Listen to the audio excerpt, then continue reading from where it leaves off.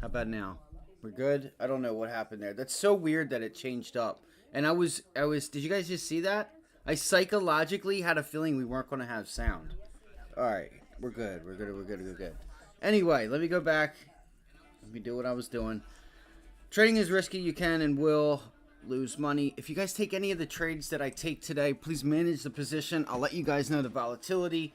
Versus a trade like Coin. We traded Coinbase yesterday to the downside. No, we call it the reversal actually on Coinbase. I mentioned yesterday on the stream that I was interested in GameStop because it did recover this level. I really wanted to see GameStop hang out up here, but I think we're okay. I want to watch this like 27, 26 level. That double top from yesterday on GameStop. You had a research company come out and say that they were not short GameStop anymore. I'm not sure if you guys heard that or not. I just forget what I know. I know the name of them. Citron. So, all right. So again, hit the like button, subscribe, comment down below. What are you guys watching today? What would you like to accomplish today? We have FOMC meeting. We have CPI. I want you guys to understand that when you trade FOMC, we're going to have volatility multiple parts throughout the day. And when it comes down to the FOMC meetings, understand that you don't have to go in with an original position size. You can decrease your position size and still capture, if not more than what you would do on a daily basis.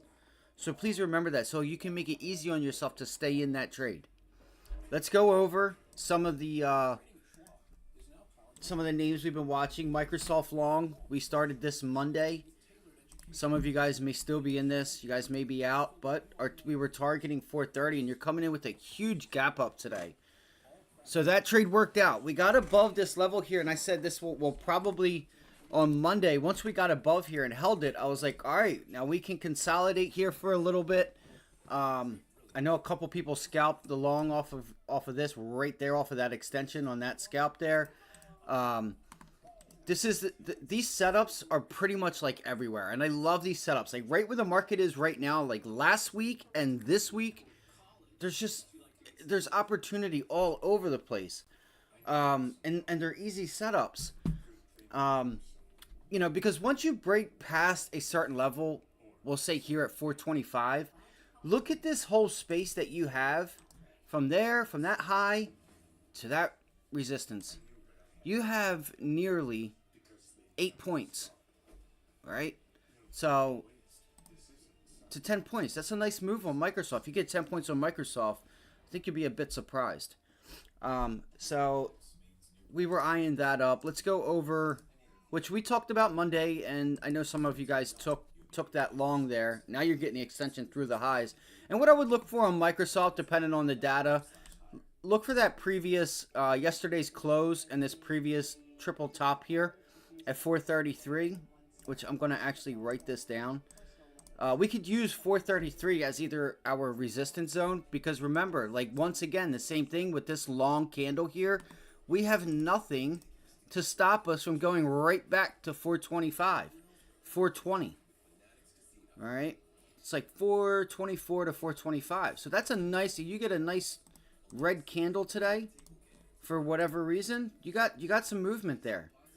And let's not talk about if this breaks. If that breaks, you don't have support until you get down to the 50-day moving average. But I don't think you'll bust through this 20-day just yet. And I'm not sure if CPI will get you all the way down there. It could. But I think it would be more so the summary of economic projections extending out rate hikes or rate cuts further out than what has been priced. But I don't think they're going to change any of that. I really don't. Because, again, you got to remember the Fed does not want to surprise the market. That's not their job. Their job is to keep orderly flow, stable prices, and not whipsaw the market.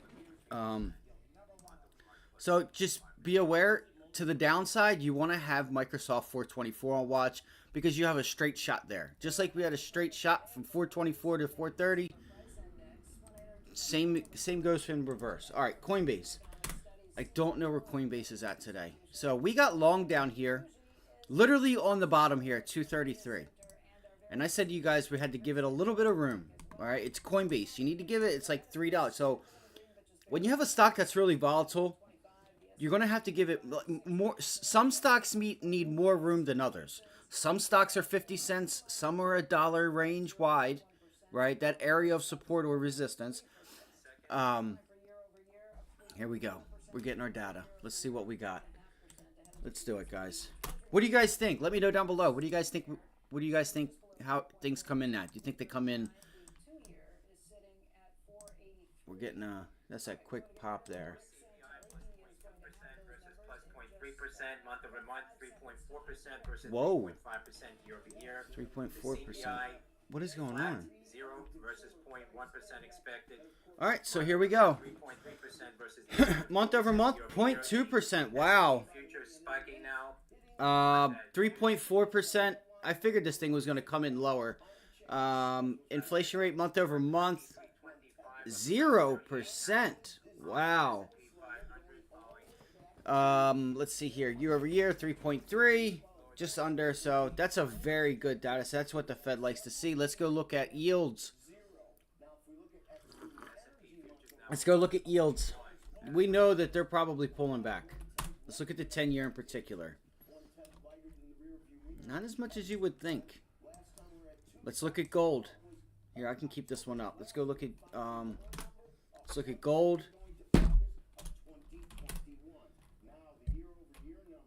It's not doing anything. GLD. Let me go back here. Look at that.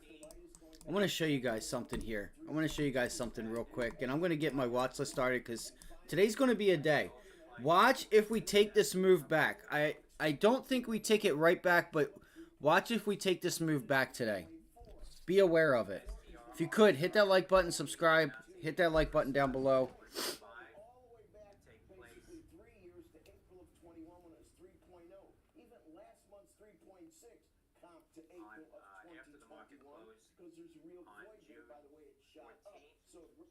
Oh my gosh.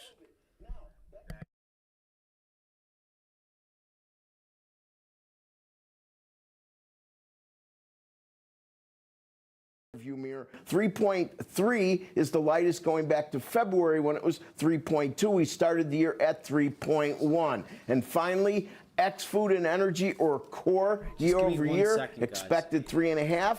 Last look, 3.6 comes in at 3.4. 3.4 is the lightest level going back to, and this is a long way. We're going all the way back basically 3 years to April of 21 when it was 3.0. Even last month's 3.6 comp to April of 2021 because there's a real void there by the way it shot up so aggressively post-COVID. Now, Becky didn't give you expectations for the indices. I consider them maybe the most important. On headline, non-seasonally adjusted, the actual index, it moved up to 314.069, a new all-time high. If we look at the core index, which is seasonally adjusted, that moved to 318.14. Guess what? A new all-time high. Those indices have never been higher, and they underscore the angst that the population has, because no matter how small the month-over changes get, the cumulative effect is substantial, and that's what these indices continue to show us on a month-over-month basis. Yields, as expected, have dropped rather dramatically, and now we're getting right back into the where the area of trade was before the non-farm numbers were released last Friday. We're hovering right around 427, 428. That was the low yield before we skyrocketed on the jobs report. The short end of the market dropping as well. We're now at 468, as Becky pointed out. We're at 483-ish before the number. Substantial drops. Pre-opening equities have moved all the way up 260 points in the Dow futures. Becky, back to you. Rick, I think you summarized it so well. And your point is this basically erases the jobs number that showed maybe something that wasn't going to bring us rate cuts. This erases that number and kind of evens the table again. All right, sorry about that. I had to log in. Yes, I would think that's exactly right. Wow. Okay, these are some really big moves. Let's get right over to Steve Leisman. He's been digging through these numbers too, and can join us with more on why we got these numbers. Right? You know what's Steve, odd what about was this the move? what was the issue? Yeah, first, topically, score one for the Doves here. We were trying to, it was kind of like a contest here between You know what I the thought about disappointing this move? first You know quarter. what's funny is you guys remember how everybody was talking about fuel going up and you know, oil and all these other things rising. Sorry for that. Last month. Well, I feel like you had a mix of the timing in which CPI came out was a little bit different than the volatility of goods in particular. All right. Let's see. So we have that. Let me make sure that this is connected here. However, going the 0.6. Okay, it is. That was interesting there. Surge in medical commodities up 1.3. And we did this number, importantly, without a whole lot of help from housing. Owner's equivalent rent still at 0.4, not reflecting any of the change at all that people think is happening, though I will point out, Diana. All right. Let's get into the charts. If you guys have a list of stocks you guys want to cover, throw them in the link down below, or throw them in the chat down below, and we're gonna get right into it. I seen NEO was trending this morning for some reason. I'm not sure why. It still has, like, look, it's turning this area into resistance now. So I wouldn't fool with that. I'd look for 450 to be resistance, honestly. Anybody else that's out there looking at NEO, I wouldn't fool with it.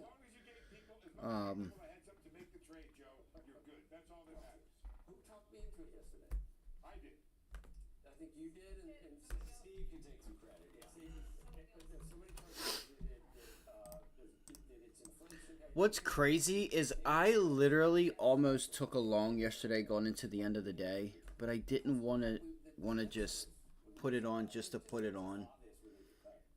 Because I did not think that we would just come in with with this gap up after seeing, because if you're noticing, if anybody's looking at other markets are red. Well, have had a pullback, and I'm wondering when this lag effect is going to come in. You guys can see the other markets are not making new highs. All right. Stocks 50, Stocks 60, DAX. All right, see how around the world they're not, which it doesn't have to be exact. Like, this could be a nice bounce higher. They've already started rate cuts. They're having some issues. So, you know, I kind of just didn't want to play around with that. Anyway, let's move on. S&Ps. You're at all-time highs. You're at all-time highs. You have nothing. We have nothing stopping us. So I would look for every time. I would probably look to see if we get a pullback at all, anywhere at that these pre-market levels. All right, at these pre-market levels. Yeah, it looks like we're stalling a bit here. Look for pullbacks to like 430, 438. 438 it is.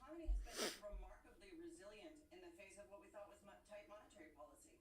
But the alternative is maybe monetary policy is not as tight as we think it is. For monetary policy to be tight, the Fed has to get rates above where fundamental factors are putting them. And there are a bunch of fundamental factors that are pushing up rates right now. I want to look at the Dow real quick. So yesterday there were some talks with some banks, which I'll get into later on. Higher for longer. Okay, so that's counterintuitive to make sure that they can deal with the inflation and get things back down to a reasonable level. Veronique, let's talk a little bit about what you think too, because I think you've been fairly hawkish in thinking that the Fed can't do this all alone. Yeah, I actually. What is that, 390? I think I like 390 a lot better than that level there. But We don't talk about enough. All right, the Dow. If we get above 390, I'm going to be honest with you guys. I think I'm going to go after the Dow. That's a really nice tail there. The reason why, once again, is if we can reclaim, if we end up reclaiming this level here, you could have a day where you just, boom. All right, and we'll look to see if we get, you know, a 2-day run, 2-3 day run out of some of these names. All right, we could look at Microsoft, which is one of them. We could look at Goldman Sachs. All right, we could look at Goldman Sachs. Goldman Sachs has some resistance. You can see it's making lower. The reason I don't like Goldman Sachs is because there is a little bit of there's a little worry in the banking system right now. There is talks of downgrades.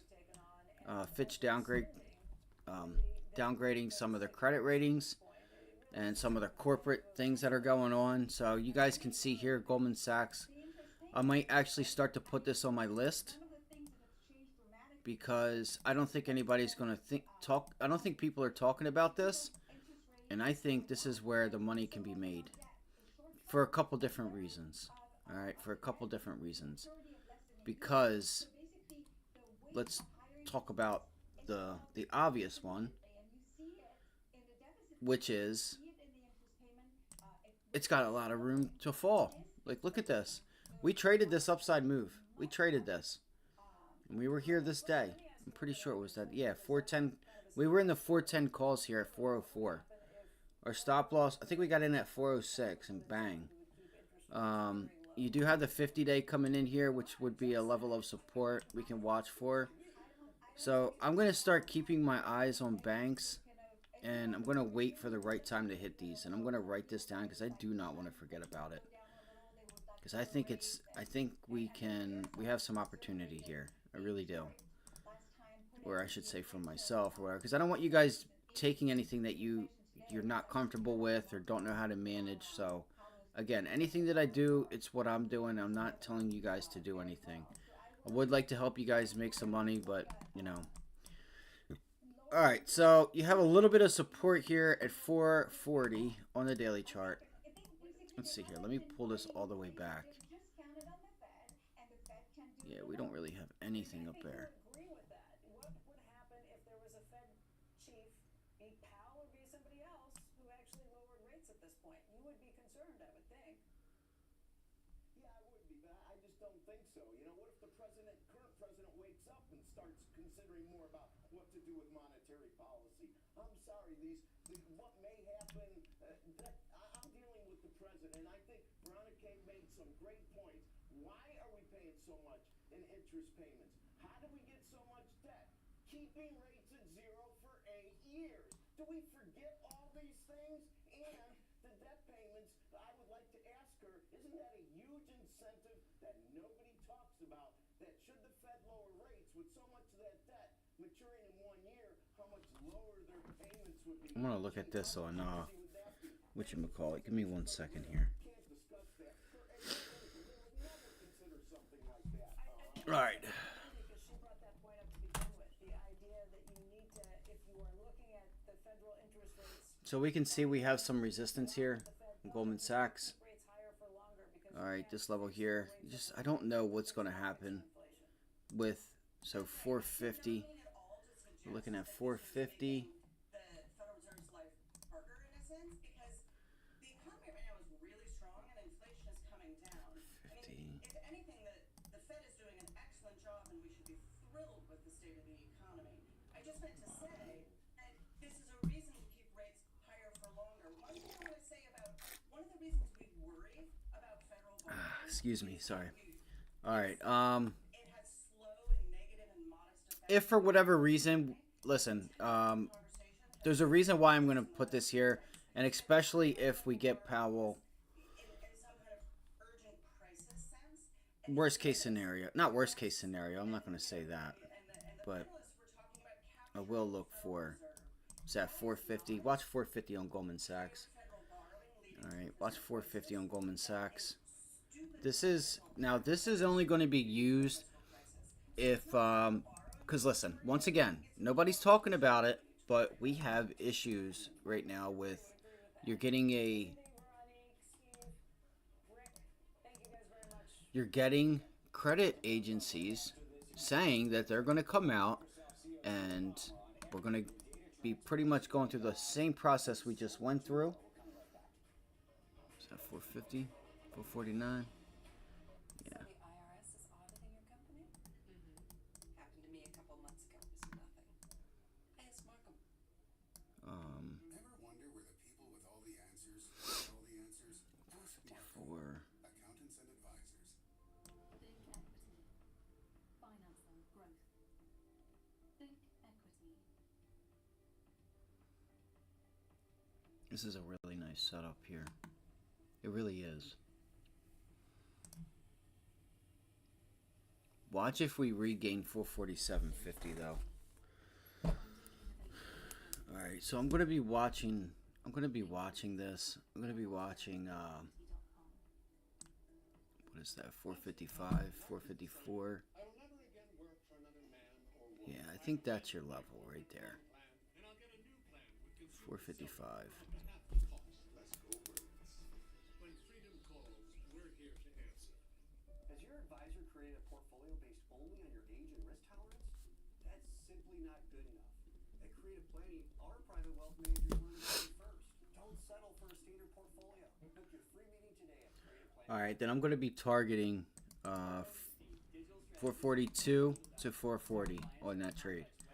All right, this is I'm saving this for a back pocket trade if we if Powell says some things that people don't want to hear. Where the fuck did it go? Excuse my language. Are you serious right now? It doesn't matter to him that our technology helps rebalance his portfolio. She doesn't care that we work with billions in assets. And they aren't even aware that we spent over 2 decades focused only on RIAs. We understand what really matters to your clients is having peace of 33, mind. 50 day. Our dedication says you'll always be there for them. And at Trade PMR, it's our mission. I don't think you have very much stopping you once you get down there. I can put this at like 442 would be a level, but outside of that, it's like 441.50. And that I would really honestly just look for the 50-day moving average. If you want me to be honest, that's what I would look for. I would look for the 50-day moving average. So 442, target 442.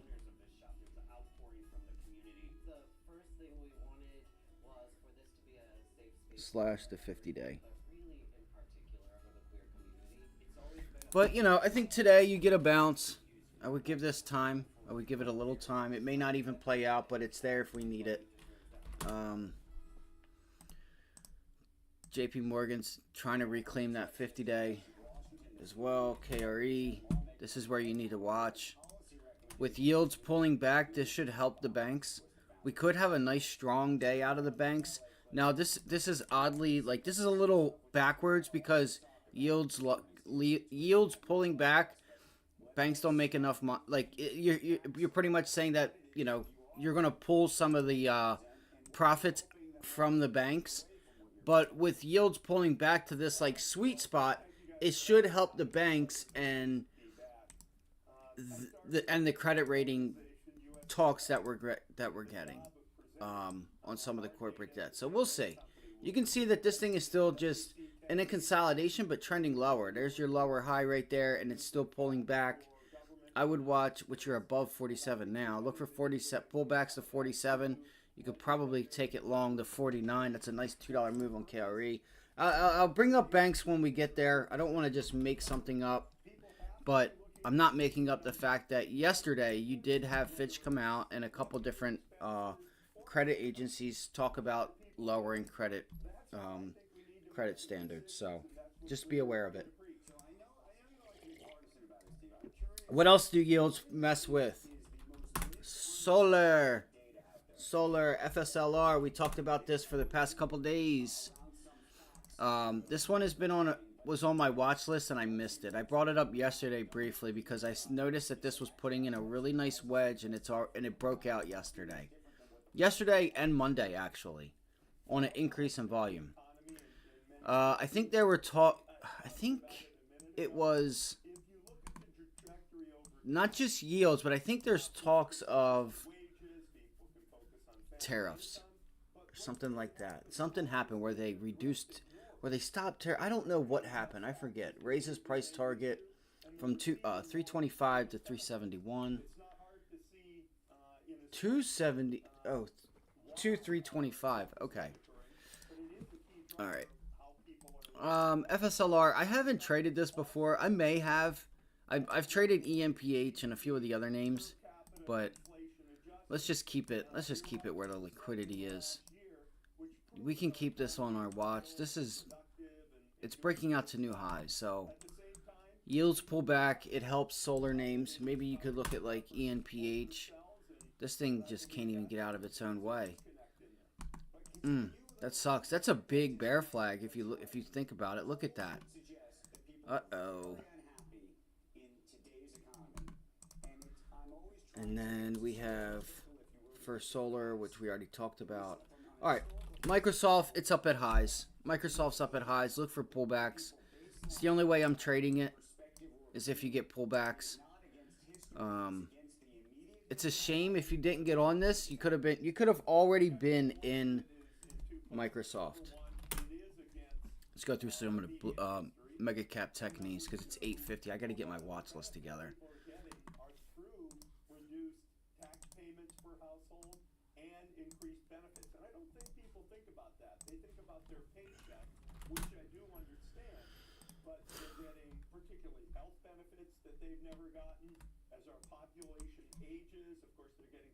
What is that? 180, 179.95, 180. If you break 180, you should have room to 184. I like this. I like this a lot. Okay, so now I got to make it political, though. Depending on who you think wins in the White House next November, or this coming November, I should say, the implication for taxes, you see taxes are Look at this, right? Look at this, guys. If we can break above here and close and hold this level here at 180, I like this. This is going to be a 5-star. 5-star. It is what it is. See a big old freak. All right, you guys ready? Let's see. I'm just writing this stuff down.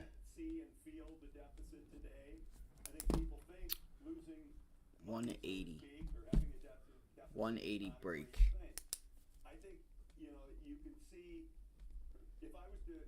Watch the keep an eye on the overall markets, okay? Because if the market does decide to pull back, you have to be aware of it. And I don't want you guys getting caught. You have a lot of names that are breaking out to new highs. Let's see if Google can join the party. All right, I'm looking for 184 area over the next couple days. If we can keep this, if this can continue, this will be a target here at 181. That's target number 1. Target number 2, right there up there at 184. All right, those are targets. Those are our targets, at least my targets. I don't think that's wrong. Now, we're not in advocacy of any particular position. We'll show you the numbers, if you will. I'll describe my personal bias. Man, this is a huge wedge. Look at that. This could be a really nice breakout. It's been putting in some nice candles here, if you guys haven't noticed on Google. Check out the size candles that it's been putting in as it gets to a higher price.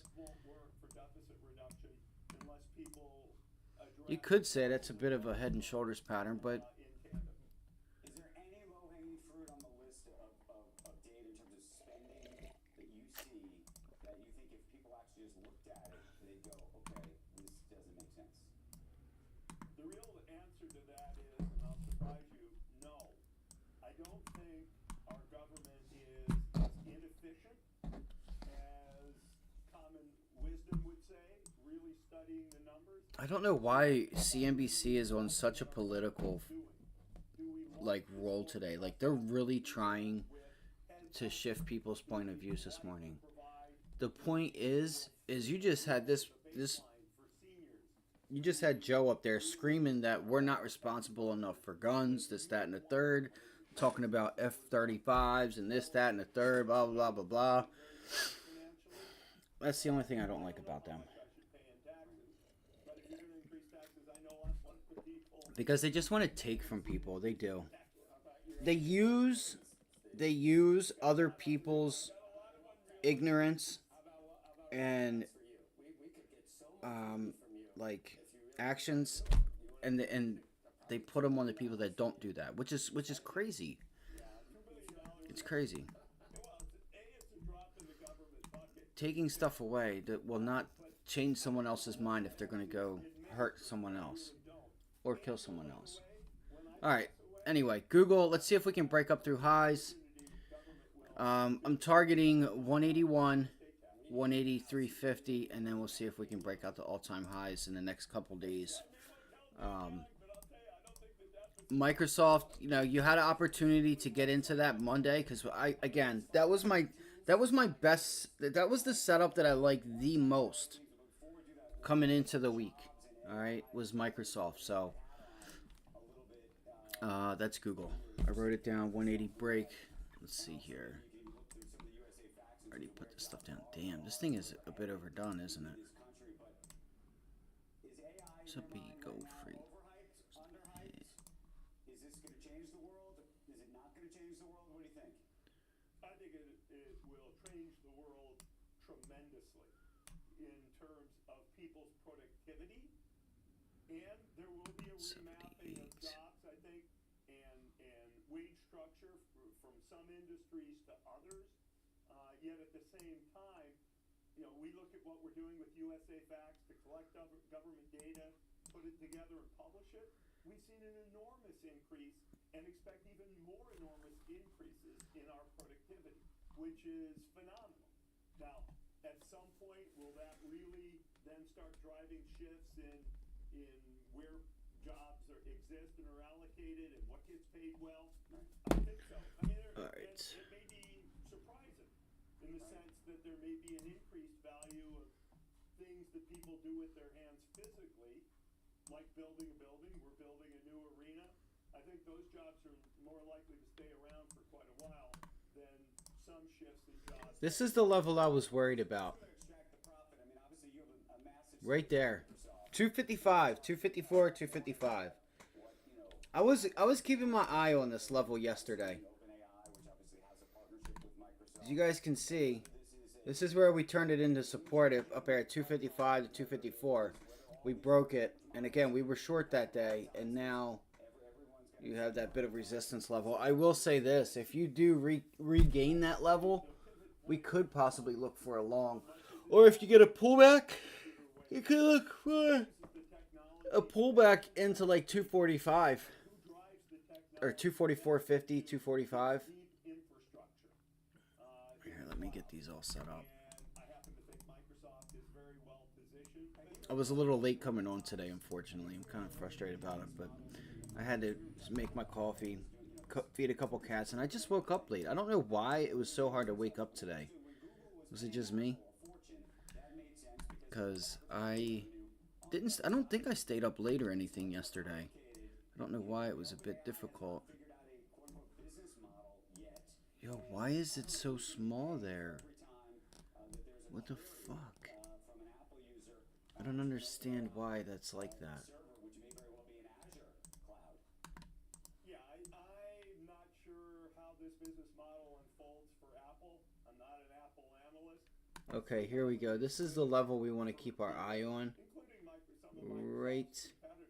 In terms of providing the core infrastructure. Hold on, right here on Coinbase. Can be monetized in terms of value add in the right there, that pivot low. And so it's that interim group, which would include, you know, PCs on the edge or phones, if you will, on the edge. Not sure how that's going to monetize at this stage. Maybe less well than in the past. Right. We're going to have to run in a moment, but NBA rights, the valuation of NBA teams. Right there. Josh Harris, Let's see what happens. A piece of the 76ers, and All right, guys. Let me keep it moving here. Let's keep it moving. I'm sorry. All right, so we're going to open up above. You got to understand, so if you look at the day, right? You know what? I'm not going to give that one away. I'm not going to give that one away. We don't have any comments. I don't know if we have any likes or anything. I don't think we do. Turn this one. Let me just scratch that. Apple. Apple's just hanging out. I told you guys yesterday we could start using yesterday's price range as a range to trade. If you start noticing we can't break out further to the upside, we could start using that candle, which is insane. So that's an insane candle. We could start using that as a tradable range. What do I mean by that? You know, rejecting up at highs, using previous support, pullbacks, support and resistance zones as pullbacks, or areas that we could be long down there at 199.78 or the previous high. But I'm going to leave Apple alone. I think it needs to cool down. Just a thought for you guys. I'm going to get rid of all this stuff. Let's keep it going. I want to look at mRNA and a few others. So we went through Google. Amazon's been on a tear. A tear. I don't know why I have not longed this thing yet. It looks like it's done what it's needed to do. And I think I'm going to get on it now while the getting's good. Unless I'm going to call it wrong. Because I feel like this is just going to continue to rise, rise, rise, and rise. A couple weeks from now, you're going to see this thing up at like 200, 198. You know, and I want to be a part of it. So, you had a deep pullback yesterday. People took advantage of that. Unfortunately, I wasn't watching it. I was watching Coinbase, and we got long the dip buy on Coinbase yesterday, which actually would have been a nice move for some of y'all. I got in a little early, which really messed me up. And the market order that I got filled at, oh man. Anyway, so Amazon, we have this previous high up here we have to watch out for. I'm going to delete these levels real quick. I could probably leave that one. This level up here, you have to watch for 190. 190. 190. 190. 190.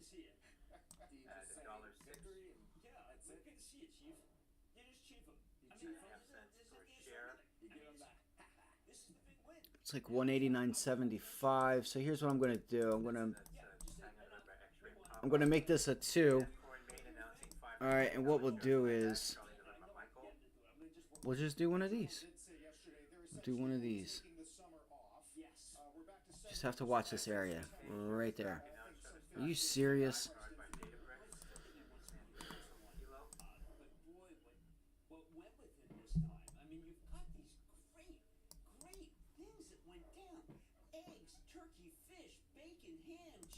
Boom. Right there. Gotta watch that level. So if we get pullbacks into 187.50, 187.60, I would look for a possible long there at 180. What the hell is going on, man? This is why I hate some of these charts. Like we have all these wicks that like wick up there, but then the candle closes. So you held this already, so it's on a roll now. So if you look, this 187 flat, like this consolidation today is already on the support level, right? This is riding right on it, technically, on that 187, and then pop. So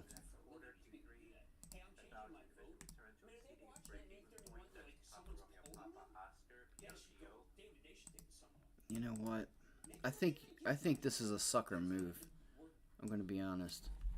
I'll keep a watch. I'll wait for pullbacks. I got to wait for pullbacks. It is what it is. I'm not going to just trade it off a limb. But if we do get pullbacks that hold, I would look for the extension. See, this move here higher from 188 Once again, if you look, you have nothing stopping you to the highs. So, I don't know. Frustrating. Very frustrating. We've been bringing up Amazon for the past few days, and we've been showing you guys that this thing's just been on a run. And it's actually got like this W shape. And if you notice, if you go back to the SPY, and you go to a daily chart, what's that remind you of? Look what's to follow. Boom, boom, boom. Right? You guys see what's to follow? Oh, there's nobody here. Never mind. XDIA on that news spiking here now. Let me see. X-ray Tango India Alpha. Because all of these projects were stalled because of COVID. So they're all coming on at the same time. And, you know, man, the rents in New York City are up. But when you have to absorb 8,000 units within a month, 12-month time, we can't, without rents plummeting in the city. These are all rentals. I find that hard to imagine, rents plummeting in the city. I find that hard to imagine. Managed to get market update. S&P futures up 47, Dow futures up 335, Nasdaq now. S&P futures up 47, Dow futures up 336, Nasdaq up 179. Sure. It's what everybody's worried about. Crude is up $1.26 at $79.18. Natural gas down a penny at $3.11. Gold up $27.80 at $23.54.40. Bitcoin futures up $22.70 now at $70,005. You were going to be a gondolier on the Gowanus in your retirement. No, I was going to own a fleet of guns. Oh, you were going to own a fleet. Well, even before this print, Jim, refi's up 28. That's the best week since 22, and that was with the 30-year just going to 702. I just there's a lot of activity. Well, of course, Diana covers that bit. You don't want to. I think you guys got to watch out. There's something fishy going on here, especially with Amazon. Now look, we all know that housing is intractable because of zoning, and housing is intractable because these guys have, like oil. Like, they're not drilling for oil right now. They've cut back. They're not building homes. I mean, they're only building homes for the customer that they already have. That's the first. You know this, David, that they'd rather buy stock than build homes. Yes. Oh, we'll get to that, Jim. But first, I want to give you every opportunity to express yourself about the CPI number. We're all morning on this. Not just that, Jim. 24 hours ago, we were talking about what a tough tape it was, right? Right. Now the You mood's didn't like the market yesterday. Russell's going to open up a percent. No, You weren't happy with the market. banks. That was actually yes. The banks. Although I were will bad. say, The banks are bad. to be fair, as I always It am was to you, Apple. you came to Apple's defense yesterday morning. You Well, did. I spent a lot of time talking to Tim Cook. Yep. And we were like both marveling that we thought this was like an unbelievable upgrade, and that everyone was going to have to upgrade. And we were listening. We were talking about Wall Street, and does Wall Street? Is everyone on a Samsung? I mean, it's like Musk. Somewhat of a suboptimal article, by the way, about Musk and some of his relations with people. But I do think that when I look at this, I say to myself, well, now the press is coming around. The Journal had like 17 things that you might like about that. Did you see that piece? Well, rear guard action. I did. But still, Wamsey's good. But I do think that what's happened here is that there's a realization. All you had to do was say, do I need to upgrade? And the answer was Genmoji. Well, B of A did do a survey looking at All right. phones, what in terms of iPhone models. Almost three-quarters. 187.50. 11, 12, or 13. They're going to need to get, yeah. Tim's point is that, like, look, You know, it the requires laptops don't even have 187.50. That's what I need, guys. That's what I need. I need 187.50. If I don't get 187.50, then I'm not even going to worry about this trade until it's there. If it doesn't get there, then I'll have to wait and figure it out. I'll figure it out when it gets there. And that's going to be very important. So pullbacks 187.50, and I'll look to try and get long Amazon. I think you could see a pullback off of the bell. If you ask me, I think that could be in the cards. What you just said is the most important statistic imaginable. All it's about. Let me see here. Time access. Boom, boom. Will they upgrade? I mean, my daughter, All right. my youngest, was an iPhone 5. Talk about a museum piece. Yeah. Actually said, okay, Dad, this is it. It's time. Time. Keep waiting. It's time. She was smart to wait that way. Right? It's just time. And we've been waiting, but I am going to now get to Paramount. Guys. I am actually going to get a new phone too. They're talking about a new phone on CNBC. Or no tie or jacket yesterday. I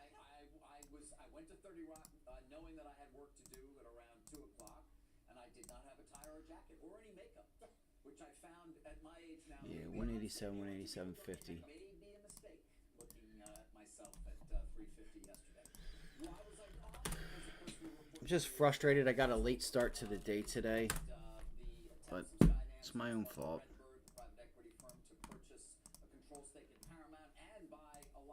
Let me see where we're trading at right now. If the clicking is too much in the mic, you guys just let me know, and I'll get that fixed. If you guys have any ideas, you guys want to, like, any tickers or anything you guys want to go over, just throw them in the chat. If you have any questions, throw them in the chat. There was an expectation on the part of those who've been advising the special committee for Paramount's board and the members of that board as well that she would in fact be supportive. Certainly she was throughout. She's the reason they formed the special committee in the first place, of course, as we've made the point yesterday. And there was even a belief these last few days that they were very close to being done.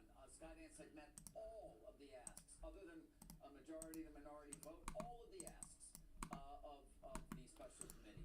Remember, we've reported these details many, many times. Essentially, you're talking about what would have been writing in the most I would keep an eye on this level if you do get up there. We could possibly look for a long up there. Might be able to look for a long up there, but I don't know. I don't know if this thing has enough volume in it. Let's go. Let's just keep it real, and let's go to what's going on. We have Bitcoin. Here we go. Coinbase. Skydance and Redbird, I am hearing, are done. Goodbye. Larry Ellison, goodbye. That's our support level. Goodbye. You work so hard, you work so long. They had a real plan, and you'd have to have a real plan if you were going to come in here, because it's not clear without a plan that there's a lot that you really want. I mean, this is a highly levered company, more highly levered. 260. All right, guys. If we can break above here, we have a really nice shot up there. 252 to get up to 260. You have a really nice shot there. That keeps accreting up, that convertible preferred. It's now $200 million. So at some point, Sherry Redstone, having said no to this, 20-day crossing above the 50, which we talked about yesterday. there are any number of, at least, very wealthy people taking a look. The Journal reported on Edgar Brown from yesterday. My understanding is he spends a lot of time living in Madrid, but maybe Just have this 260 level that's just rough. really close to do your diligence. If in fact they get to that point, I think it remains unclear for many people around this that you're ever going to get to a number that equates to where Skydance and Redbird were in terms of what they were willing to pay for NAI. I would love for Coinbase to get to 280. I'm gonna be honest. That would be. You know what? I might try it. I may try it. All right, I may try it. Especially if we get another pullback. I really want to see. I'm going to pay attention today to today's volume, and if we can really get this thing going. I just want to make sure that I'm in the right sector that's going to participate and really give me what it is that I'm looking for. And I'm trying to figure that out right now because I'm at a standstill. Because honestly, the way the charts were set up is I came into the week thinking Monday and Tuesday we would get a nice pop going into Wednesday. You know, Monday, Tuesday going into like Wednesday, we would pop and then we would pull it back Thursday, Wednesday, whether it's the FOMC meeting, pull it back late Wednesday to Thursday, Friday, right? That was my guess coming into the week. And you know, with this inflation data, you got to think, you know, we also can't hang our head on one data set, but we'll see. We'll just, I'm not going to try to play any guessing games, but if Bitcoin can get up here, if Bitcoin can break through 70, it has room to 71. As of now, it's pulling back. You know, you're getting that slight pullback right now. I would love for this thing to just start breaking out, like for real. So if I pull this up, I pull this thing back, like that is a nice.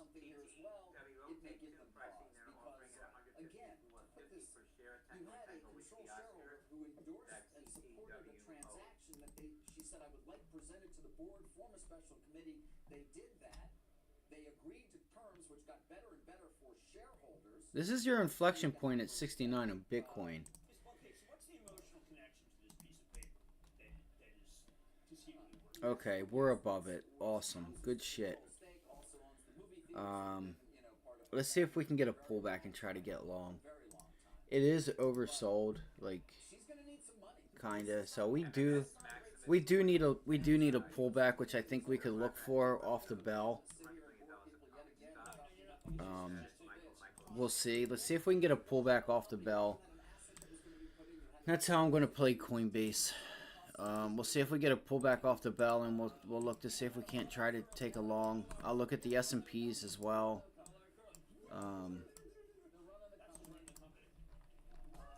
Is this the board? They have a plan. They have a plan. I'm looking for it. They sent it to me. They have a plan. And now the sell side's back to, here we go again, as Wells goes back to underweight at a $9 target, I think. Boy, I'll tell you, it sure does make Zaslav look good, doesn't it? Yeah. He became. Yeah, right. Although, where's the NVDA? FITB, 53rd Bank, says on June 11th, entered into share repurchase deal with Morgan Stanley Jim mentioned to purchase Tesla. about 125. I need to get rid of all these levels. I really do. I need to get rid of these levels, and where are we? 252, 260, Trading at Schwab is now powered by 250. giving you even more specialized trading support. Connect with the Trade Desk, our team of passionate traders, ready to help tackle anything from the most complex trading 250, to a strategy 250, 250, 250, 250. So we're right here. Secured $2.5 million project slated to benefit Shinnecock in-platform. It's a really good number. It was a really good number today. So what I'll look for is a pullback off the bell. See if we can't get a pullback off the bell. I would like to try and hold this level here. I would like to try and hold that level right there, because you have a gap below 250. So if we get pullbacks into 250, I'll see if we can try to hold it, but it may need a little bit further. I'm not sure. It may need a little bit more room than 250. But so Coinbase 250. I'll look to see if it holds up there. Then if 250 does not hold, then you just, you know, we'll look for 245. Which is about what it needs, is about $3, $4 or so. 250, 245, hold long.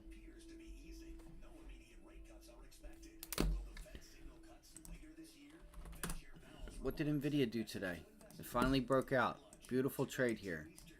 Good shit. So, what do? We look for pullbacks to 122 on NVIDIA. Let me see here. We look for pullback longs.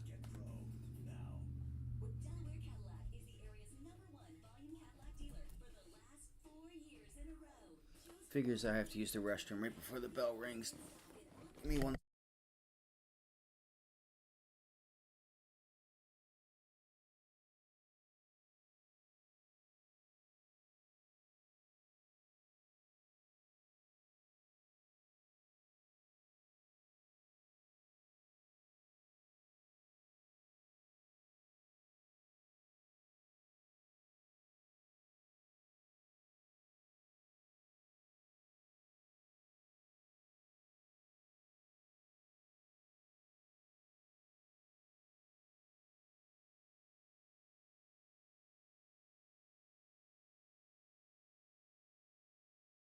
Alright, so let's be patient today. Let's be patient because we're going to have a lot of volatility, guys. We're going to have a lot of volatility today. So,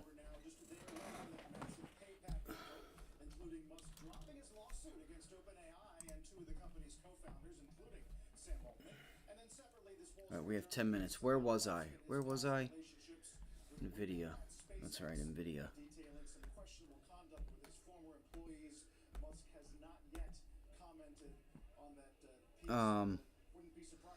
You actually have some support right here at 123.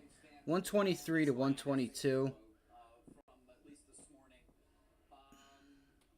Retailers showed up overwhelmingly. I mean, showed up well. First of all, again, to remind Monterey Corporation in Texas, by the way, Musk can vote his shares in favor of that. You need 15.1% of the outstanding. What is that? 123. Other, the one we've been much more focused on is the compensation package for 2018. That obviously Musk cannot vote his shares, and it's To 122. that wins. So you need 50.1% of those voted. Retailers showed up in a very significant way, and not surprisingly, overwhelmingly for Musk. But they're still waiting for the big guys. They're still waiting for BlackRock. They're still waiting for Vanguard. They're still waiting for State Street. All three of these index funds did vote against this plan in 2018. That said, there is an expectation, or at least a willingness to say, may not go that way this time. Obviously, there are any number of different factors at work here. First of all, of course, So you guys can see here too, right here. That previous low, pivot high.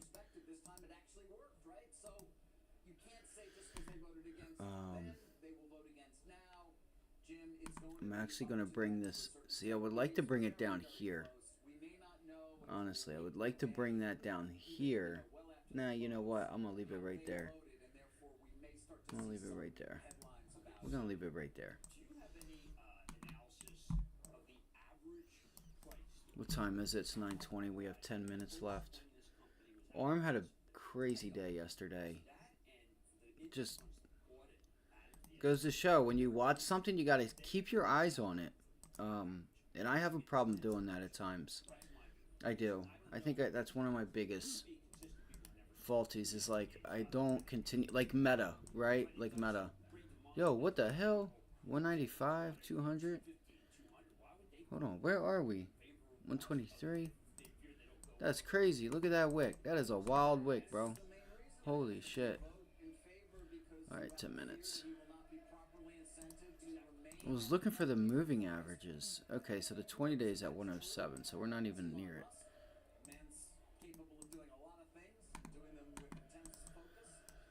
Oh, Lord. And again, it's sort of going to be make or break. Late, you know, in 6, 7 o'clock tonight, perhaps we'll get some sense. Wow, tonight? Alright, guys, I want to wish you all the best of luck today. Let's have a great day.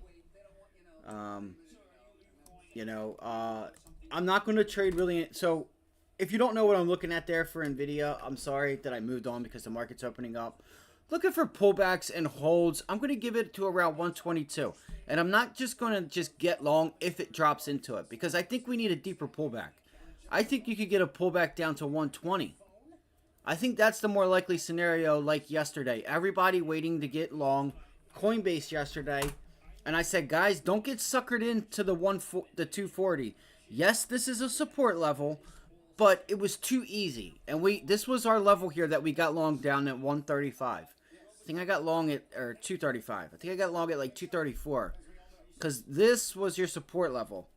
Well, this is your support level, but everybody and their mother, once you come in and gap below it, you turn that pivot low from yesterday and the day before, and the resistance, like, it was just, once you've been in the market for a while, you're like, man, that's just, everybody's watching this. We're down here at support.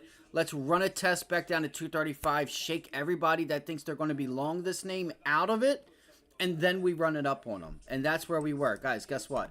We got long here, and we took that back to high a day, which was the plan. We said, let's see if we can't take this back to high a day. 234.50 to 235 was where we were looking at to get back up there. All right, anyway. You can see Coinbase pulling back now, and I think you might need a little room. 246, you know, yesterday's high we could look for, to 230 or 247. Anyway. What time is it? I gotta hurry up. I take too long doing this. NVIDIA's got a little bit of room to break out, but I think that I think NVIDIA is a bit overdone, which is not enough. Right? It's not enough to just, you know, say, well, I'm not taking the long. I'm just going to watch the overall markets. I'm just going to watch the SPY, which I think I want to watch to see if we do pull this back and take this back, which I don't think we are. I really don't think we will, because that was a decent number. We're finally getting there to say, all right, you know, because here's what it's going to come down to, in my opinion, is that this may give Powell and the Fed, you might start getting them to say, well, if we continue, you know, these are the numbers we want to see for us to start pulling rates back. Or does he say, you know, here's the thing, is the labor market. So, you know, this is what they want to see. They're okay with the tight labor market, but I think they want to soften it a little bit more. You know, here's the thing. You have to understand that Powell knows, not only does he talk to you, he knows what's going on in the banking system, or, you know, about like downgrades and what rates do to banks that could cause issues. So with that said, I think he's okay. He would much rather have a tighter labor market than another banking problem. So because once you start getting people laid off, not only do you have that banking issue, now you really don't have money in, and that can like really ramp up the banking issue when people don't have jobs to deposit money. So, you know, the inflation rate year over year, it's, you know, you're almost in that 2 handle. Core 3.4. I said this again, I said it last CPI, guys, that I felt like when energy went higher, oil went higher, and a lot of these other names that were higher, the time of the month that the data came out, kind of, I felt like only reported half or quarter of the move. So the data is a little bit subjective because of the timing that it's coming out in accordance to when that price was moving. I'm telling you. I sensed it because you had people last CPI and the CPI before talking about higher prices. But I was like, I disagree with that, because it's not taking into account the timing that the CPI is being put out, from when the data is collected to put out versus when that price moved. All right. Let's see here. So I'm just going to watch the overall markets. Start looking for names that are, we have 3 minutes. Start looking for names that are kind of down on their lows, and let's see if we start having fund managers pick them up. Because I don't know, like DraftKings, like look, here's DraftKings, right? This could be a nice trade today. This could be a nice trade if we get it. DraftKings has room to $41. That could be a nice trade. All right, it's got room up here to $41. I don't know. I'll watch Mega Cap Tech and stuff. I don't know, guys. I'm just, my watch list has pretty much stayed the same. I'll let you guys know what it is that I trade when I trade it. If you guys have any questions or it's tickers you guys want to cover, more than welcome to throw them in the chat. I'm certainly going to wait for pullbacks. Let's see what this does for AMD. Let me look at Tesla real quick. We have 2 minutes. Let me go to a 15-minute chart. Let me pull it back. Here we go. All right, there we go. Right there. Damn, so AMD was getting ready to turn us into resistance and head on down to 150. You can sense it there. It was really ready to go to 150. I don't know what the problem is with AMD. I get why. Like, I don't know why there's, like, it's selling, like, not, like, you would still think that people want to own it and it would at least, you know, collect a bid. But it feels like they want to get rid of this thing. Like, there's issues or something. Like, seriously. Like, ARM is not having a problem. All right. We're up at previous resistance. I don't know if it's time to short, but I will be looking for it, because I'm going to tell you guys right now, when they come out in drones, in waves to short this. You all should know that. If you've been with us, you guys know that. All right?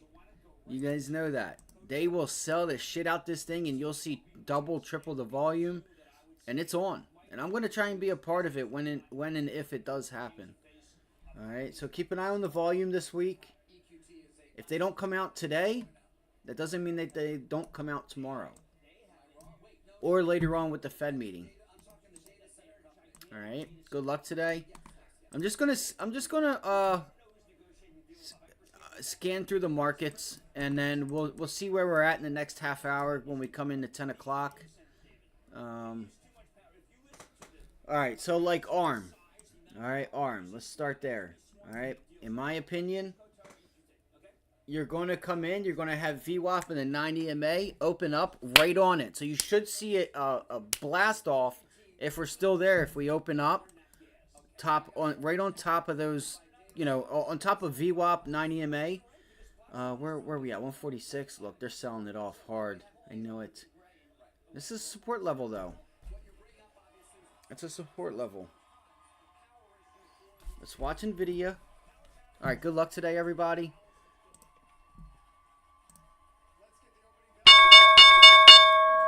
Oh, you're underneath of that level. Bang, they're getting rid of it.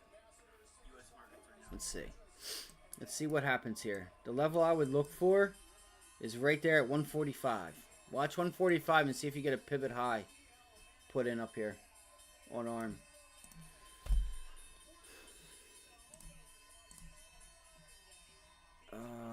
Apple's pulling back.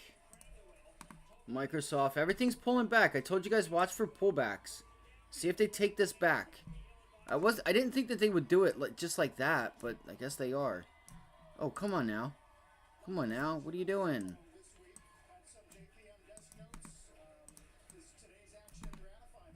Bro, what is going on? ARM has support there at 144.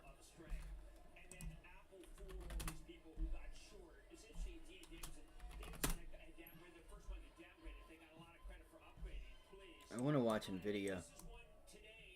Come on, Vid. Come on, Vid.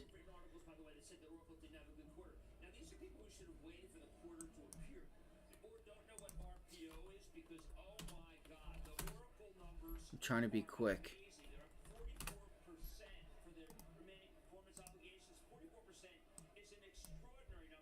Okay, wow. Look at Goldman Sachs right now. Holy shit. Yep, there goes NVIDIA. There goes NVIDIA. There it goes. There goes NVIDIA. Fuck. 125.50. Fuck. I missed it. Oh my gosh. Come on, bro.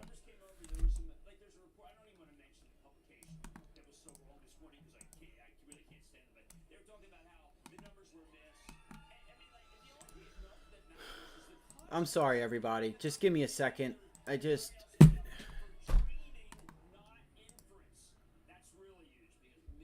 that, 125?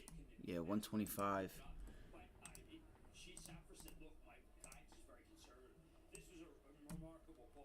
125, 125.50.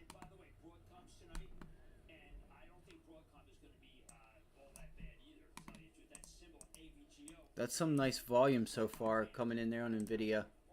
I really wish I could move faster than this. I wish I could. Wish I could move faster.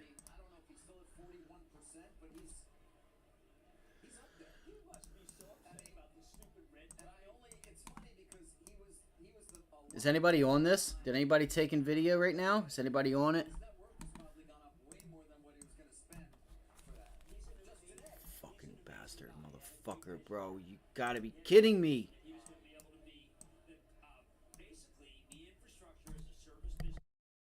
I'm trying, guys. I'm trying to get long NVIDIA, but it's just not happening.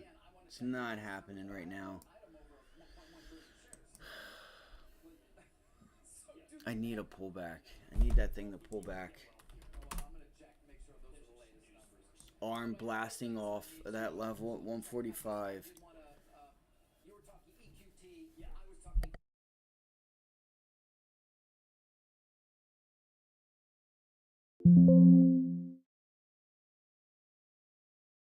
All right, here goes Coinbase. Here goes Coin. It's above.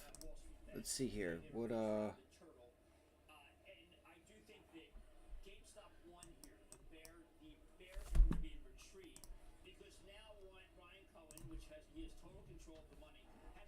me see.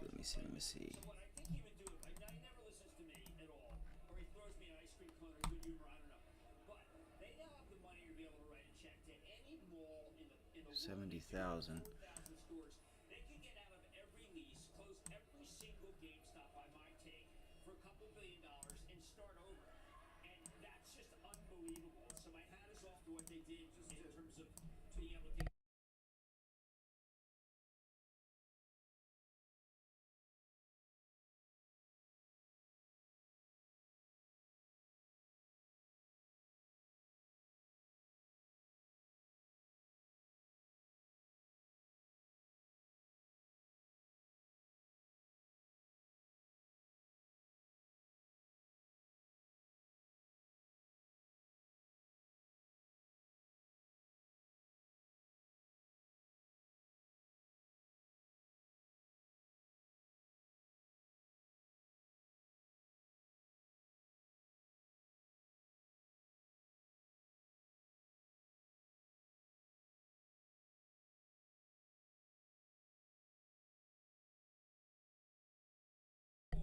Okay, sorry, I'm here. Let's do this.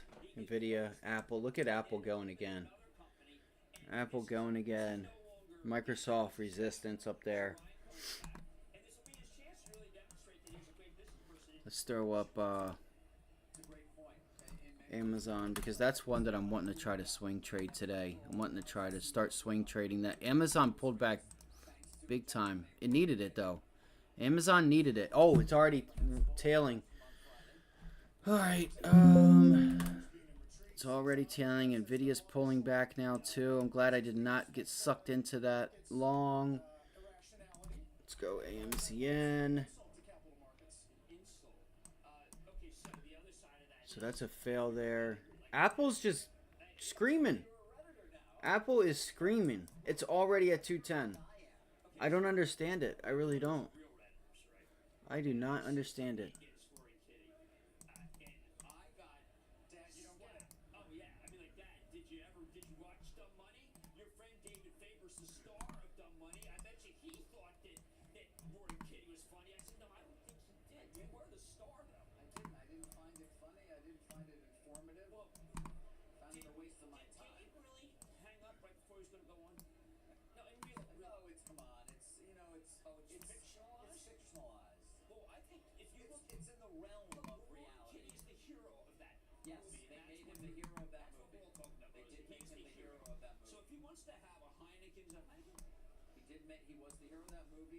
Bro, come on.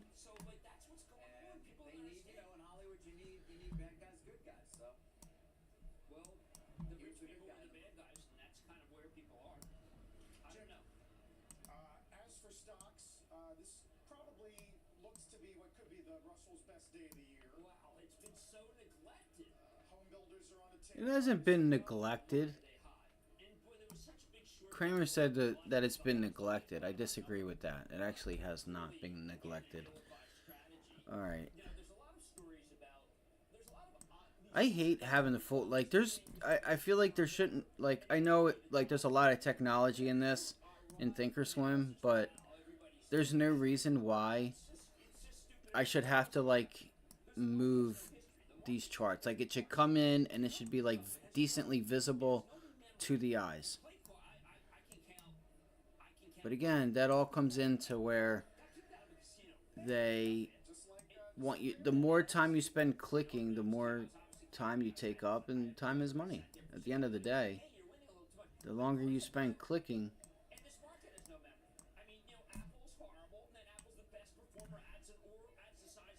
Alright, I wonder if we should see. I'm kind of, let's see here. Let's take this up.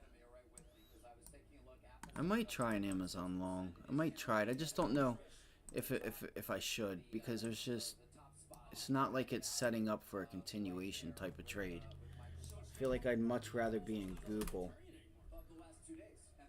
Okay, Google might actually start to reject here. Wait. Wait.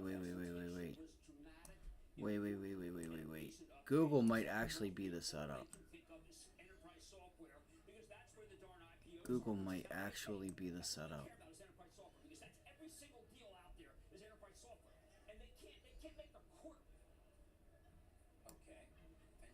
Oh shit, it's going to try to break out now, and it's not going to be able to.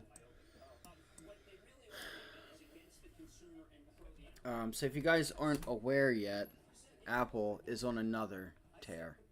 Another one. Another one. You say drought, you say drought. Let's call the whole thing off of this guy. This guy? Dude, this guy me? Is that was Ira Gershwin's line? Yeah. He's a what? He's a redditor now. He's a redditor.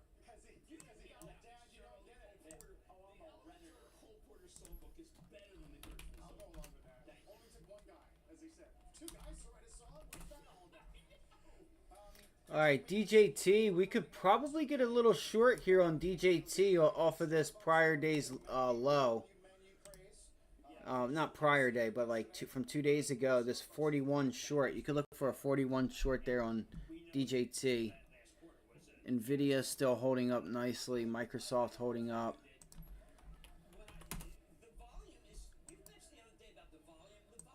Qs, everything is rallying. Let's see. It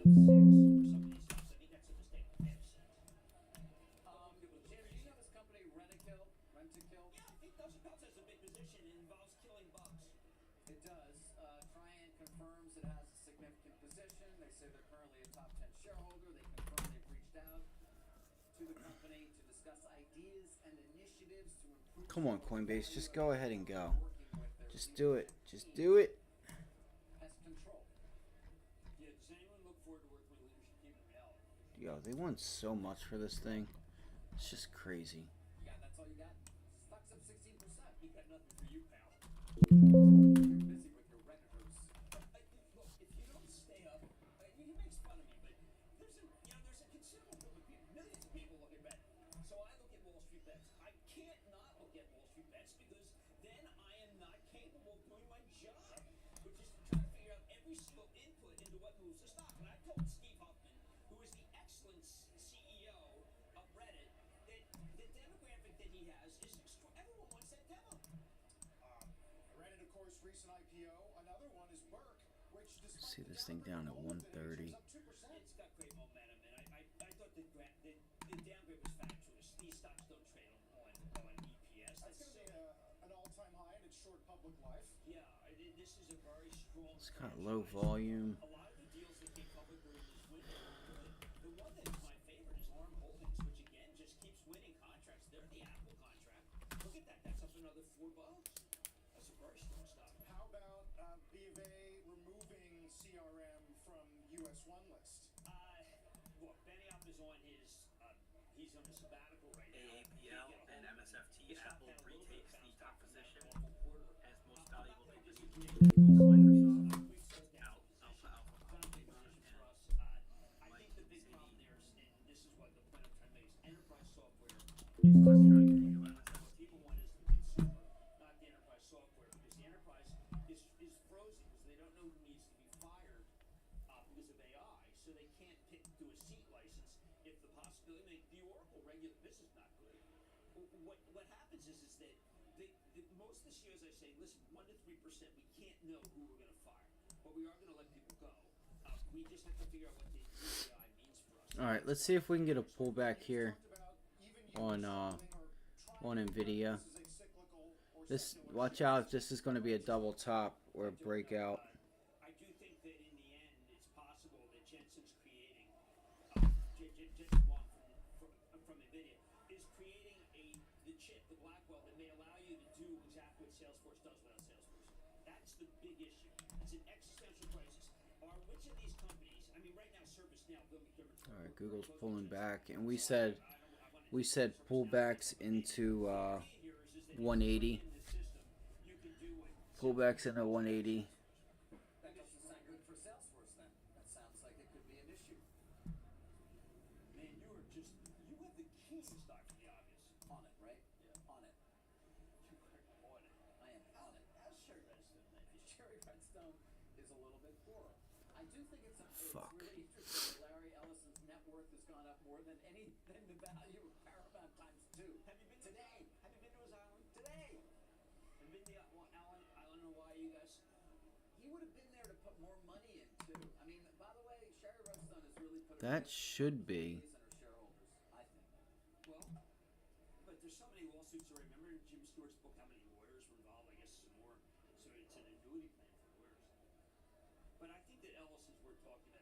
is this man took a big risk in building out these data centers, and it turned out that it was one of the great trades that I've seen someone do.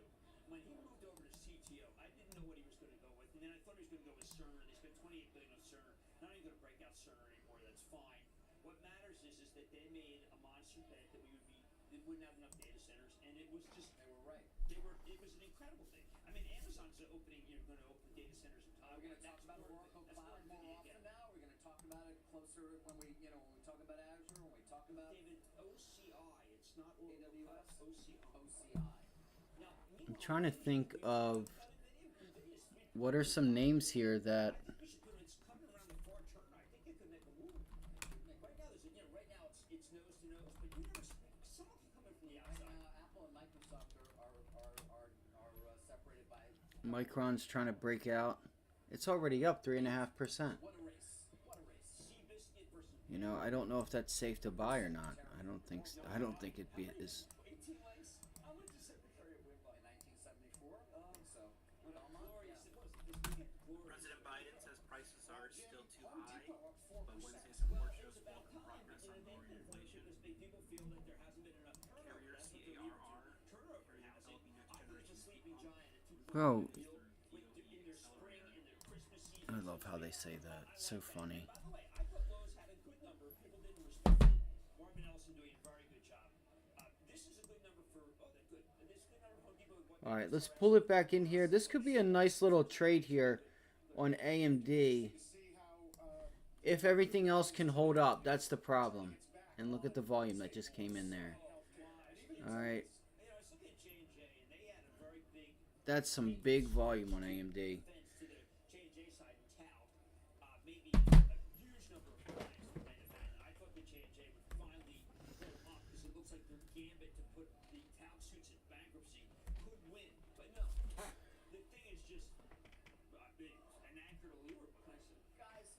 Yesterday we talked about the banks. Obviously, they were down. They were the leader.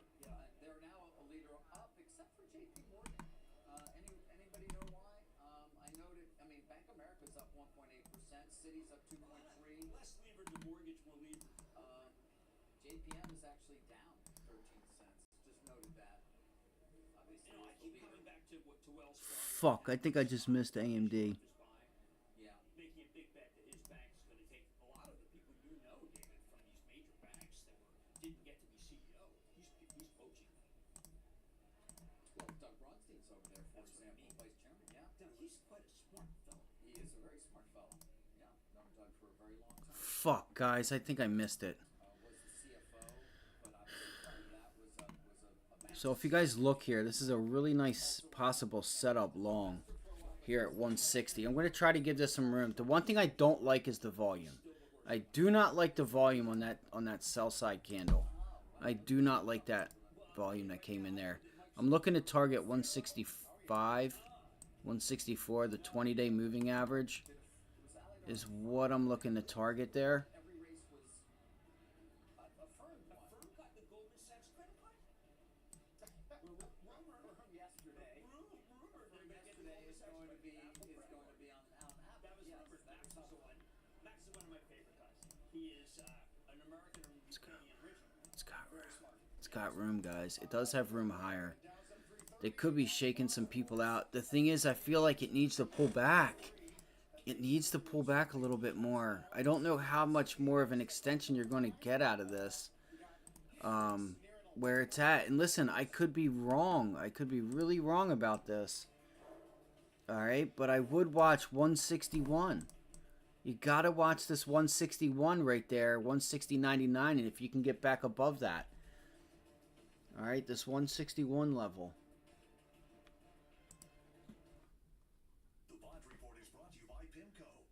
I may just try it. Maybe that was just, I don't know though. I don't like the volume. I'm gonna stick to my guns here, and we'll see if we consolidate. I'm not gonna try to be perfect. The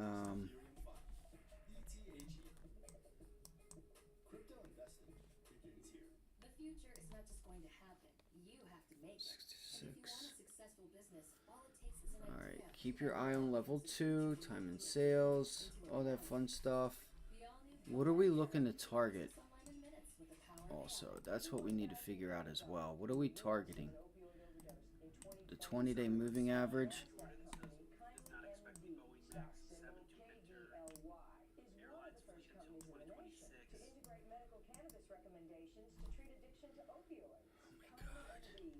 Southwest CEO says he will not resign after call from investor Elliott. So 165 for a dollar. 165. Fuck. 165. Over the age of 50 and considering buying an annuity in the next 60 days? I have some important news for you. Don't buy an annuity until you understand the pros and cons of annuities. Call now for this free book on maximizing your income in retirement. Annuity Do's and Don'ts for Baby Boomers from one of the nation's leading financial firms. That's right, free. This book reveals little-known truths about annuities in simple-to-understand terms. Grab a pen right now, because we're about to offer you this free. All right, I'm looking at AMD, guys. I'm gonna try it. I'm gonna try it. Should know before buying an annuity, and it's free. Call 800-794-1192. As a bonus, we'll also throw in a free annuity rate report. We researched numerous products and summarized rates and benefits of annuities, all from Silac Insurance Company. Call 800-794-1192. That's 800-794-1192. Call now. Thirsty, headaches, fatigue, irritability. I don't like the volume. I don't like the volume on it. This would be a small trade if I take this. Alright, this would be a small trade if I take it. Vitamins, clinically tested nutrients, superior hydration than water alone. Get more out of your water. Tear or live more. Liquid IV. Take the bull by the horns every morning. I think it's got a little bit more room to the downside. Earnings reports and Jim's hot stocks right to your inbox. Sign up now for free at cnbc.com/top10. Well, the Fed catches a break today with this goose egg on headline CPI, and no surprise, home construction ETF having its best day of the year so far at 5% plus. A lot of the home You builders gotta at 6, break above here, guys. You gotta get above 161. 161. 161. 161. I feel like you might have just made 162 resistance, and AMD might be down at 155. As crazy as that sounds, I think that might just have happened.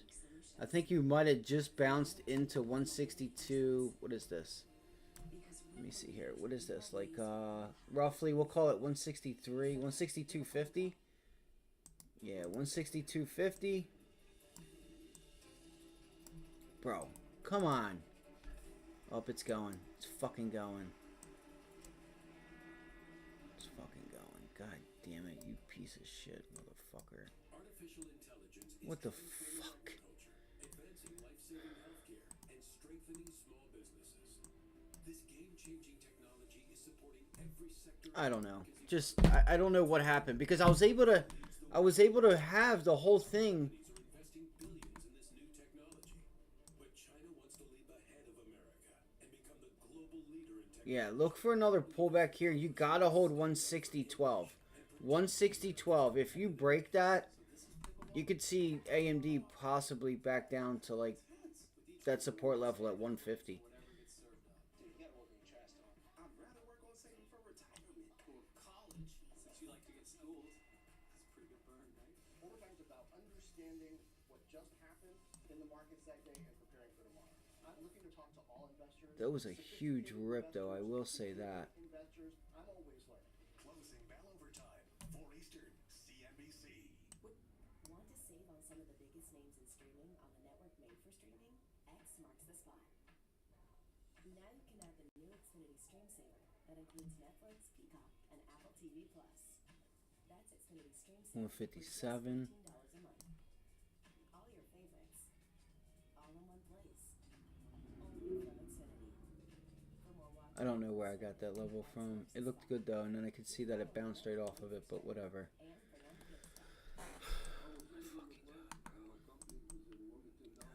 Fucking kidding me Before it broke it, you just turn it into resistance. Watch out. Watch out. Just be careful. Whatever I called with a question, Mr. Frybot's team had the answer. I would give Mr. Frybot a 5-star. He's the best. I'm Fred Frybot, and we are Delaware's injury lawyers. All right, that I can get jiggy with. Small cap nature of Apple, that it could move like this. This is That I can get jiggy with. but this new company Rubric, we're talking about the IPOs. This is a Nice. data management security. RBRK is at geez, the recurring revenue here is extraordinary. I'm not in it, but that was a nice. It's a really great quarter. Man, that could have got filled at 95 cents there. 94 cents. Don't figure it's going to be on overtime, I guess? Oh, fantastic. But don't forget, All right. always remember that part. Read this part.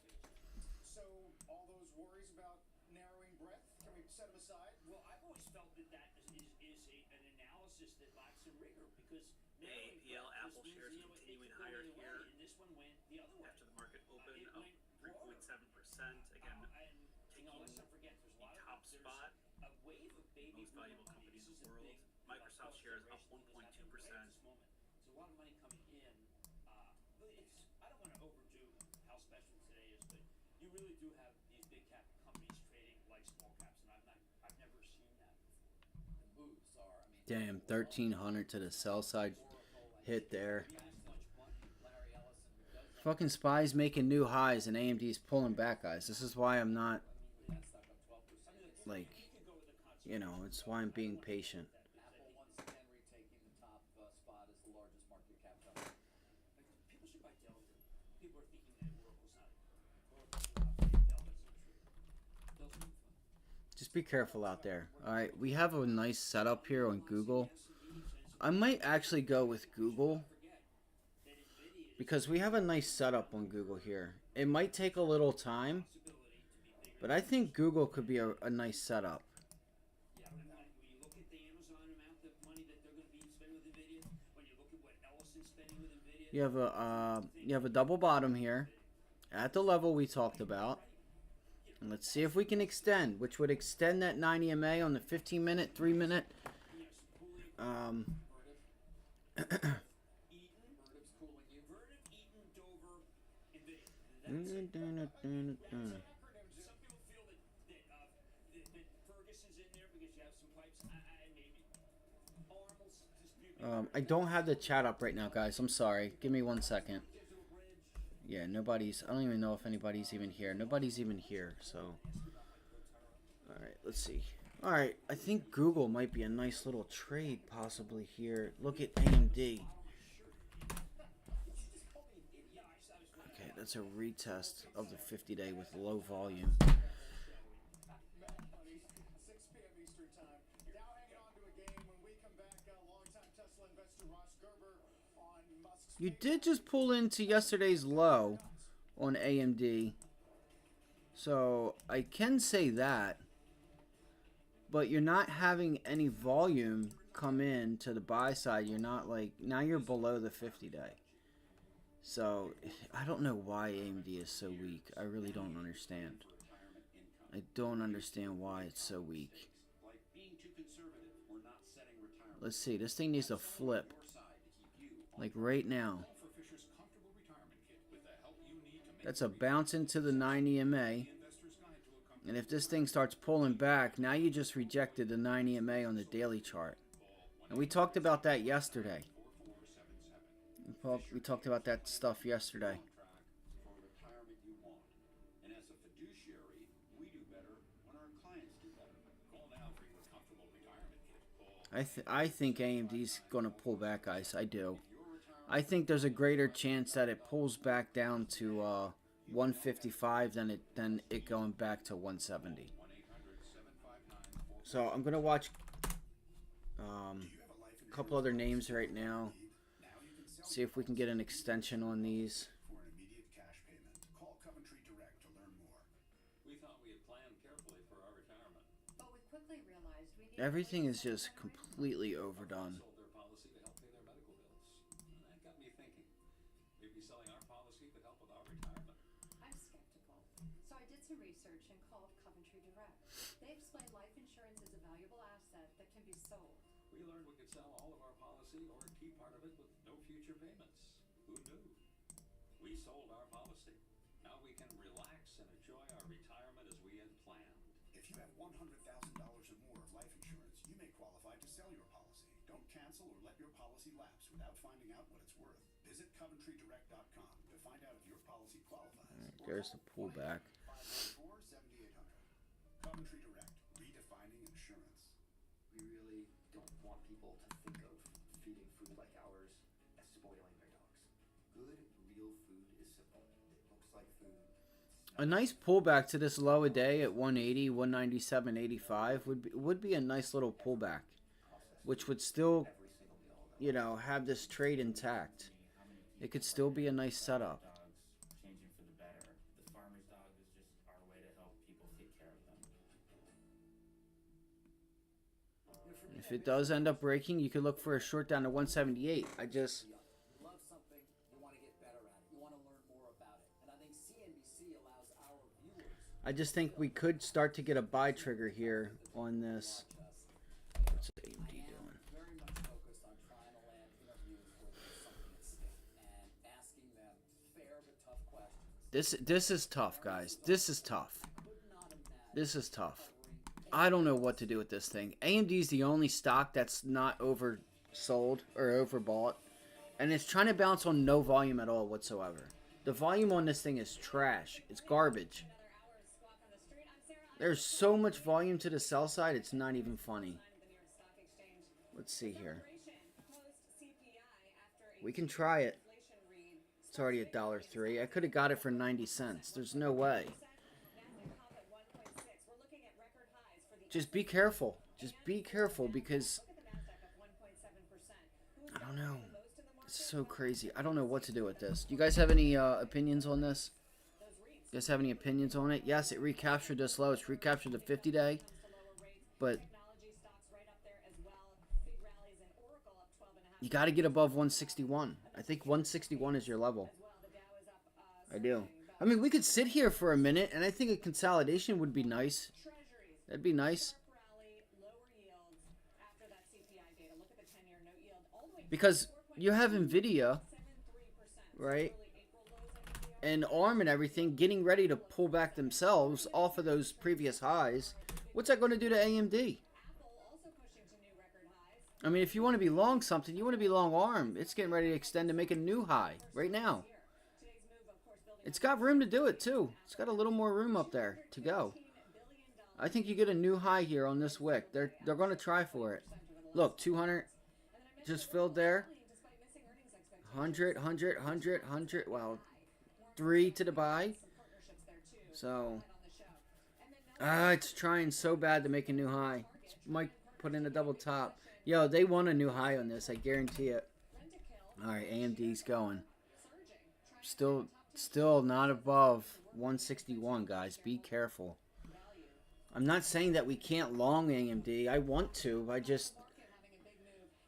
If the rest of the semiconductors pull back, let's see what happens right here. If we can pull back here, I'm just... My hands are tied right now. I don't know what to do.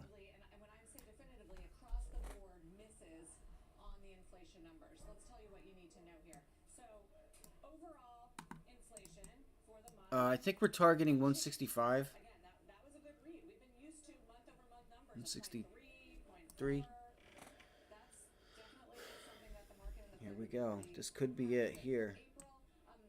3.3% was the gain from last year, in May. So that was also a step down from the 3.4% that we saw in April. AMD might trade size. You guys see what I'm saying? Like this volume is just, see, 420. Because it's important to note the distinction. So the main number is 0.163% on core. The consensus was looking for 0.3% on core. So that was a big miss too. And it was unrounded the lowest monthly core reading since August 2021. Really good progress. I'll just note one more number to throw at you, which is the super core, because we know the Fed has looked at it in the past, and it's the services number, core services, ex housing, because that's really what they want to target here. And that was a negative number, negative 0.04%.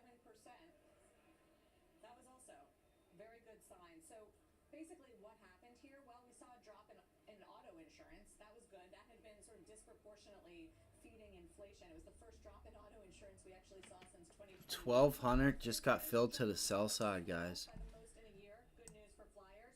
Prices, I pulled this one out for you, of cable, satellite, and streaming costs had the biggest drop in 20 years. So that also kind of feeds into services inflation. All right, sell volume, I think, just gave up there. I wish I could. Let's see. Let's see if they pack it on here. No, it is. It's a big bill. Obviously, everybody pays. It's hard, but You just bounced back up to 161. Let's see what happens, and then we'll figure out what we want to do. Could see some anomalies, but we did see some drops here. And if you look at things like dispersion, just how broad it was, Bream Economics said of the 84 detailed components of CPI that we track, only 24% showed month-over-month annualized gains above 5% in May. That was down from 30% of them that showed them in Here it April. goes. So what do we got? 27% was kind of the average in the 3 years. I'm not in it just yet. December 2019. So David, no surprise, we saw a big move in the markets on this. Yep. Sharp rally in bonds, and the odds have been really interesting of a second cut this year. So before the data, it was 38% chance that we get a second cut. Right after the data it goes to 72, and right now it's an 88%. I'm still being patient. I almost got in there. I almost got in. In November as well as December. Let's see how Jay Powell talks about it. yeah, what are your expectations in terms of this report? Obviously, we can't, Friday, we got a jobs number that was far in excess of what had been anticipated. Right, and How does he calibrate his language? I mean, he's got to calibrate his language today based on this data, right? I think it takes the pressure off him to be. Now VWAP broke again. VWAP broke again. Can't put too much emphasis on one data point. We have had two better than expected inflation reports. VWAP broke again. And so it does look Now let's see. It's going to go back up and test it. first part of the year were an anomaly. But, and Tom Porcelli was really good at PGIM, the economist this morning. He said they know better than to be too relieved about lower inflation numbers. They have to be super careful. But I think those nuances are going to be important. Now you could start to get the trade on the downside on AMD. They need to see before leaning toward a cut. Why is this say 45? Dude, what is going on with my shit? We'll talk about that. Then market should stay excited about the ability to do two more cuts. 55. Fed feels confident and we'll continue to see more disinflation. And I haven't read one you read all the notes, Carl. I haven't read 55. Let's see here. necessarily that we won't continue to see progress on the disinflationary side. Maybe bumpy, not a straight line, but not sort of sticky flare-ups in inflation. I'm not reading about that. I would say that most of the commentary is that summer looks pretty friendly. There have been some passing mentions of base effects not being as positive once you move into the back half of the year. Let's get a bounce here on AMD. The inflation rate went down so much last year, so the comps are going to be tougher. It's Fed Day, so the team always puts together the All right, let's go for it. started raising rates. See what we got. To where See we what are we now, got. it's like mortgage See what we rates. got. It's always interesting to look at just how much. This is how it feeds through. This is how it affects everybody. What the Fed has been doing. I'm just waiting for a bounce, guys. Mortgage rates. Trying to get a bounce here, and I'm going to try and get a pullback. 2022 when they started. There's a 30-year fixed mortgage. I don't know if it's going to give me a pullback, though. Guess what? We're about 7%. It's not going to give me the pullback. Jump to 20%. Used I should have took that short. I knew it. March 2020. I had a feeling that that was it. Used vehicles, 9.1% to 11.5%. This is how it feeds into the economy and what the Fed has been wanting to see as lagged impact, stronger, higher rates, hurting the consumer, hurting demand, finally starting to see inflation come down. If that's the story today, then Fed's got to be really happy. At least we got real wages positive for 13 straight months. Yeah, even better news. Like if they can accomplish this inflation coming down while protecting jobs and wages, that's the ultimate soft landing and win for the Fed. Let's get some more of what investors are expecting from the Fed and this market this morning. Here at Post 9, Wells Fargo CIO for Wealth and Investment Management, Daryl Kronk, has a target. Oh, come on. You could have gave us more than that. Good to see you. I'm looking here at your sort of year-end 25 targets. Not that far from where we are right now, I guess. That's true. I mean, we've come so far, as everybody knows, right? We do think the second half of the year gets a little more bumpier than we enjoyed the first half of the year. That said, you know, you're starting to interpolate numbers out into summer of next year, 12 months forward, right?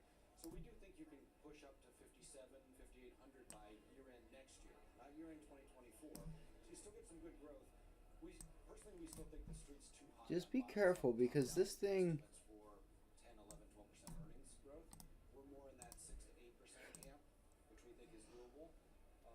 But you know, the important point here, Carl, is if I look at the first half, 13% year-to-date returns, 90% of it's come from 5 names. 90%, right? 40% has come from 2 names, right? So that concentrated leadership continues, right? And we think that just slows down in the back half of the year. We kind of get into that steady state. So if you were going to trade equities, where would you I would like a bounce. duration bonds, international, EM? We would stay domestic over international, all international, developed and emerging markets. But what we would do is we'd start to trim out of the hot sectors like technology and everything else. Take that capital. And I'm trying to target 158. Yesterday's low. We've been favorable on it for a long time. We think this gives you a second at bat with energy, with oil prices being down where they are. We've taken all the geopolitical risk premium out of the price of Brent and WTI. You're still getting energy companies, good energy companies at 12, 13, 14 multiples. Why do I have the 15-minute chart up like an idiot? And we think you're in a secular bull for energy, right? Oh my god. Data centers, what defense departments around the world are going to have to spend on energy to build up for geopolitical risk, cybersecurity, right? There's just more demand for energy than there is supply. Look how the candles just kind of slowed up. And then do you think today gives the Fed some kind Oh shit, look at Google. Google gave it up too. Sarah did a great job covering it. Google's giving it up. CPI, right? I mean, you get down to the Amazon. it's favorable consumer because you had weaker airline prices, weaker new car prices, weaker prices at the pump, right? All that's good for the consumer on top of better jobs. So if you're Chair Powell, you're going to go to the podium today and you're going to say, look, the labor market's holding up. That's one of our dual mandates, and prices are coming down, right? Which is our second dual mandate. And if you look at the core, and I don't look at it as much on the year-over-year numbers because it's too much noise. Just the 3-month number on core has come from 4.1 down to 3.3. That's a big move. 7/10 in the last rolling 3 months. I missed it, didn't I? Even better. Just I missed it. Come on, give me this trade line up here so I can. right to worry it's a buy the rumor, sell the fact on the first rate cut? I do think that you end up with a little bit of the first rate cut. You take some of that off the table, right? It's interesting because now, to your point, Sarah, we're in the second longest period of time from the last hike to the first cut, right? Next month will be 12 months from July of last year, right? The longest is 15 months, June of 06 to September of 07. When that's happened, if you go back and track it in history, when the Fed's on pause between the last hike and the first cut, equities historically have done very, very well. Yeah, because they're excited about the cut. That's right. As soon as the cut comes, they get what they want, right? And it ends up oftentimes being bad news for. That's right. That's exactly right. Catches the tire, right? So I don't think there's huge decline, right? Because usually when the Fed's reducing rates, they're reducing because economic growth hit the wall. And if we get a soft landing, that won't be the scenario this time. So you won't see the hard rollover in equities like you've seen in past cycles, because everybody uses and extrapolates those past cycles. But I do think it takes a little bit of the equity energy out of the room. Right. No, that carrot is definitely dangling on the stick. That's It right. has been for a while. Congrats on the mid-year outlook. Really helpful today. Good to see you there. Appreciate it, Carl. S&P and NASDAQ hitting record highs. Tech also hitting new highs and the best performing sector today. Let's bring in senior markets commentator Mike Santoli with his market take. He's at the Telestrator, so you know it's a big market day. Lurking right behind you, Sarah. Absolutely. Well, let's first take a look at what has been one of the big drivers in this last little lunge higher, which is Apple. Time is it? 10:15. What the broader mega cap growth stock universe has been doing. Apple relative to Feels like things are trying to pull back here. December of 2021, 2.5 years. Nvidia. So here you go. I cannot believe I didn't get on Nvidia long. Wow. Unreal. That's crazy. That's wild. Useful to point out that Apple does not actually need to work for the broader market to work. They go in different directions at times. In fact, Apple had been since December 2021 until just a few weeks ago. So it has these kind of spurts. The Dow pulling back again. I thought one of the big questions today, Sarah, was we got the green light from CPI and therefore the Fed. Was it just going to be small cap working, everything else for sale? That's not what's happening. Bro, It's more inclusive. So what the fuck is going on with JP Morgan? To the equal-weighted S&P 500. Everyone's complaining about how narrow a market it's been. It has been very narrow for a while. This is since the October low of last year. So everything's kind of going up in sync for a while, and then These are big moves in the banks, you guys. impervious to macro forces taking flight and pretty much flattening out since late March. JP Morgan's the only one down by itself. Some relief today. Those stocks are working. You needed some clarity on the macro. You need a little bit of pressure taken off on the rate side of things, and that is what we're seeing. Now the question is whether this is just kind of a relief trade, or if it's going to be the start of something bigger in terms of a more inclusive market. Right, but maybe a more confident path toward rate cuts for the Fed and for the market. Office rates are rallying 5.3%. Home builders up at 5%. Home furnishings.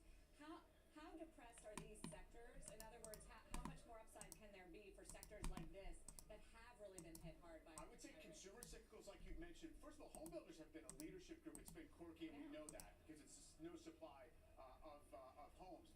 They have corrected a fair bit. I do think it makes sense. Commercial real estate. Look, I point out all the time. That's a market that's financed at the prime rate or some spread. All right, here it goes. That's a little bit of a double bottom. Let's see if we get a rejection here on AMD. So I think that all makes sense. Let's see if we can get a rejection. I don't think we want to go too far here. We're just kind I'm gonna try it. the idea we might get 1 or 2 cuts this year. I think it was all about the fact that since the It's above. So we have this area as our buyers. All right, I took it. Fuck. I probably shouldn't have did that. Which is why they've done nothing for a couple of months, and now I think you're finally having a little more of a I knew it. I knew I shouldn't have did that. Fuck, what am I doing, bro? What are you doing, cuz? Well, it's just more definitively backed up by the data. All right, Mike, thank you. We'll see you in a bit. As we head to break, here's our roadmap for the rest of the hour. Counting down to a crucial Tesla meeting. I gotta get out of this. Vote on Elon Musk's mega pay package. We're going to speak with one shareholder. No. How he plans to vote. Plus, we'll talk about I gotta get out of this. candidates, parent national amusement. I did not mean to take that. No, no, no, no, no, no, no. Reject. Please give me the pullback. Give me the fucking pullback. No, no, no, no, no, no, no. No, no, no, no, no. Oh, no, guys. Fuck.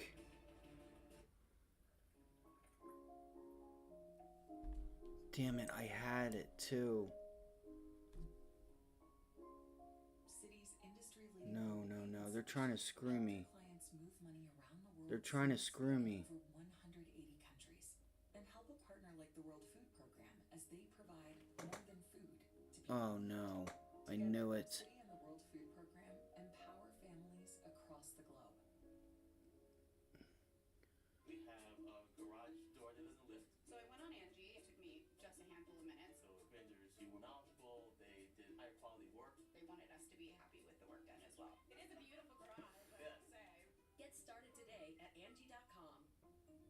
With the Fundrise Innovation Fund, you can invest in some of the world's top tech companies, including those leading the AI revolution before they go public. The future is now open for investment. Just give me a pullback, please. Bro, are you fucking kidding me, man? I didn't... Fucking dickheads, bro. I'm gonna... Come on, just give it to me. Just give me an opportunity to take this off. Don't be a dickhead. Don't be a dickhead. Just give me an opportunity to take this off. Norman, bad news. I never graduated from med school. But the good news is, Xfinity Mobile Oh my god, bro. automatically connect to Wi-Fi speeds up to a gig on the go. Plus, buy one unlimited line. The buying's not stopping. No! I swear to fucking God, man. I swear to fucking God, bro.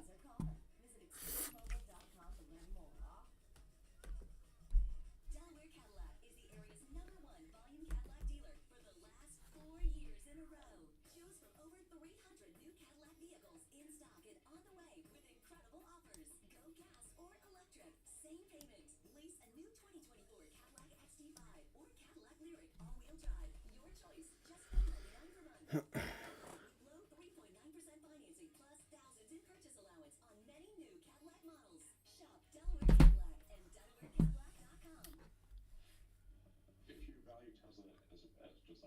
an auto company, you would just have to fundamentally, it's just the wrong framework. If somebody doesn't believe Tesla's going to solve I knew I should have been in the long there. an investor in I should have taken a long, man. I seen it coming. I seen it coming. Is really about fairness. Fairness to our CEO. I seen it. If you look at what's happened at the company over the last 6 years, tremendous value creation, and he's led that. I didn't mean to get in that. I really didn't. I did not even mean to get it. I wanted to see what they were going to fill me at. And I'm so tired of wanting to see the orders that they're going to fill at on those dip lows, and then to get screwed on that. Because I know AMD is oversold. I do. 161 is our level. Like, that's your level, is 161. 161's the level. We do not believe that the compensation is commensurate with the performance of the company. Because if he leaves the company, I think they're bad shape. I think he's critical to that company and continue to innovate and doing new things like the Optimus project. So you're still stuck between the 9 EMA and 50 day. As a number of Tesla shareholders voicing their opinions on Elon Musk's pay package, we're a day away. Really, we're not even a day away from the vote. As I reported earlier, we should know late today, perhaps, because the index funds are out there. We're still waiting for them. Retailers come in very heavily in favor. Very important that they come in at all, because that's part of the key here, of course. Let's see. Let's see if we can get in. See, I don't want to waste my trades for the volatility that's going to be coming later on. 164. I would like to see AMD back at 164. Calls it a nightmare for shareholders. Lose-lose situation. Ross, I've quoted you so much, I don't even know if we need you as a guest, but Well, I'm hungry for breakfast. I don't know why they bring Ross on here. He's such a He's such a retard. He really is. You know, it's not as much the pay package, because I did vote for it in 2018, and certainly if you look at the progress Tesla's made since then, you know, it's been a wildly successful company up until the purchase of Twitter. And so, you know, for me, it's really about the process. This is a corporate governance issue, and the reason the pay package was voted down is because the board of directors of Tesla is an All right, pullbacks here. 161. I don't know. I'm gonna stay away from AMD because I'm not gonna get chopped up. I'm not gonna get chopped up in this thing. And I mean, you have NVIDIA continuing to make new highs. Where no, that's the SPY. Yeah, NVIDIA right here. Look, NVIDIA made a new high. This was probably the easiest trade of the day right there. I told you guys 123. We were looking for that pullback into like 122.50. That was our box. I put this in this. I put this here for us to buy when the bell rang. To be a buyer, to go higher. You gotta be kidding me, bro. I cannot believe this. Fucking AMD. Oh my god. I want to get in on it. I want to take something, but I think you can get a pullback and watch for 161 to hold. If you get pullbacks in the 161. Google, I was watching Google as well, but it ended up just kind of falling out of bed. But really, it's pulling back into support here at 179. All right, it's got support there at 179. But I think it's going to get stuck here, consolidate. Maybe you get a breakout later on in the day. So that is that.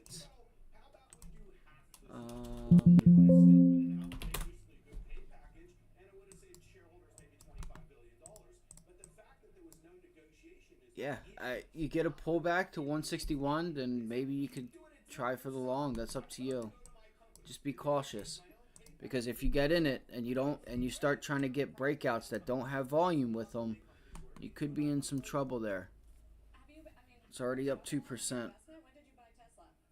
Yeah, I've made a fortune on Tesla. I bought it 2 years ago, and I was a critical supporter of Tesla in 2018. And if it weren't for investors like me and my firm and several other firms that supported Elon in 2018, Tesla wouldn't have made it, if you all recall, because you all were back then too. And so he's such an idiot. What you mean Tesla wouldn't have made it? This guy's a fucking retard. I really do. I really think so. Is the issue. You guys know him too. Like seriously, he says the dumbest shit. With him, He go really to my does. company and negotiate my own pay package with myself. it would be great. And I'm a privately held company. Like, But that's I don't not wanna the way say companies anything, work, and but you and I both know that. Have you, I mean, that aren't you up a lot that on your little investment? Russian When did you man buy is- Tesla? or Ukrainian Yeah, I've made a Russian fortune on Tesla. I bought it 10. It's kind of showing. It kind of comes out from time to time. He says the dumbest shit. Oh, Tesla been doing good until the recently bought a buy of Twitter. Bro, Tesla has been in a consolidation for fucking 4 years. Like, what are you talking about? It's been in a downtrend for 3 of those 4 years. Like, Twitter has nothing to do with Tesla, okay? Tesla's a car company that COVID helped bring along. Not you. You didn't help it. You didn't help it. You know what did help it? You know what helped Tesla? COVID! Look at that. Huge rip and run. So, when this retard takes other people's money and just goes and buys stocks with it, like, he's just a fucking retard. It doesn't take brains to do that. Oh, because he said, because of me, Tesla is who they are. No, it's not because of him. It's because of COVID. And some of the retail traders that were on that name. According to a report yesterday even, is the lowest among those who don't already own a Tesla. That's right, and this is the biggest issue why Tesla's Tesla pulls back. Could look for a nice rally, possibly there. Low 174s if you can pull back and hold that level.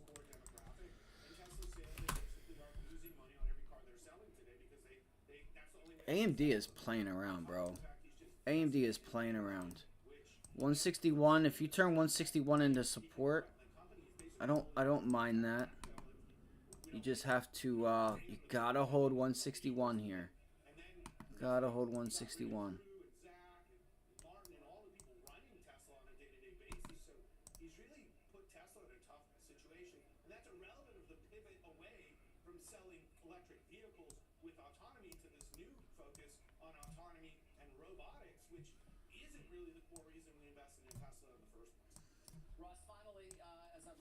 I'm so pissed about that fucking trade, bro. So pissed. Perhaps late today, late in the day. If it goes against him, what do you expect he's going to do, and/or what do you think the board will do?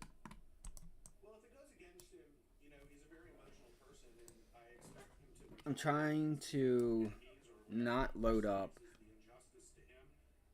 I'm not sure where that goes from resigning from the company to doing nothing. And that's the risk of this situation. Right now, I think it's about a 50-50 chance it passes. And if it passes, I think, you know, it's probably best for the stock on the short term until he has to pay the taxes on this thing for $25 billion, and then it's not going to be the best thing. But I think, in general, this is going to be a volatile time for investors. That's why we've lowered our... He should not have to pay half of his salary to the government. That's sick. And anybody that believes that is sick.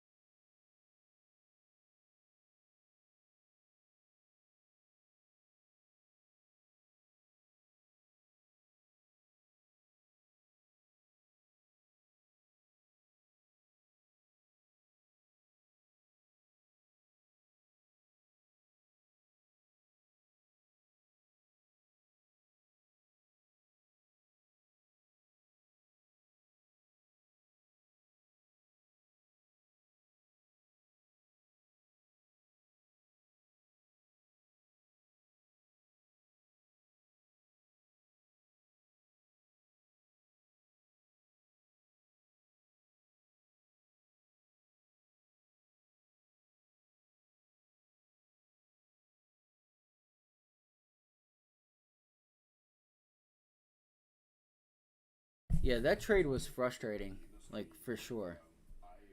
That shit was frustrating.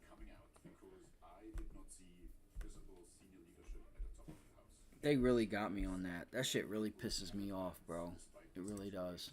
And hence, for me, I also came to the conclusion that for me it is important to speak out and to be visible I was just, as a leader to inspire the same. you know, I took a shot at it on that wick up there, and I'm realizing that, like, I just came to my senses, and I'm like, this thing is just way overdone, and it will have no problem rallying and taking off.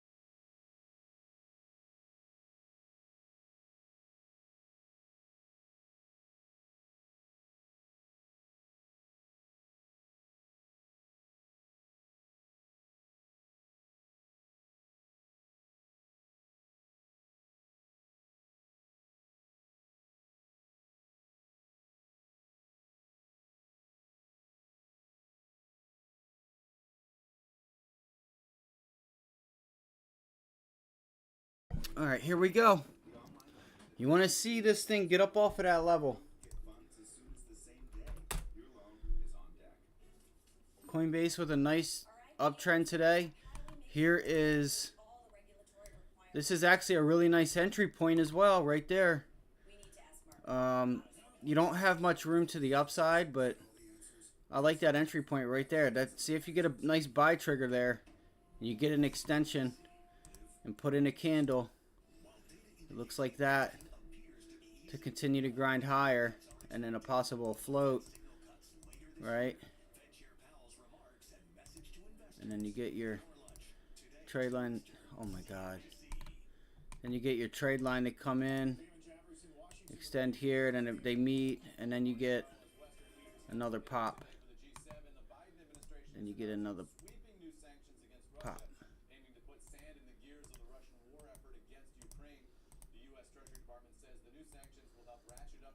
Guess what, Biden? Russia doesn't give a shit about your fucking...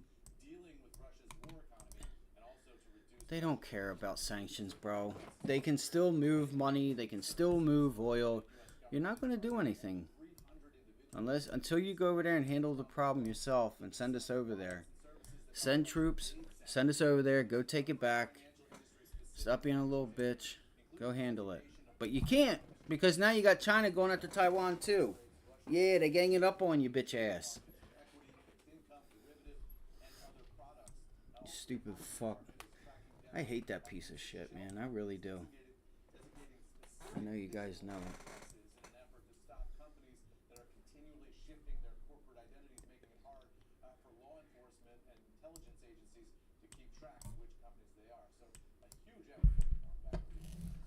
Eamon, when they lay out these new sanctions, do they ever talk about whether the sanctions are working, whether they are making it harder for Russia and because there are questions about the economic sanctions, for instance, and how much of an effect they're having with Russia still in growth mode? Yeah, you know, it's interesting. On a conference call with reporters earlier today, senior officials did not really address that. They were focused on the specific technical aspects of what's new here. But it is an open debate about whether or not this has really deterred Vladimir Putin's strategic thinking about the Ukrainian war and the war effort. You know, there is an argument that says that this has put sand in the gears, just like the Treasury Department says. And look, 160 can't hold, so don't get chopped up.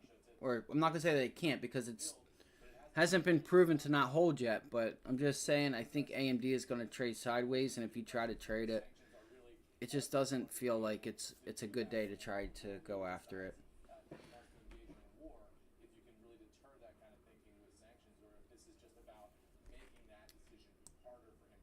Fucking figures I waste my day watching this fucking thing. Look at NVIDIA. Unreal.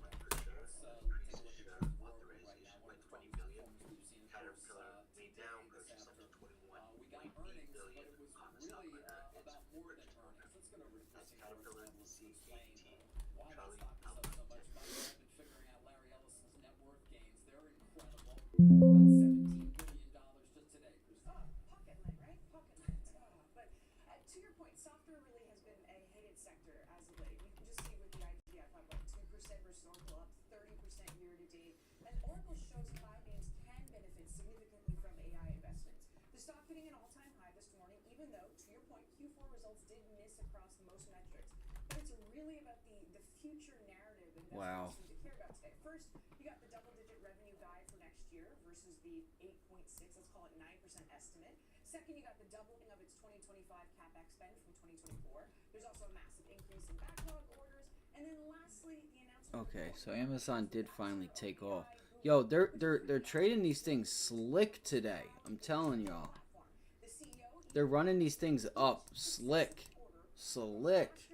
It's going to come right back down, too. So for those that don't know, the infrastructure unit really rents computing power and storage to compete with the likes of Amazon, Microsoft, and Google. And it's growing. And we can see that with just the results and what the CEO's If Microsoft pulls back one more time right here, you could see another... Man, this is crazy. It's at 440.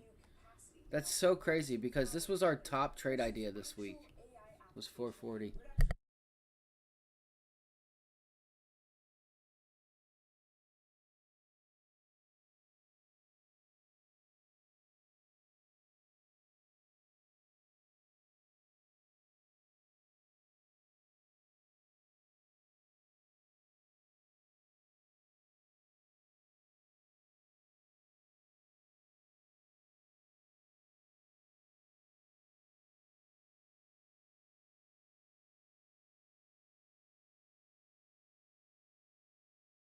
It doesn't say who took the picture.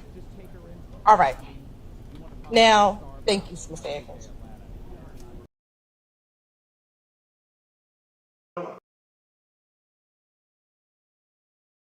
No. If you mark Former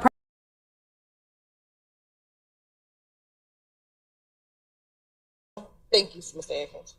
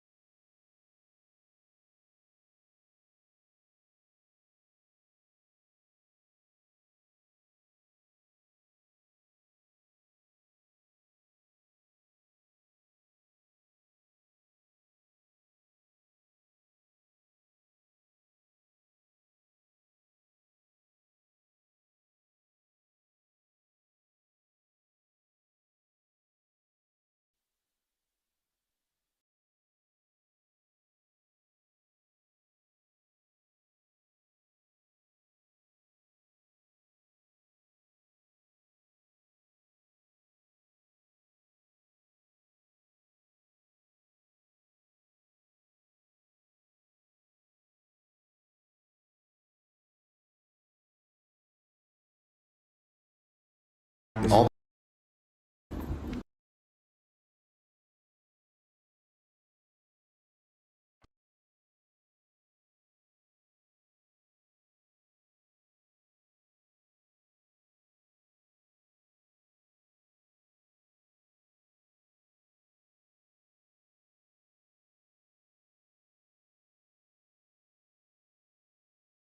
Bro, I don't watch any of this shit.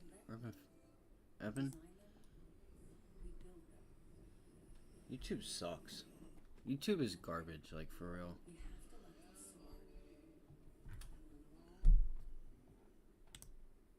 As a cardiologist, when I put my patients on a statin to reduce cholesterol, I also tell them it can deplete their CoQ10 levels.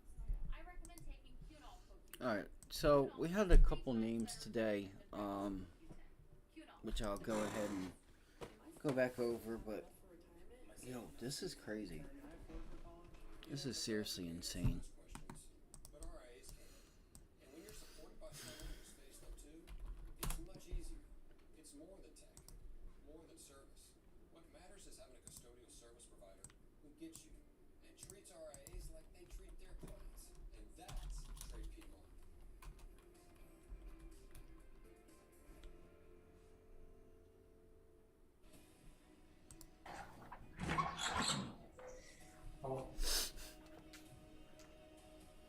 one more time. I'm trying to find the little orange hair, the orange hair. Do you have the same relationship with Young Thug since you left prison in 2019 as you had with him before you went to prison in 2015? So I'm confused. So help me understand. If you and her y'all got a relationship 10 years ago, so today is y'all relationship the same from 10 years ago today? Is your relationship the same? I need an answer. Is your relationship the same as it was 10 years ago? I don't think nothing would be the same from 10 years ago. I don't know how to answer that. I don't know. Okay. Is your relationship better with Thug or worse or the same?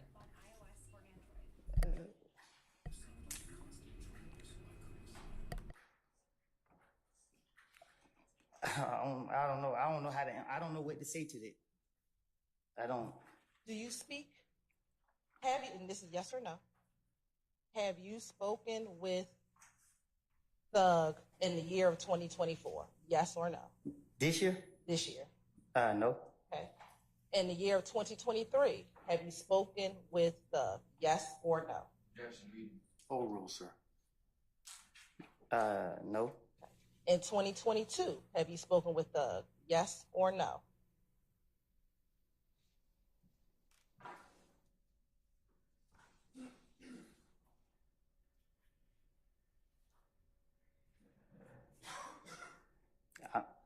I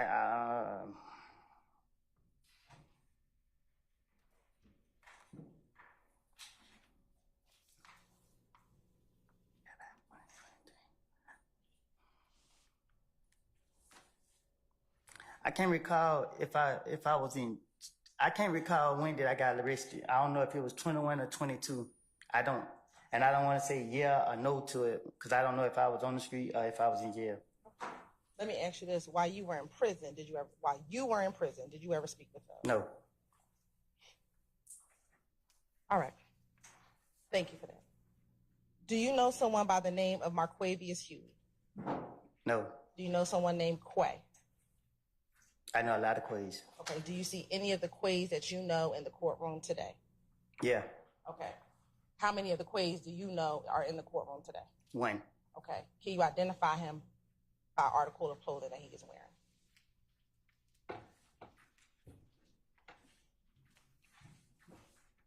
Where he's sitting right there, like, I don't know what color it is he got on. All right. You said over there. Is he sitting? Is it the man with the gray and Damn, cream? 2 days. Apple is back at jet? 220. Tried to tell you guys. I didn't think it would be 2 days. It shows. I said Thank you. 212 to 218. How long have you known I said Quay? 220, but I was like, it might be a little much. When you It's say there today. not long, what does that mean to you? I don't know Quay like that.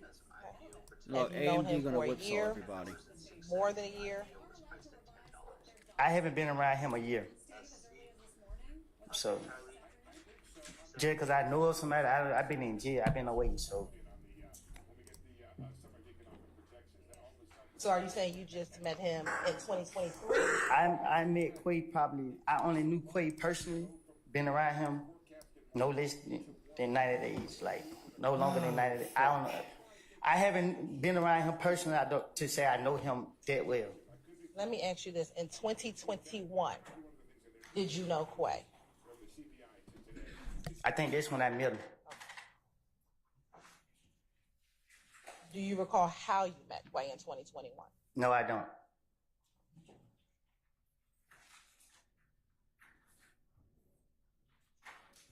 In 2021, did you consider Quay a friend? I consider him cool.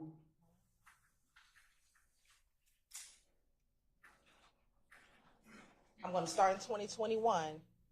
How often, if at all, did you see Quay? I don't know. Would it be weekly? I seen him when I seen him. Okay. Would that be once a week, once a month, every couple of days? I saw him when we had time to see each other. And I'm asking very specific. I can't say how often that was.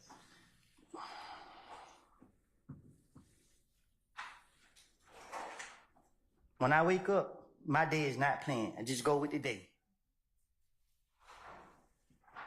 And so I'll just ask you again. Say that again. Would you see him on a weekly basis, on a monthly basis? I saw him when I saw him. Would you speak with him on the phone? Yeah. Was that, how often would you speak with him on the phone? When we had to call each other for something. Was that, did you speak with him on the phone more than when you actually saw him in person? I spoke to him when we spoke to each other. Did you speak to him more, or did you see him in person more? What you mean? What would you do? Would you see him more, or did you speak with him on the phone more? Meaning? You said you spoke with him on the phone. I have, yeah. Did you speak with him on the phone every day? Did you speak with him on the phone once a week? Did you speak with him on the phone once a month? I spoke to him when I spoke to him.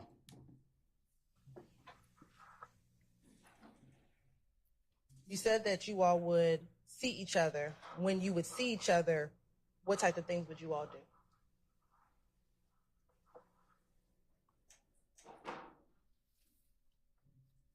Shoot dice. Go to parties. We mainly shot dice.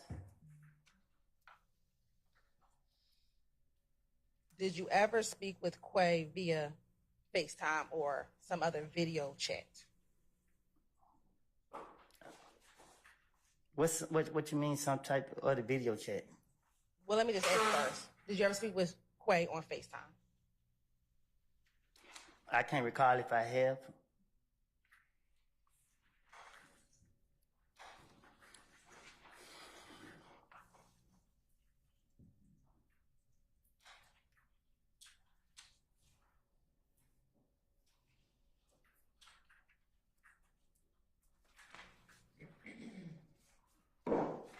Would you give Quay advice? Would I give Quay advice? Yes.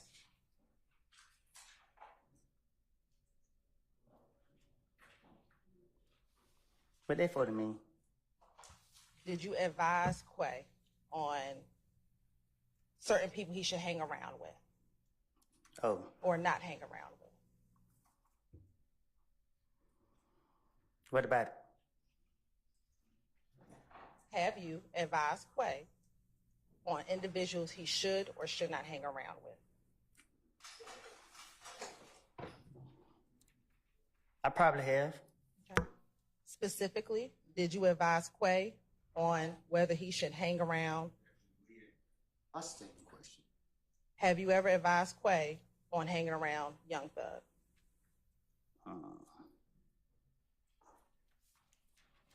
I told Quay that I have a personal problem with Young Thug.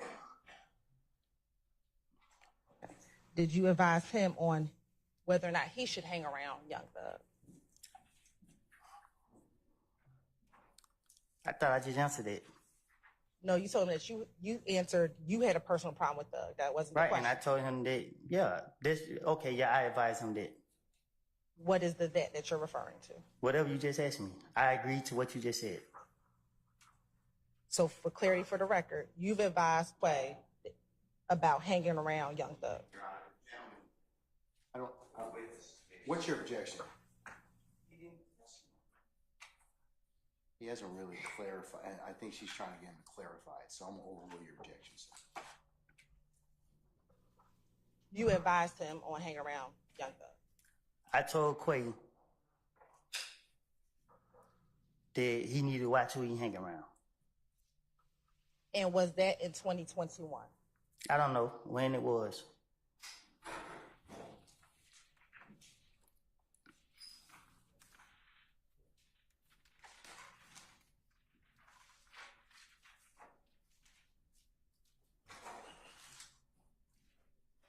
You met in 2021.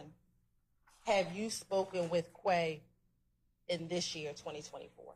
No. You said, have I talked to him this year? Yes. No.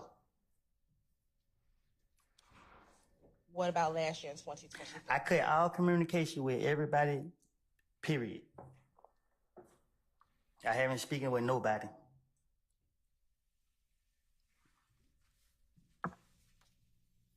We've talked about Quay, Thug, Shannon, and Yak. Do you know any of the other defendants? No, I don't know nobody else. How many?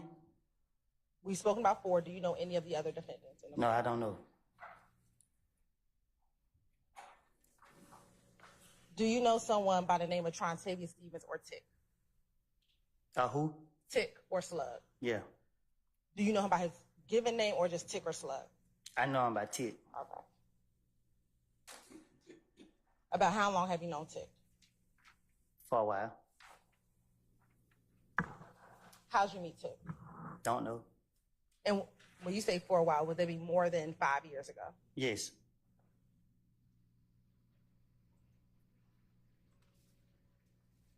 Back when you first met Tick, how would you describe your relationship with Tick? I don't know. I can't reflect back on when I first met him. Why can't you reflect on when you first met him? 'Cause I know a whole lot of people. What was your relationship like with Tick? What you mean?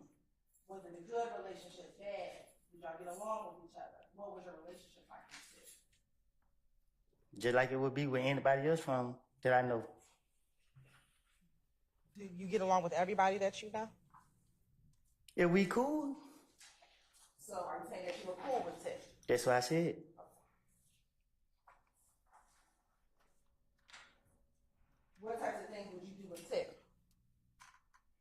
What you mean? Did y'all go out? Did you go shoot dice? Did you go to the club? What type of things did you do? Things young black men do in the neighborhood. I don't know what young black men do in the neighborhood. So what is Try to survive and stay away from the police. Did you do anything else besides trying to survive and stay away from the police? Yeah, get locked up. Okay. Anything else besides getting locked up? You got my criminal history, right? We're not talking about your criminal history, Mr. Copeland.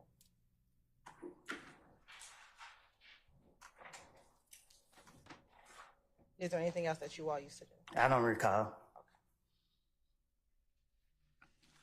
I'm going to show you permission to approach arm. Have you shown that to defense counsel?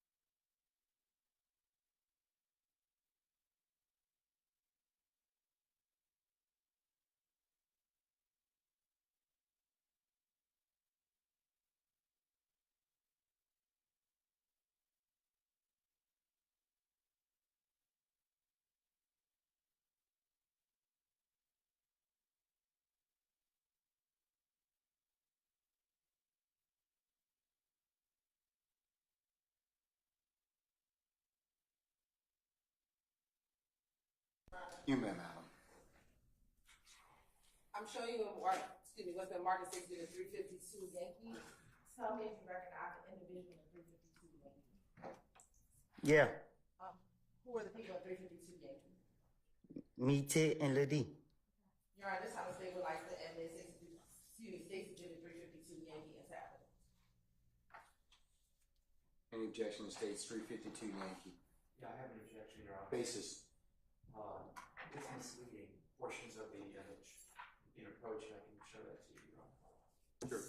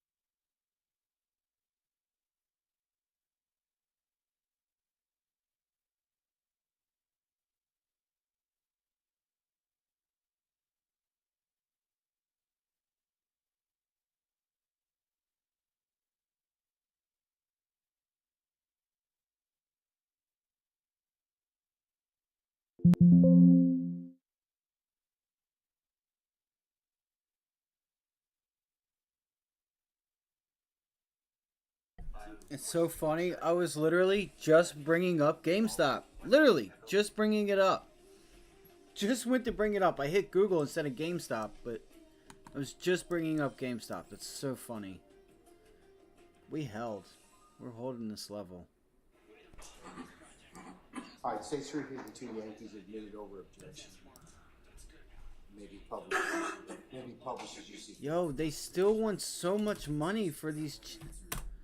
Bro, I don't understand. I really don't. I'm not doing it. I'm not doing it. If you guys want to, you guys want to get a $40 call for $200, go right ahead. You may not make much money. That's insane, bro. That's so insane.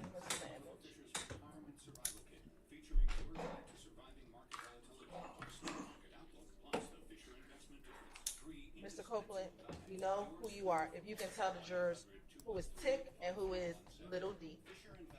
Little D. Who is Tick? Yo, what up, Little D? In the middle. All right. And then Little D, the one with the Dallas Cowboys sweatshirt. If this me, this Tit. Okay. They got no choice but to be Little D. All right. Earlier you talked about another Little D that you called your son. Is this the same Little D? Do they look like the same Little D? I'm asking you a question, Mr. Copeland. Is it the same Little D? No. All right. How do you distinguish this Little D from the other Little D? They look like two different people. When you are addressing or talking about them, how do you distinguish the two Little Ds from each other? What you mean? Do you call one of them Little D from Cleveland? If you ask me which Little D I'm talking about. And that's what I'm asking you. When you are Well, you talking should about, just ask me that. Mr. Copeland, which Little D, how do you describe him if you're talking about him?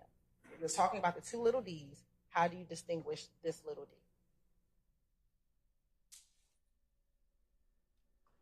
I just said he Little D from Cleveland Avenue. Okay, thank you so much. About how old were you all when you took this picture? I don't know. Do you have hair on your head when you take this picture? What you When trying you took the picture?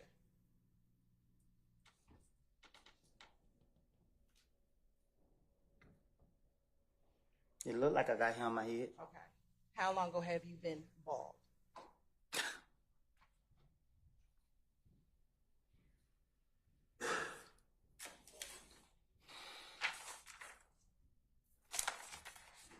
When I got out of prison. Okay. So this is before you went into prison. This an old picture. And that's what I need to know. Thank you very much.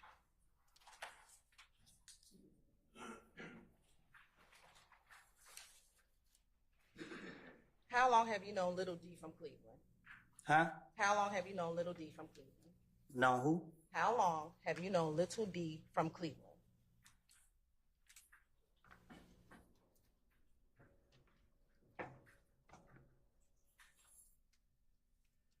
I knew him back in 20.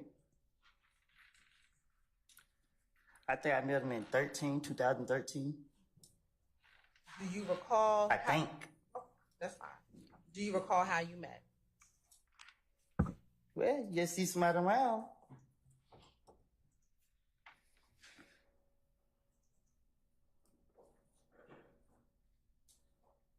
Back in 2013, when y'all first met, how would you describe your relationship with him? Were With y'all who? friends? Cool? With who? Little D from Cleveland.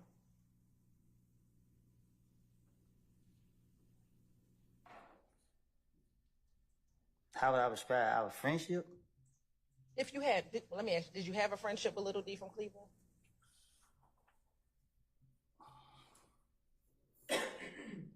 Here it goes. It's getting ready to go. Especially if you get some volume here. It's on. I wouldn't say a friendship. Did you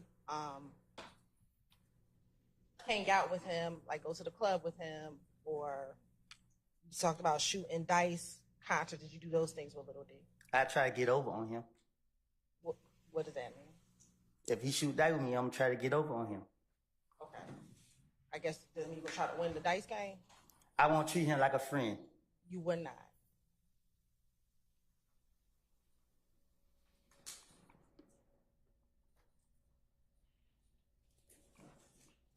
Have you ever had Little D purchase guns for you? Nope, but I took a gun from him. So your testimony today that he did not purchase it for you, that you took a gun from him. You talking about a specific situation? Has there ever been a time that you've had Little D purchase a gun for you? My federal case? Is there a time that you... I said my federal case. And when you say your federal case, what do you mean? The case they sent me to the feds. What are you talking about for the jury?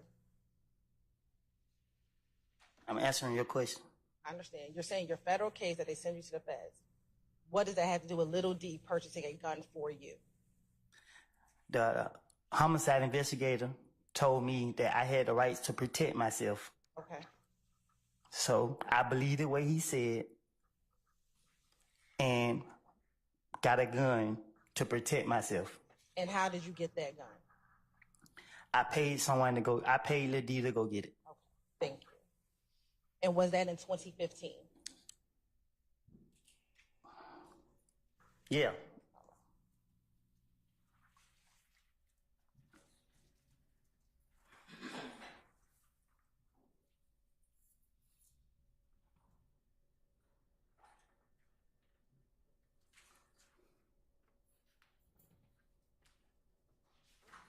Do you know someone by the name of Antonio Sledge? Do you know someone by the name of Antonio Sledge? No. Do you know someone who goes by the name of Moonson? Yes. How long have you known Moonson?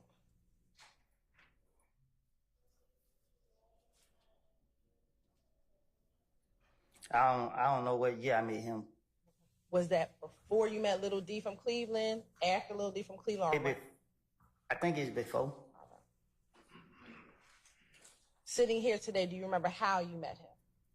Oh, Monton? Yes. Yeah. How do you met Moonson? I was about to do something to him. Okay. What were you about to do to him? Beat him up. Okay. Why were you about to beat him up?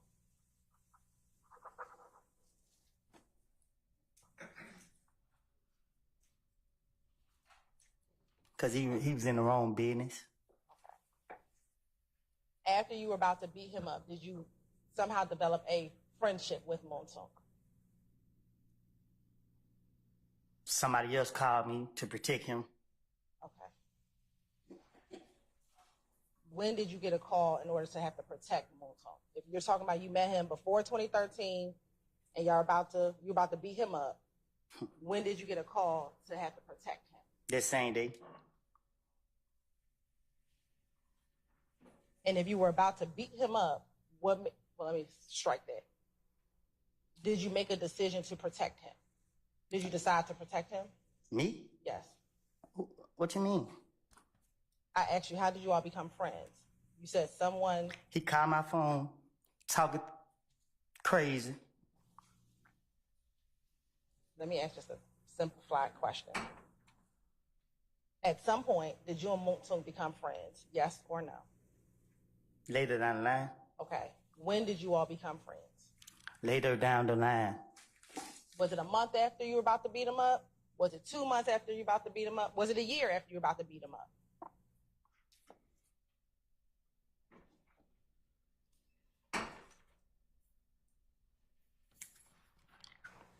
It was within the time frame where he caught my phone.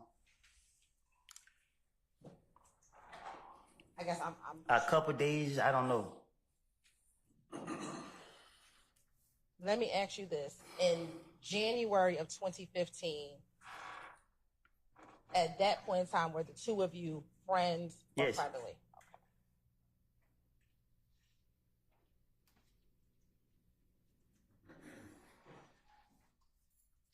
I'm going to speak about a specific time frame. End of 2014, early January 2015, how often would you and Moonson spend time together. Can you say that again? Sure. I'm focusing on late 2014, Late 2014. January of 2015. All right. How often will you and Moonsoon spend time together? Every day. Every day. Not every, well, I'm saying a lot. And during that time frame, when you all would spend time together, what type of things would you all be doing? Again, late 2014, January 2015. You said what was we What doing? type of things would y'all do? Gamble? Like we gamble most of our time. Shoot dice. Anything else? Go out. That's it. Is it fair to say, would you all talk to each other on the phone as well? No. The farthest we talk on the phone is what you got going for the day. Where you at? That's it. And have you ever FaceTime with Moonsoon? Back, and I'm talking about late 2014, January 2015. I don't, not that I know of.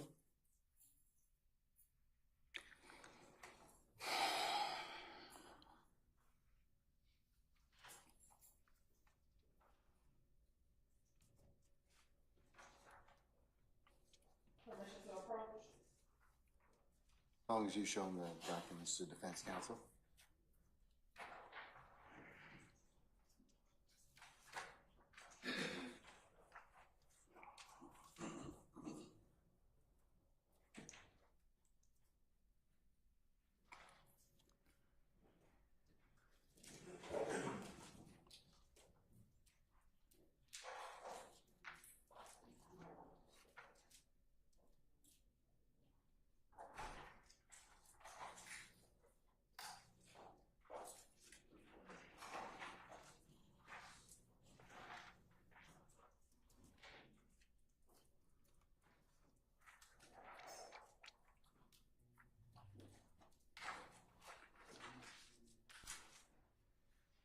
And let me ask you this. Does Moonsoon spell his name in a certain way? I don't know how to spell your name. For the record. Can we hold on for a second?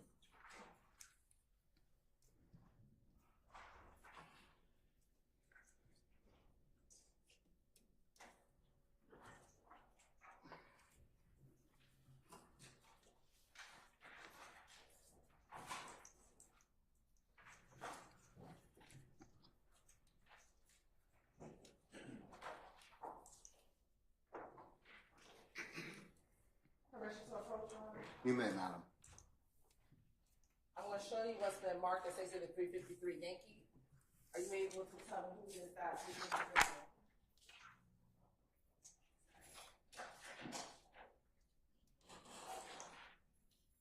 I can't see this photo.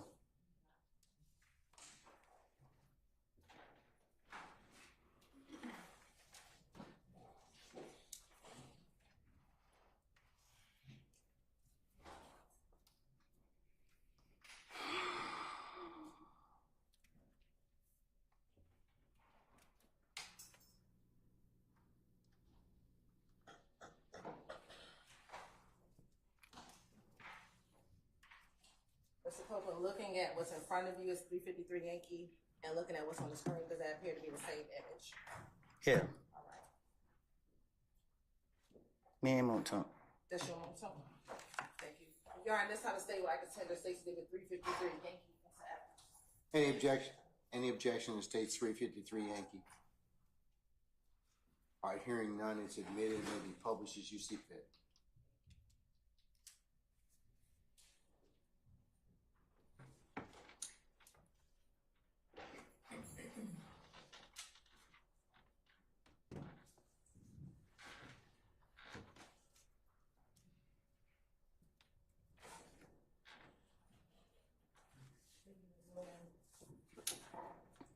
And Mr. Cole, is that Moonsoon with the blue vest? That's me and Moonton.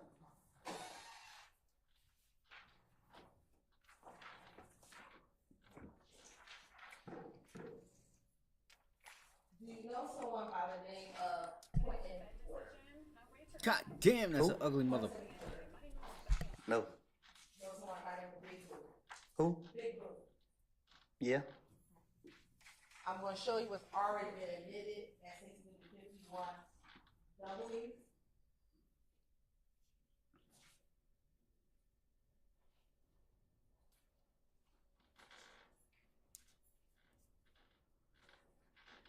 Who is at 51W? Big Boo. Yes. Who's the other? Do you know the other person? Shannon. And is Big Boo still alive? You say, is he still alive? Did he pass away? No, he was killed. Okay. When did you first meet Big Boo? I don't know. Was it around at 2013? Before 2013?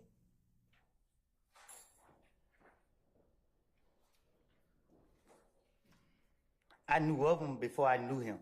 So I can't recall when we actually. Let me ask you this. Did you know Big Boo before you knew Little D from Cleveland? Yes. Do you remember how you met him? Who? Big Boo. I said I knew of him before I. So. I'm talking about when you actually started meeting him, do you remember how you met him? How would you describe your relationship with him? What you mean? Like when you first met him, was he like a big brother, mentor, friend? How would you describe your relationship with him? Yeah, I used to see him with a lot of money. I admired it.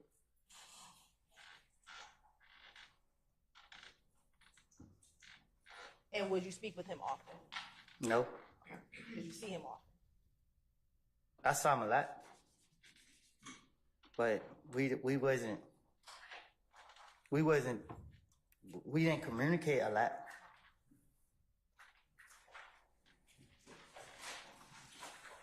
So I'm watching. We start holding this level as support. Earlier, there was a picture with an We individual by the previously name of did OG Bentley. pre-market. Looking at that picture So yesterday. if you start holding this No, I level of don't. support, 161, I think we could have a nice move to like 160, 250, and then, you know, look for the extension. Look for the extension through high a day and try to get up to the 20-day. This is just a consolidation type of day. It's just consolidating here, picking up buyers, picking up buyers, picking up buyers. It hasn't failed yet. It's still intact to the upside for like a multi-day run.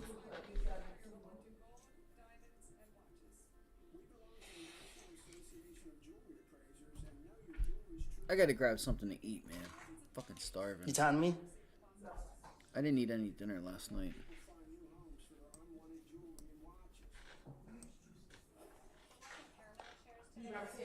Damn, Doug was ugly Yeah, I back in the remember. day. That's an ugly motherfucker. God damn, that's some ugly triggers. OG, or you knew him as OG? You talking about this dude right here? Yes. What about him? Do you know him? Not personally. When you say not personally, what do you mean? Have you ever spoken with him?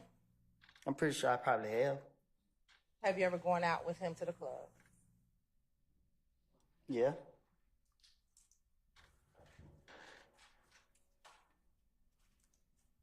Back in 2014 and January of 2015, have you ever spoken with him during that time period? Him? Yes, sir. I don't even pay this guy no attention, so I barely remember him like that. Like he never been a factor to me. I don't. When you said that you've been to the club, is that around 2014, 2015, or some other time? You said something about a club. I asked you, have you gone to the club with him? You said yes. Oh, no, I'm saying, like, to be honest, I thought he was his manager or something. I'm not a person that asks questions. So I didn't know, I didn't pay him no attention. Like, we didn't have any comment or nothing. Like, I don't. I see no reason for me to talk to him.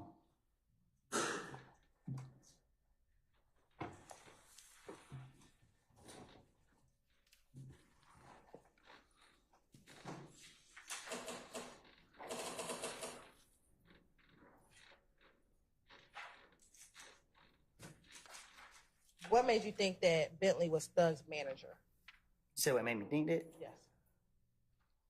From my observation, that's what it looked like. All right. Do you know someone by the name of Alexis Greer? No. What about someone by the name of Max? Watch the 15-minute chart on AMD. Okay. How do you know Max? I don't recommend. What you mean how I know her? How do you know Max? She his sister. Who's the he sister that you're referencing? Young Thug sister. Right. Does she go by any other name besides Max? Dolly. How long have you known Strike That? What do you call her? Both. Here we go. See if AMD goes right now. That was your buy How long trigger, have you possible known buy trigger to extend into higher day here. Let's see. You got to get above 161 though. I didn't know her. I don't know her Look, long. no I haven't volume. known her long. No volume. I believe yesterday you testified that you That's a met shake and bake. Mr. Williams and Thug Shake in 'em out. 2014. Did you meet her around the same time that you met Thug? I don't know which one of them I met first, but I didn't know they was related until later.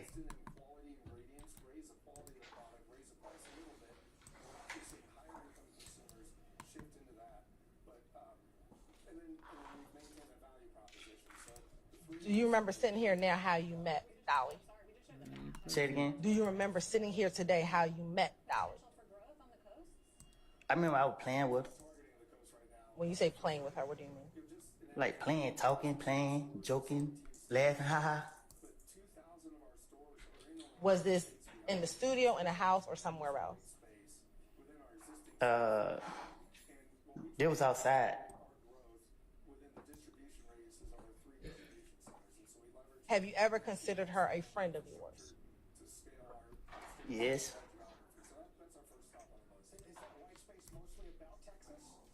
How would you describe her friend? How would you describe your friendship with her? How would I? What you mean? Was it a good friendship? She was cool. Like,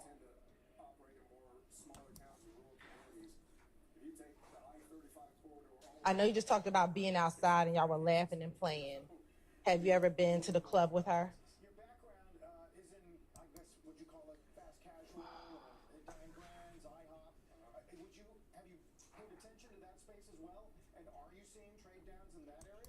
club as we going out the club, as her brother going to perform. I recall going to shows with her as her brother go perform, but I can't recall if we've been out in the clubs together.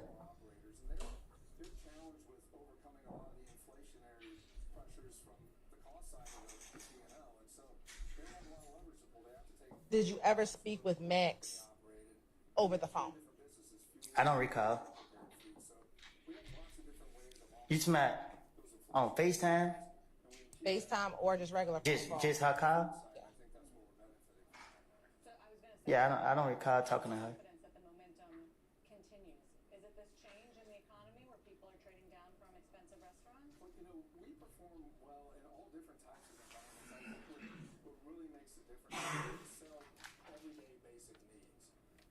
I'm going to show you what's already been admitted at 6 Charlie Charlie.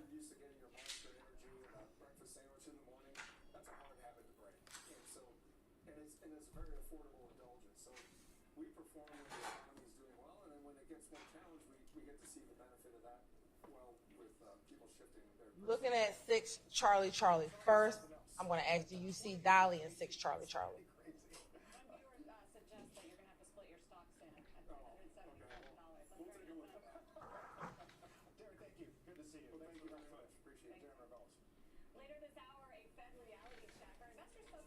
This look like her, but I can't say for sure if it's her or not. Okay. And do you know anyone else inside of that? 6 Charlie Charlie. Moulton. Is that it? These look. These look like his other sister, but I can't really tell. But I really don't know who. I don't know her name. Thank you. Next, do you know someone by the name of Boris Pratt? We're not supposed to live our lives openly. There's still a tremendous amount of work to do to ensure we have equal rights and equal protections. And I'm sorry, let me go back to 6 Charlie for a moment. To celebrate the progress that we've made, it is extraordinarily important.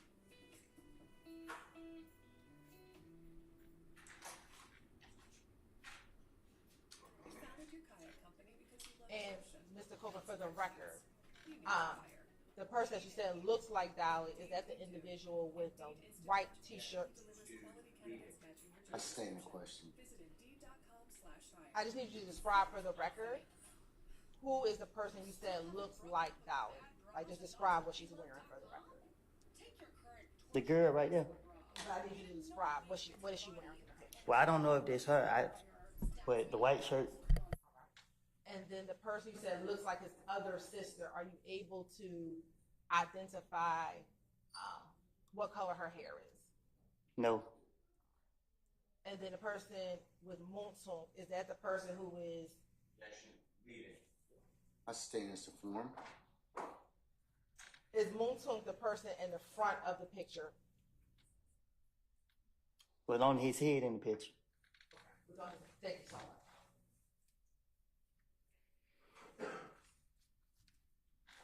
Do you know someone by the name of Javoris Bradford? No. Do you know someone by the name of Tudor? No.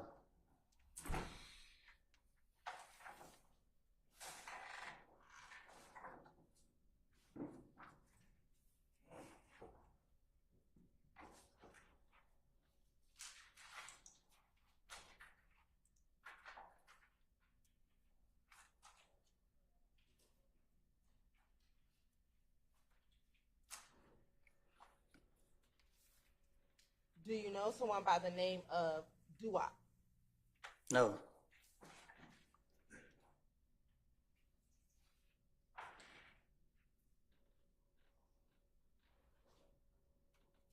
And with both Tudor and Duop, that's your testimony today that you do not know either of those individuals. I do not know Tudor or Duop.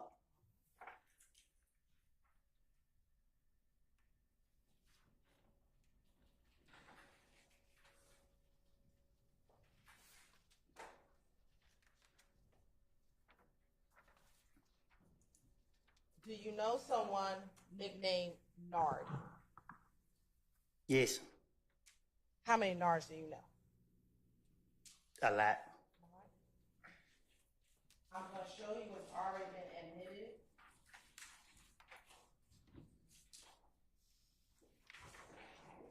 As States Exhibit 23, Charlie.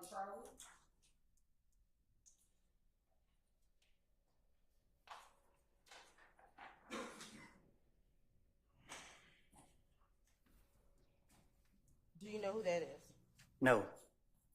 Is that your testimony that you do not know who that is? I do not know who that is.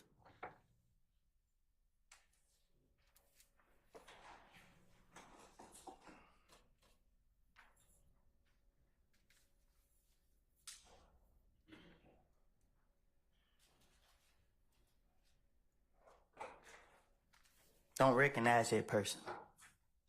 And that's your testimony today? I do not recognize him. Do you know someone by the name of Duke? Duke? Duke. Yes. Okay. How do you know Duke? I've been around him a lot. And when you say a lot, is that recently or back in 20? Back in days. Okay. This is before you went to prison in 2015? Yes. When you say you've been around him a lot, how often were you around him? I don't know.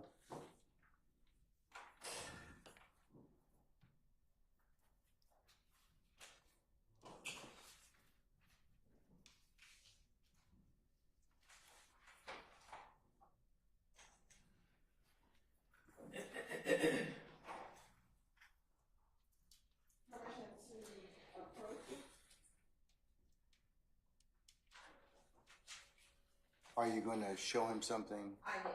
All right, just make sure you show it to defense counsel beforehand.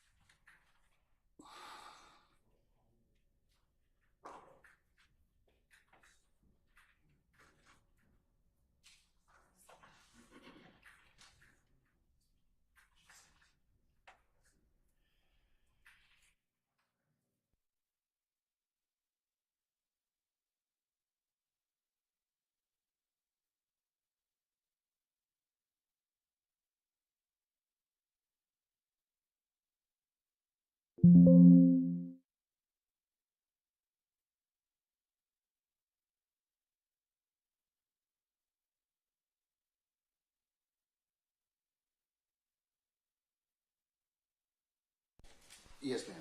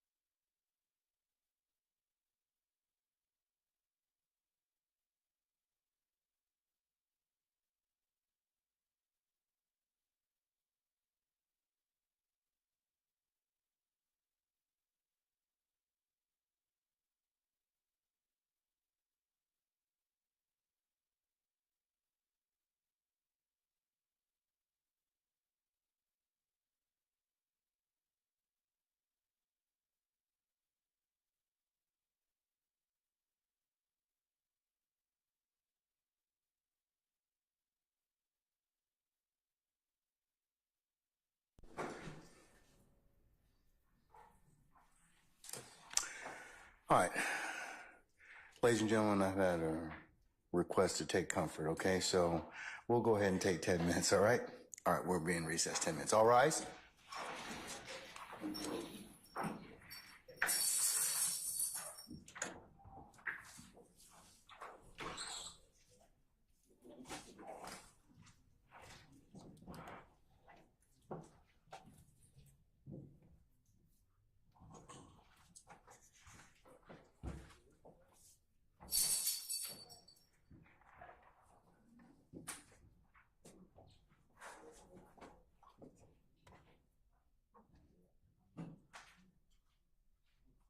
All right, ladies and gentlemen, our jury has left us. We're in recess. 10 minutes.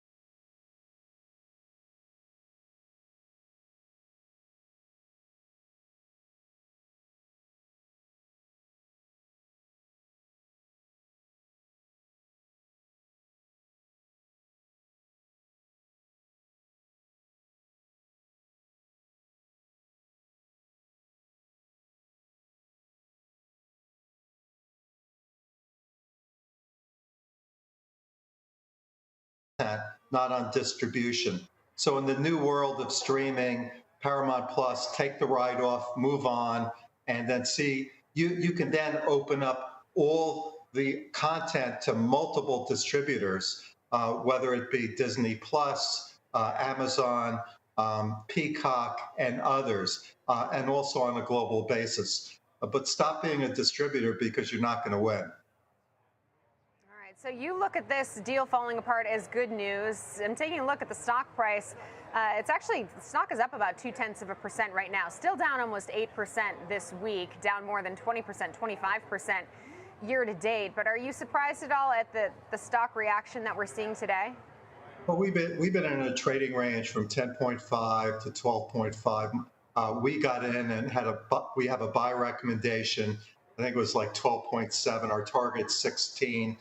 We said this was an events-driven recommendation. It still is. But again, if you go the scenario that there'll be a more streamlined company, as I described, then you're going to begin to see analysts raise their earnings estimates for 25 or 26. So we've got a long way to go, but I don't see this company, the stock going down significantly for all the reasons that we describe about their portfolio of great media franchises.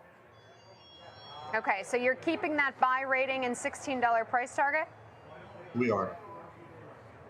And then if it goes more of the other potential suitor route versus kind of the streamlined sell-off assets approach, would that be better or worse for the stock?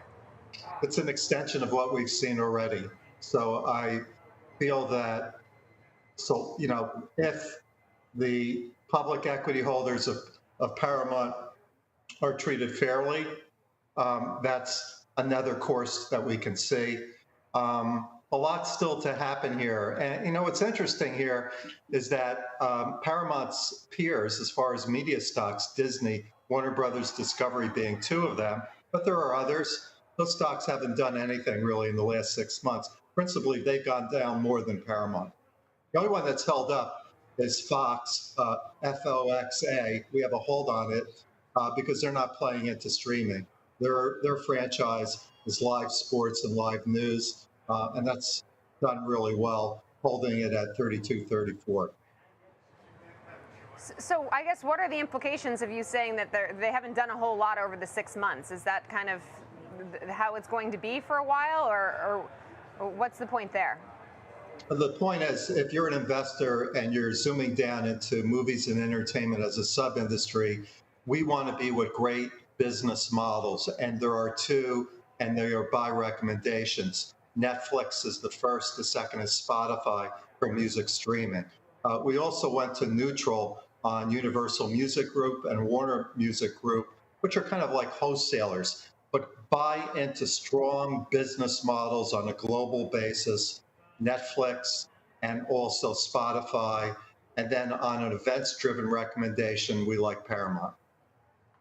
All right, Netflix up more than 30% year to date. Ken Leon, CFRA, always appreciate your insights. Thanks so much. Thank you. Coming up next, the disruptors, George Silas joins us to take a look at Affirm. The stock is rallying after news yesterday that its products will be available to Apple Pay users. Now JP Morgan has a bullish outlook on the stock. George will give us details and an example trade next on Trading 360.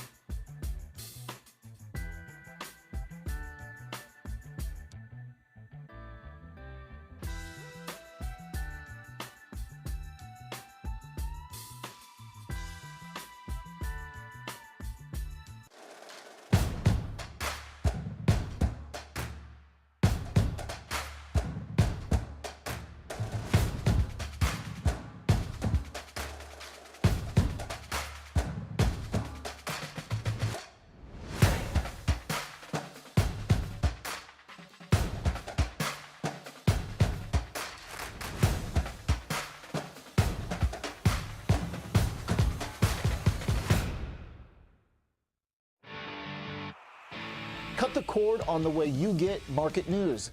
It's Market on Close. Join me, Oliver Rennick, for the biggest earnings coverage and insights from the smartest minds on Wall Street. Monday through Friday, 3 p.m. Eastern, available anytime, anywhere, on any device for free. Only on the Schwab Network.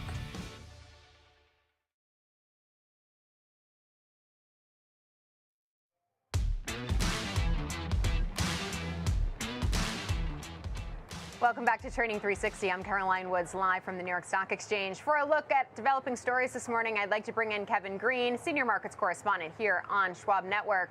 So, Kevin, we're taking a look at Broadcom, which is due out after the bell. We're both on earnings panel, so you're doing the homework for us here. Shares up about 1.5% right now. What can we expect from Broadcom? Well, the shares are up over 30% here year to date, so they've had a really strong performance. And yes, we're going to be focusing on this and on the earnings panel here. We are expecting around 4.6% move to the upside or downside. That's what's being implied at the options market right now. And the street is looking for revenue to come in at $12.04 billion. That would be around a 38% increase on a year-over-year basis. And the earnings estimate right now is sitting at $10.79, around a 4.6% increase on a year-over-year basis. Now, obviously, the focus is going to be on the AI platforms that they're going to be able to provide, or the chips that they're going to be able to provide to the street here. And how much growth are we going to be able to see within the software solutions, or in the semiconductor solutions segment that has been the biggest growth driver over the last couple of quarters, and the market is expecting that is going to continue here. And then also getting an update on the VMware offering as well. They did acquire that stock in December 2023, and now they are starting to see some of the synergies of that particular company and how it's going to be able to drive top line as well as bottom line growth here. Last but not least, Caroline, recurring revenue is going to be an area of focus. Are we going to see these bigger contracts actually being onboarded for Broadcom to be able to drive the remaining performance obligations? And are we going to see weakness in certain enterprise spending segments within their business, like we have seen from others within the hardware space, especially networking, and also in the software space? So once again, stock performance has been fairly strong. 4.7% move is being implied at the upside or downside. Let's see if they're going to be able to perform. And if not, maybe a little bit of a pullback might be warranted for this name from a technical standpoint. Kevin, here's the thing. You mentioned that 33% year-to-date move to the upside, but it's already up 5% this week, more than 5%, and 11.5% so far in June, and we're not even halfway through yet. Do you think expectations are getting a little high for Broadcom heading into this report? It seems like the bar is getting higher. That might be the case, but you know, after looking at like an NVIDIA or even a Broadcom, you can kind of go back on their charts and say, well, maybe they were too high the last time around and they continue to truck higher here. So I think that's going to be something that the market's going to be able to decide. And once again, when it comes to the valuations here, it's not that expensive, especially when you're looking at the top line growth rate here. That is going to be the case where we see 38% growth year over year. You can see their price to sales actually does align with their price advancements over the last couple of quarters here. All right, we will see, and we'll look for that, 4.6% uptick higher or downtick, I should say. Kevin Green, thanks so much. It's time now for the Disruptors. George Silas, senior markets correspondent, is here with today's company, and that is Affirm. Shares up about 7% today on news yesterday of its products being available to Apple Pay users. JP Morgan kept an overweight rating on shares. George, first of all, thanks so much for joining us. Second of all, give us the details. Yeah, I mean, if you look at Affirm, obviously it's been moving the last couple of days in sort of sympathy with Apple, but I think the news is actually quite meaningful for Affirm, which I suggest is becoming this trusted, online name or trusted brand for buy now, pay later options. They have partnerships with Amazon. They also have partnerships with Shopify. These are two large e-commerce players, and now, they've actually inked a deal with Apple and Apple Pay in terms of payment services acceptance or use. 23% of Americans, based on surveys, use Apple Pay's services. So this basically affords the consumers an option to use Affirm's buy now, pay later services. And I think this is a pretty remarkable deal for Affirm. They inked the deal. And I think this also suggests for the business that they're generating a durable competitive advantage relative to some of the other digital payment processing companies. I think this payment option is something that's unique.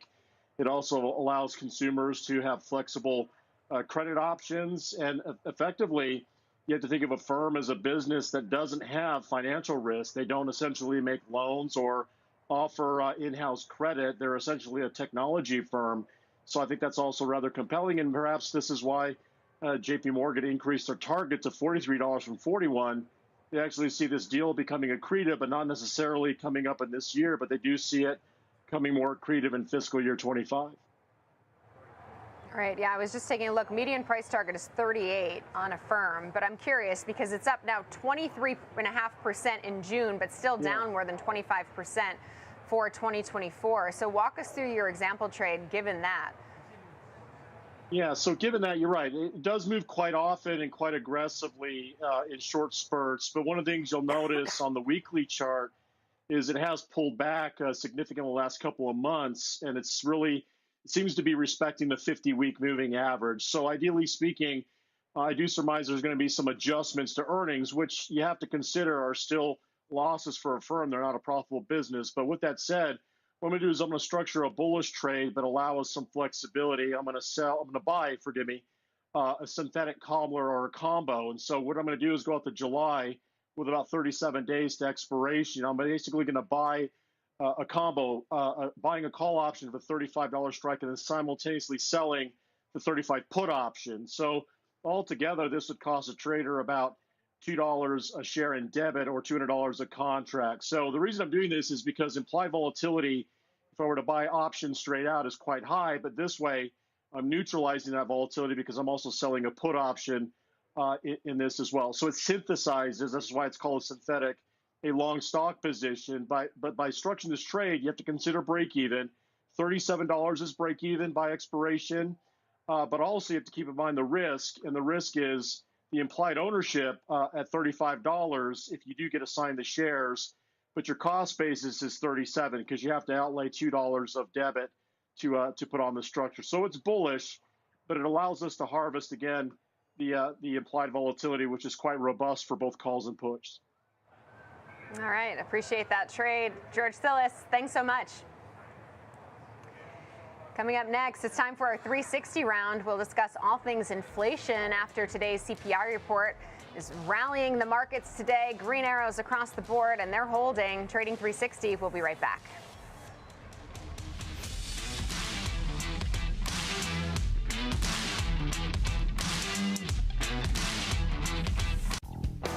Be part of the latest commodities action on Futures with Ben Lichtenstein, weekdays, 8 a.m. Eastern on the Schwab Network. Available anytime, anywhere, on any device for free.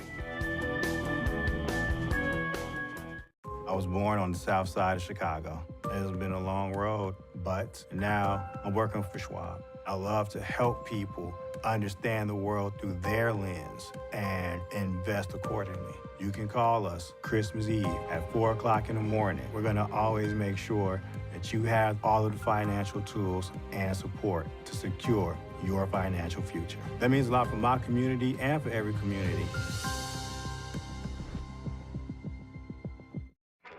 Download the Schwab Network app and join us to follow all the market trends. Schwab Network is available anytime, anywhere, on any device for free.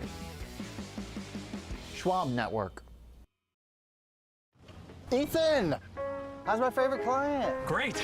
I started using Schwab investing themes, so now I can easily invest in trends, like wearable tech. Trends? All that research sounds exhausting. Nope. Schwab's technology does the work. So if I spot an opportunity in robotics or pets, I can buy those stocks in a few clicks. Can't be that easy. It is with Schwab. Schwab investing themes. 40 customizable themes, up to 25 stocks in just a few clicks. Schwab Network's like no other financial media you've watched because it's all markets, all the time. It's 100% finance. We look at everything as traders and investors, and everything we say, everything we do is through that lens. There's no ulterior motive, and there's no subjectivity. There's no random guesswork about what we think. We are following the numbers all the time, relentlessly. We have the best CEO interviews, hands down. They're longer, more thorough, and tailored specifically to our audience. We never take our eye off the ball, which means we're always ahead of our peers.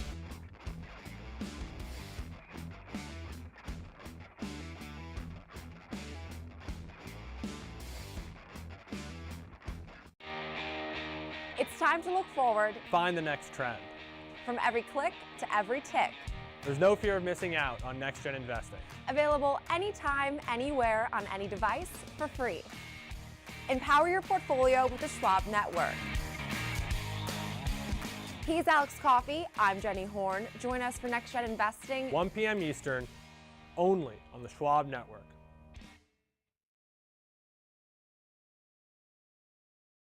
Knock, knock. Number one broker here for the number one hit maker. Thanks for swinging by, Carl. No problem. So what are all those for? This lets me adjust the bass, add more guitar, maybe some drums. Wow, so many choices. Yeah, like Schwab. I can get full-service wealth management, advice, invest on my own, and trade on Thinkorswim. You know Carl is the only front man you need. Oh, I gotta take this, Carl. It's Schwab. Schwab.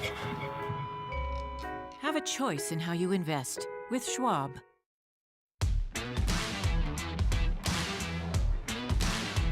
Welcome back to Trading 360. It's time for the 360 round, and we're breaking down today's CPI data. For that, let's bring in our panel. David Hay is Co-Chief Investment Officer and Partner at Evergreen, and Thomas Martin is Senior Portfolio Manager at Globalt Investments. David, Thomas, so good to have you both here with us. David, we'll start with you. We're breaking down this report. Overall inflation for the month unchanged. CPI in general, up 3.3% year over year, better than expected. Core also came in better than expected. David, is this the definition of a Goldilocks report? Well, it's certainly good news, and it's about time because it's been a tough year so far for the low-inflation camp. But yeah, I think you got to say this report was positive for sure. But I think it's important not to overreact in 1 month, and particularly when we've got wages still running at average hourly earnings still running at a 4% plus clip. So it's really tough to get sustainably low inflation with that. And unfortunately, probably the best way to get that down is with a sharp rise in unemployment, which is happening. But nonetheless, this is a good news report, and the market's certainly reacting that way, and not just stocks, but bonds too. Okay, we'll talk more about that in just a second. Thomas, want to get your thoughts. What stood out to you? Well, it was a cool report relative to expectations, and that's the first one we've had in that regard for a while. And plus, it puts us back on that downward trajectory, however slight. And underneath the surface, there were elements there that had been concerning, such as insurance costs and used vehicles, clothing costs, which actually came down during the month. And that's all positive. Those are things that are costs that consumers bear. I mean, they all are. The thing that was still underneath it that was strong was housing costs, and that's been a bit of a conundrum. But we do see that rents are, there's more pressure for rents down, and eventually maybe we'll get some downward pricing pressure in housing in general, although we haven't seen that in the averages yet. Okay, David, you made the case that you can't put too much emphasis on one report. How many months of better data in terms of inflation does the Fed need to see, do you think, before they actually start cutting? Or is it the rise in unemployment or a continued rise in unemployment that you think eventually gets the Fed there? Yes, I would say instead of eventually, probably sooner rather than later. I think it's more likely that they'll react to that. And we have seen the unemployment rate come up about 60 basis points off the low from 3.4 to 4%. And that is typically associated with a recession. So I think the Fed is on guard that perhaps the unemployment situation is worsening relatively quickly. And that could lead to more Fed cuts, some Fed cuts later in the year, which previously were looking kind of unlikely. But I think obviously the odds of a Fed cut have gone up based upon this report. But it's going to take more than one. And will it be 2, 3, 4? I don't know. But one is not going to do it. And particularly with some of these more structural inflationary pressures, and the fact that I think a lot of consumers are suspicious that the inflation rate is as subdued as the government has reported when they look at how much their cost of living has gone up since 2019. So it's not just the rate of change on a month-to-month or even year-over-year. It's the cumulative increases in inflation that we've seen since COVID, which have been pretty shocking. Mm-hmm. Thomas, we'll hear from the Fed later today. We'll get the dot plot. How many cuts do you think are in store this year? Well, I wonder if some of the Fed governors are getting out their pencils and turning the erasers to one of their dots, and maybe they move as a result of the CPI, maybe they don't. It was sort of borderline between whether the dots were going to move between 1 and 2 rate cuts for this year. This might push it over the edge if people change things to 2 cuts. But certainly that is less than the 3 cuts that were already in there. So the Fed has a bias.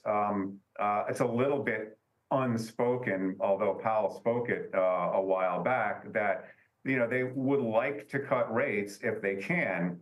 But they've also been very clear that inflation is the #1 job, and you have to make sure that that is down and out and not going to come back. So I think there's going to continue to be language that really supports both of those conclusions, that they would like to have rates be lower, but they really need some more data to make sure inflation is under control. David, we only have about a minute left, but I want to get the market implications for this. Where do you think the stock market goes given your base case? Well, I think it's important to remember that when it comes to this rate cut euphoria, that early in the year, the market was expecting 6, even 7 rate cuts this year. So if it's 1 or 2, you got to say that's quite a disappointment from what was being discounted early in the year. So it's almost semi-comical, frankly, to see so much enthusiasm about this. But, the market, there's a lot of liquidity out there. The market seems to want to go up. It's ignoring a lot of threats politically, geopolitically. So, I got to say right now the trend is up, but I think it's a pricey market, an extended market, and people need to be careful. And I would certainly be avoiding the very high risk stocks that have been in the news lately. Some of the meme stocks, of course, which seem to be captivating people once again, amazingly. All right, we'll leave it there. David Hay of Evergreen, Thomas Martin of Globalt Investments, thank you both so much for being here. And thank you for joining us on Trading 360. Download the free Schwab Network app available in the Apple App Store and tune in 24/7 on schwabnetwork.com. I'll see you back here at 2 p.m. Eastern for the watch list, but stay tuned because Fast Market is up next.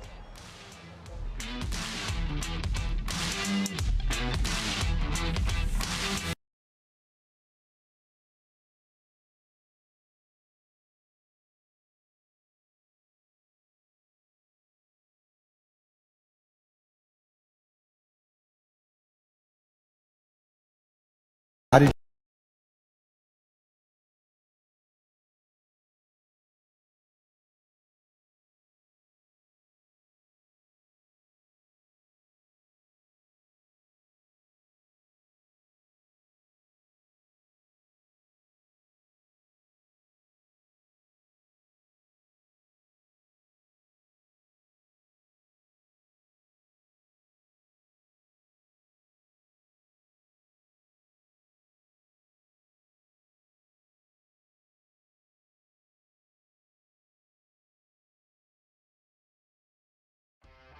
Today's market call is presented by CME Group, where risk meets opportunity, and FactSet, financial data and analytics powered by tomorrow.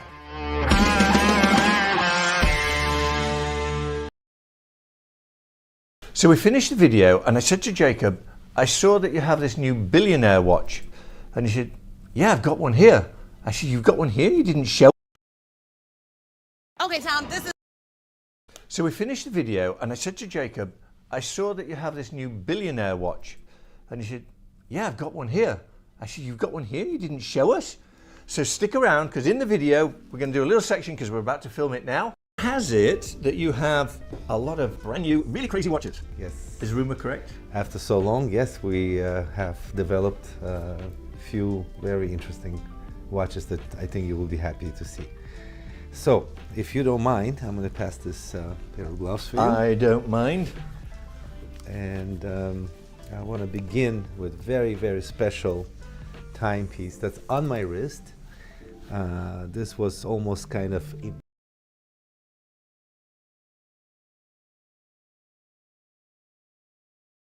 mission quality of red rubies in here. Stunning. And of course, the question, how much is it? This is 1.6 million. 1.6 million. Yeah, and once I sell this, the replacement will be probably 1 year. If I find the rubies. It's really difficult. Because they have to be perfectly matched. Perfectly matched and the highest quality, because I don't settle for less quality. There is nothing like a gem set Jacob watch. I mean, we see a lot of watches and thank people you. do aftermarket and they do good jobs, but there's nothing that compares. Look at the side of the case, also the side of the bracelet is most difficult to do. How long does it take to make this watch, the actual gem setting portion of it? If it's all white diamonds, it's easier. It will take probably the whole gem setting will take like 60 days just to set, but the cutting takes longer. To cut the stones, to prepare them for the watch, will take another 2 months. Really? Yeah. So because everyone has to be individually sized to match the one next to it. Each one has a technical drawing. It has to fit perfectly. As you can see, there's an invisible setting. It has to be 100% perfect. That's the difference again between aftermarket and this, right? Otherwise you'll see space, you'll see, you could put this under a microscope, but it's perfect. So that is Epic X with ruby and diamond baguettes. The next one, I don't think you've ever seen, it just recently came out. You've seen before Godfather, of course, right? But this is all baguette, invisible set, Godfather. Wow. Yeah. And heavy. A $1 million watch. Absolutely. With a miniature Godfather sitting in the center. Amazing. And the, what do you call these, the drums? This diamond is set. the barrels. Unbelievable. And this is $1 million. It's $1 million. It's a limited edition. I believe it's 9 pieces. And as you see, every time you press the button, it plays. That is just stunning. What is this on your other wrist? It's handcuff. It's a diamond handcuff. Where's the other one so you can put your... No, it's just single. And you can open it only with a key. So the key's hanging on the... Oh, how fun. With a diamond. And how much is this little guy? 110,000. It's a nice piece of jewelry. And the purpose is to remind you that you're attached to somebody? No, it just, I designed this because I like the way the clasp is working, that you only could open it with the key. You know, you have to stick the key in here on the side, and then that's it. That is amazing. So you got to hope that key never falls off. Yeah. No, right. And you just push it? And you just push it. Oh. You close it. Beautiful piece. Our hand and the big diamond. Yeah. Okay, what is this crazy thing? This crazy thing is a rainbow of beautiful color stones. Again, ruby. Enameled with white enamel, and you can see parts of gold as his skin.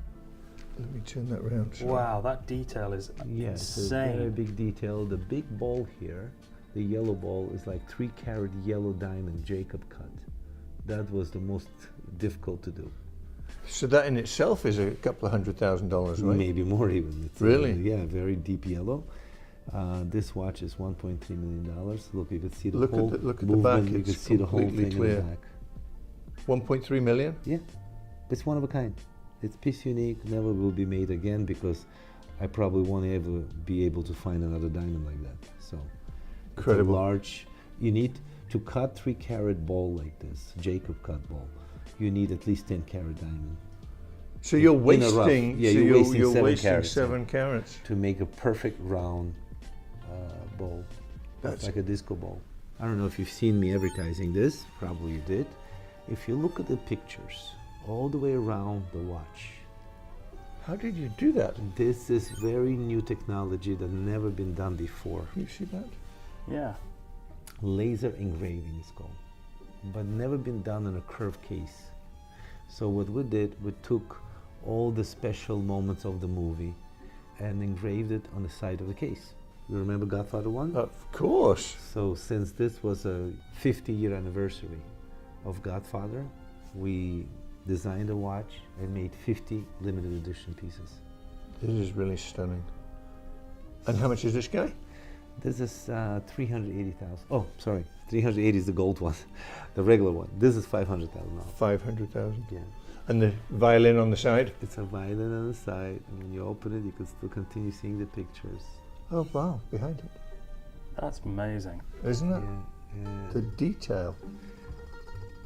Incredible. And when you play the music here, on the barrels, you have all the famous sentences from the movie. Can you see that? Like leave the gun and take the cannoli. Really? Wirklich. Isn't that something? The next watch I'd like to show you, I don't know if you ever seen my roulette watch. This is the Casino. We call it Casino because it has an actual roulette table inside the watch. It's an Astronomia with a roulette table inside the watch. And does it move? Of course, Michael. But not only that it moves, when you press the button, you choose the number. You tell me what's your number. 8. 8. Adam? 21. Mine is 11. Let's see who's going to win. So if it's 8, you give me the watch, right? I think so. 18. We all lost. But as you can see, you have a tourbillon, 2x tourbillon. Give me the watch, right? I think so. 18. We all Adam? 21. It's an Astronomia with a roulette table inside the watch. And does it move? Of course, Michael. But not only that it moves, when you press the button, you choose the number. You tell me what's your number. 8. 8. Adam? 21. Mine is 11. Let's see who's going to win. So if it's 8, you give me the watch, right? I think so. 18. We all lost. I think so. Mine is 11. Let's see who's going to win. So if it's 8, you give me the watch, right? I think. Of course, Michael. But not only that it moves, when you press the button, you choose the number. You tell me what's your number. 8. 8. Adam? 21. Mine is 11. Let's see who's going to win. So if it's 8, you give me the watch, right? I think so. 18. We all lost. But as you can see, you have a tourbillon, 2x tourbillon, you have Astronomia movement on top, and every time you're pressing the button for the roulette table, it rewinds by itself. You never have to wind it. Really? Yes.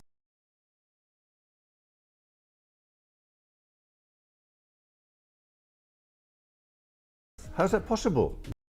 Well, that's the system we developed. That's crazy. So it rewinds by itself. You never have to wind it. Really? Yes.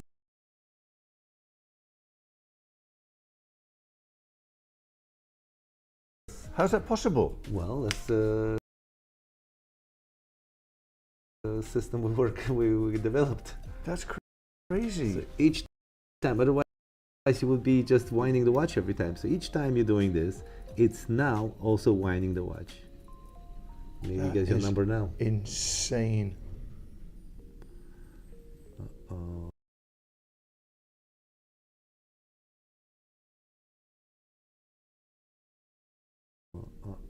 8! Oh my God! It's on 8! Right there! Okay. Let me see. You got 8! I won the watch. But that was first bet. Second bet. Where is it? Where's the ball? Right there, it's on 8. In the top? Right Let's see if I there. can show it. You won second. That's why I was pausing it, because I could have swore I seen an actual one. See, I won the watch. On the second try, you won. Hey, in the comments, did I win the watch? Unbelievable. But that was first bet. Second bet.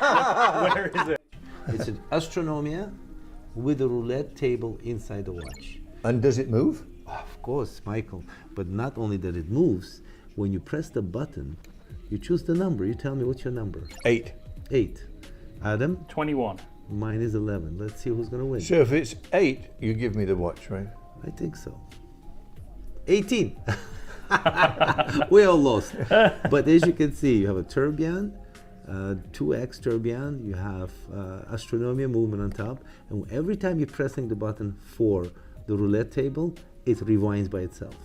You never have to wind it. Really? Yes. How's that possible? Well, that's the system we developed. That's crazy. So each time, otherwise you would be just winding the watch every time. So each time you're doing this, it's now also winding the watch. Maybe you get your number now. Insane. 8! Oh my God! It's on 8! Right there! Okay. Let me see. You got 8! I won the watch. But that was first bet. Second bet. Where is it?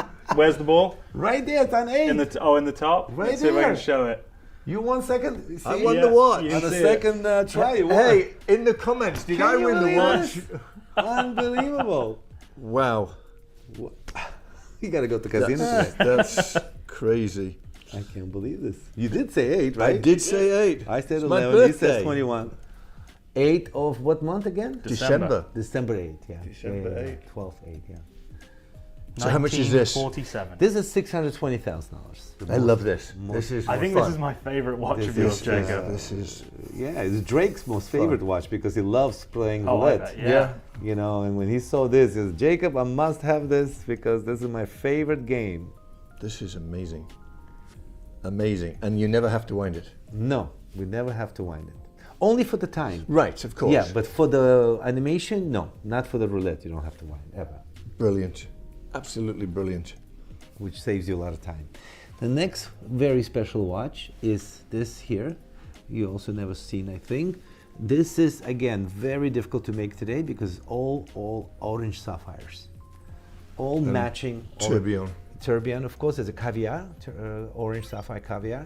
And it's an automatic, I see. It has a rotor on the back. Yes, Automatic. of course, that's rare to have. It's automatic. You can show the back if you want. It's automatic. And diamonds on the rotor. Exactly. Well, have to show respect for the Look watch. at this. Okay. How much is it? This one is, I believe, 700,000. 600. 600. 600,000. It's reasonable for the price Stunning, of right? For the price of color stones today, it's very reasonable. So the quality is so fine, as you can see. They look like orange diamonds. It is world time. It's 24 time zone basically. It's a 24 time zone. It's when it says, let's say 18, it's 18 hours and the minutes are used from the main dial. Right. So let's say if it says Paris 21, it's 21:25 in Paris right now. That's clever. That is so clever. 24 time zone, yeah. And it's easy to use. Most of the world time watches, very GMTs are hard to use, right? I mean, I thought mine was broken. Impossible almost to read. I made it easy. Yeah, very easy. You know, simple. I struggle with a GMT. Right? Because you want to look at the dial, don't you? But it's not. It was a GMT for anybody that has tried to read that watch, not only just learn the Greenwich time, but to use it. It is difficult. It's not hard, but it is. It's just like it is. It can get confusing. You have. You want to say affordable or reasonable? Let's say. You have watches that they're all reasonable. It's just some are much more difficult to make, and that's why they're more expensive. Right, of course. And some are just. But we should actually do a video of the. Now developing, there will be a 1 minute solar astronomy.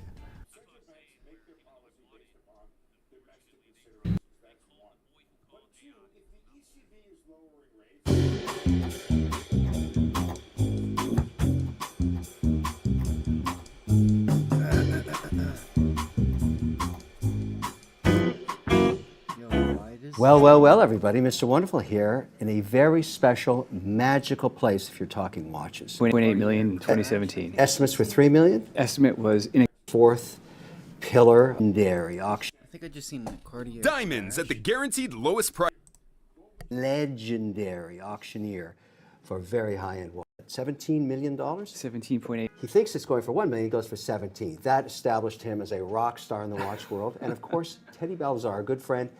We thought we'd gather today just days ahead of the Phillips auctions, December 2022, because there's some very, very, very special watches in this tray. They're going to blow your socks off. We're going to start with one that I really care about, okay? And it's going to auction. It's the second time I've done this. This is for charity. Brigham's Women's Hospital in Boston. This is the legendary Shark Tank steel white-faced Daytona, worn in season 13 of Shark Tank. Now, it's with mixed emotions that I talk about this watch because I love this piece. This is a rock star watch, and it's the most favored by wardrobe designers for Shark Tank because it works so well with this suit I'm wearing and this red puff and the red band. But Paul, tell us about the legend of the Daytona. So Rolex's Daytona is absolutely a legend. It's one of the most, this is the latest generation steel Daytona, the reference 116500LN.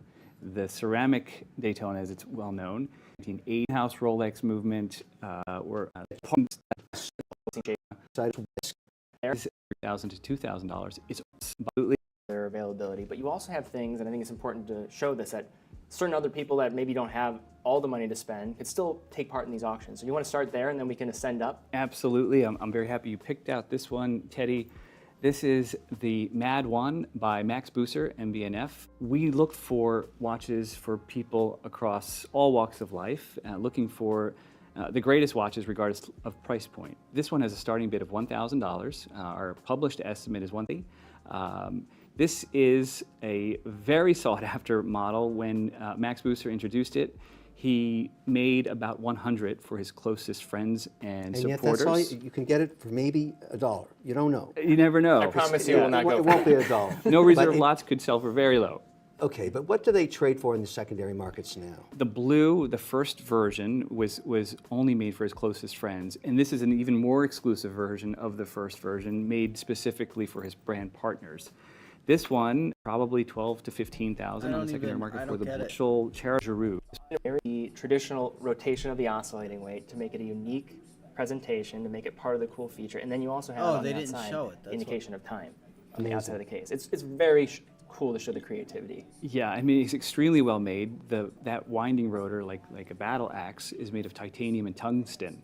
Heavily weighted tungsten is a very heavy metal. Beautiful. All right, next on the hit parade.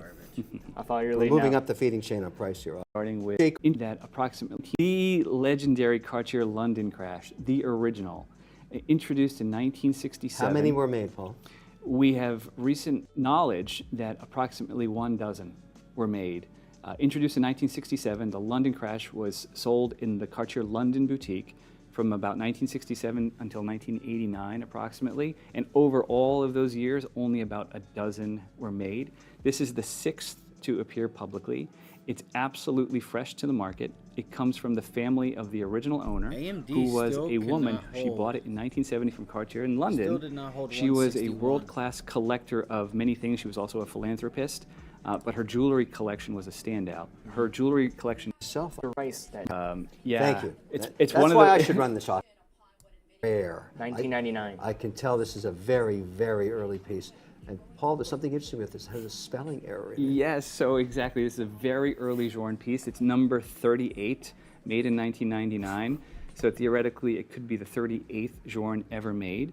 It's pink gold dial. It could be the very first Journe watch offered with a pink gold dial. We're not sure of that, but because it's so early and no earlier models are known, it's a possibility. Only 6 examples were made with pink dial of this generation of tourbillon.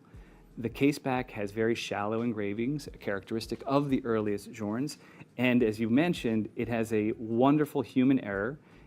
There's a letter missing in the engraving. It's supposed to spell out INV for invenit in Latin, fecit. Yeah. It's missing the V. It says IN.fecit. FP screwed up on that one. You did the same thing on the prototype for the that's incredible. Going to go for a crazy price. It really collect. Extremely well loved. His designs dedicated. Who already owns at basically greatest watchmakers of all time, especially in the realm. Yeah, so we are. How did that? George Daniels. If you don't know what this is probably the pinnacle of watchmaking for many, many, many collectors. There was something that just something came unique out about Phillips. You've become sort of the nexus for this something, brand in the secondary market, right? Doesn't seem yeah, like the so we market's are. gonna How did that back off of happen? We are longtime advocates of independent I would watchmakers. watch AMD. We've dedicated chapters in our auction catalogs for years because we believe in independent watchmaking. They're pushing the state of the art of watchmaking design. We can go back to that, but so I'm watching this. I'm watching AMD because if AMD cannot hold this 50-day, like we have made a new high, so we know we can make a new high. We've made higher lows. I was waiting to see if this was going to be a breakout, pullback, and retest. I'm just not sure that's going to be, because I think you needed to hold 161, and that would have been your breakout point. But I don't think so. I don't know unless it's later on today, tomorrow. I don't know. You're back under 161 now, and every time I think you're going to break the 50-day, you do, and then you just regain it. Regain it, but you can't get nowhere. That's the other problem. It's like, yeah, you're holding here, but you're not making any progress. So this to me is a consolidation day. I don't know. I don't know what's wrong with AMD.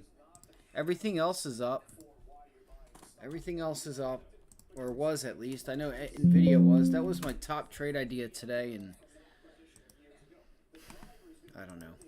Anyway, I'm just gonna drop it. Let's go look at ARM. ARM new high. Google never held up either. Did Amazon? Amazon didn't either. Amazon rallied and then it gave it back. Wow. Alright. What's that? We have FOMC in about an hour. 2:30, I think, right? Let's see. No, 2 o'clock. 2 o'clock. And we have the summary of economic projections in an hour. Alright, it's an hour. Hour and a half, really, so. Waste a little time, we'll get that, and when we get closer to, 1:30, we will, at 1 o'clock. Here in the next half hour, we will go get our major levels that we want to target for the SPY, Bitcoin, so that we're ready, and we have, I want to focus on major levels, though. We don't have any obvious major levels above us, but below us, I think we're looking for 536. Anything above us, I think, I don't know if you get a big move, because I feel like the market has already done the move. I don't know. It's a messed up day for me, because I really thought about going long yesterday to have some skin in the game, because I had a good feeling that CPI was going to continue on to the downside, and I never did it. And it's okay, but so I'll probably just give me. I was gonna say something, but I'm not gonna say it.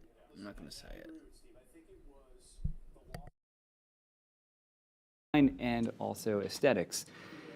In the realm of independent watchmakers, George Daniels is widely considered the godfather of the current independent 25 pocket watches. So less than 30 in total by himself. With the partnership with Roger Smith. Was Smith an assistant on this piece? Yes. So Smith helped create it, and of the anniversary pieces, there are about 47.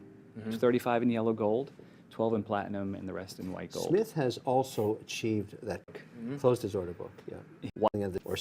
Virtual to get.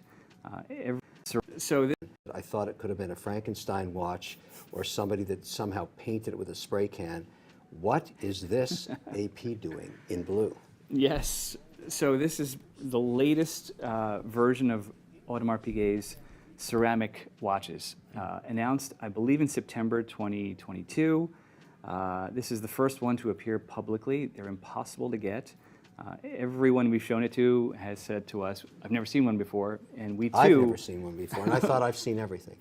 So it's entirely made of blue ceramic, finished to AP's very high standard, 5 different finishing techniques for the case and the bracelet. To do that with ceramic is extremely difficult. The way light plays off of all of these surfaces makes the watch very vibrant and lively. The blue color is a chameleon. Under different lighting conditions, it looks dark blue. Under some, it's bright blue. It's a perpetual calendar, 41 millimeters. This is a special order piece. There's only one like it with an Eiffel Tower on the case back. The consignor. This is a one of a kind? This is a one of a kind. The special order piece. Eiffel Tower? The rotor has an Eiffel Tower at the center, a skeletonized Eiffel Tower. The proceeds of this sale, all profit, will be donated to a charity. Yeah. I think this will be generating a lot of buzz, because nobody's seen it before, and yet it's a legendary piece. I mean, this is so legendary. I'm going to be interested to see what happens there. All right, Teddy, your turn. There's one left on the table. Protect.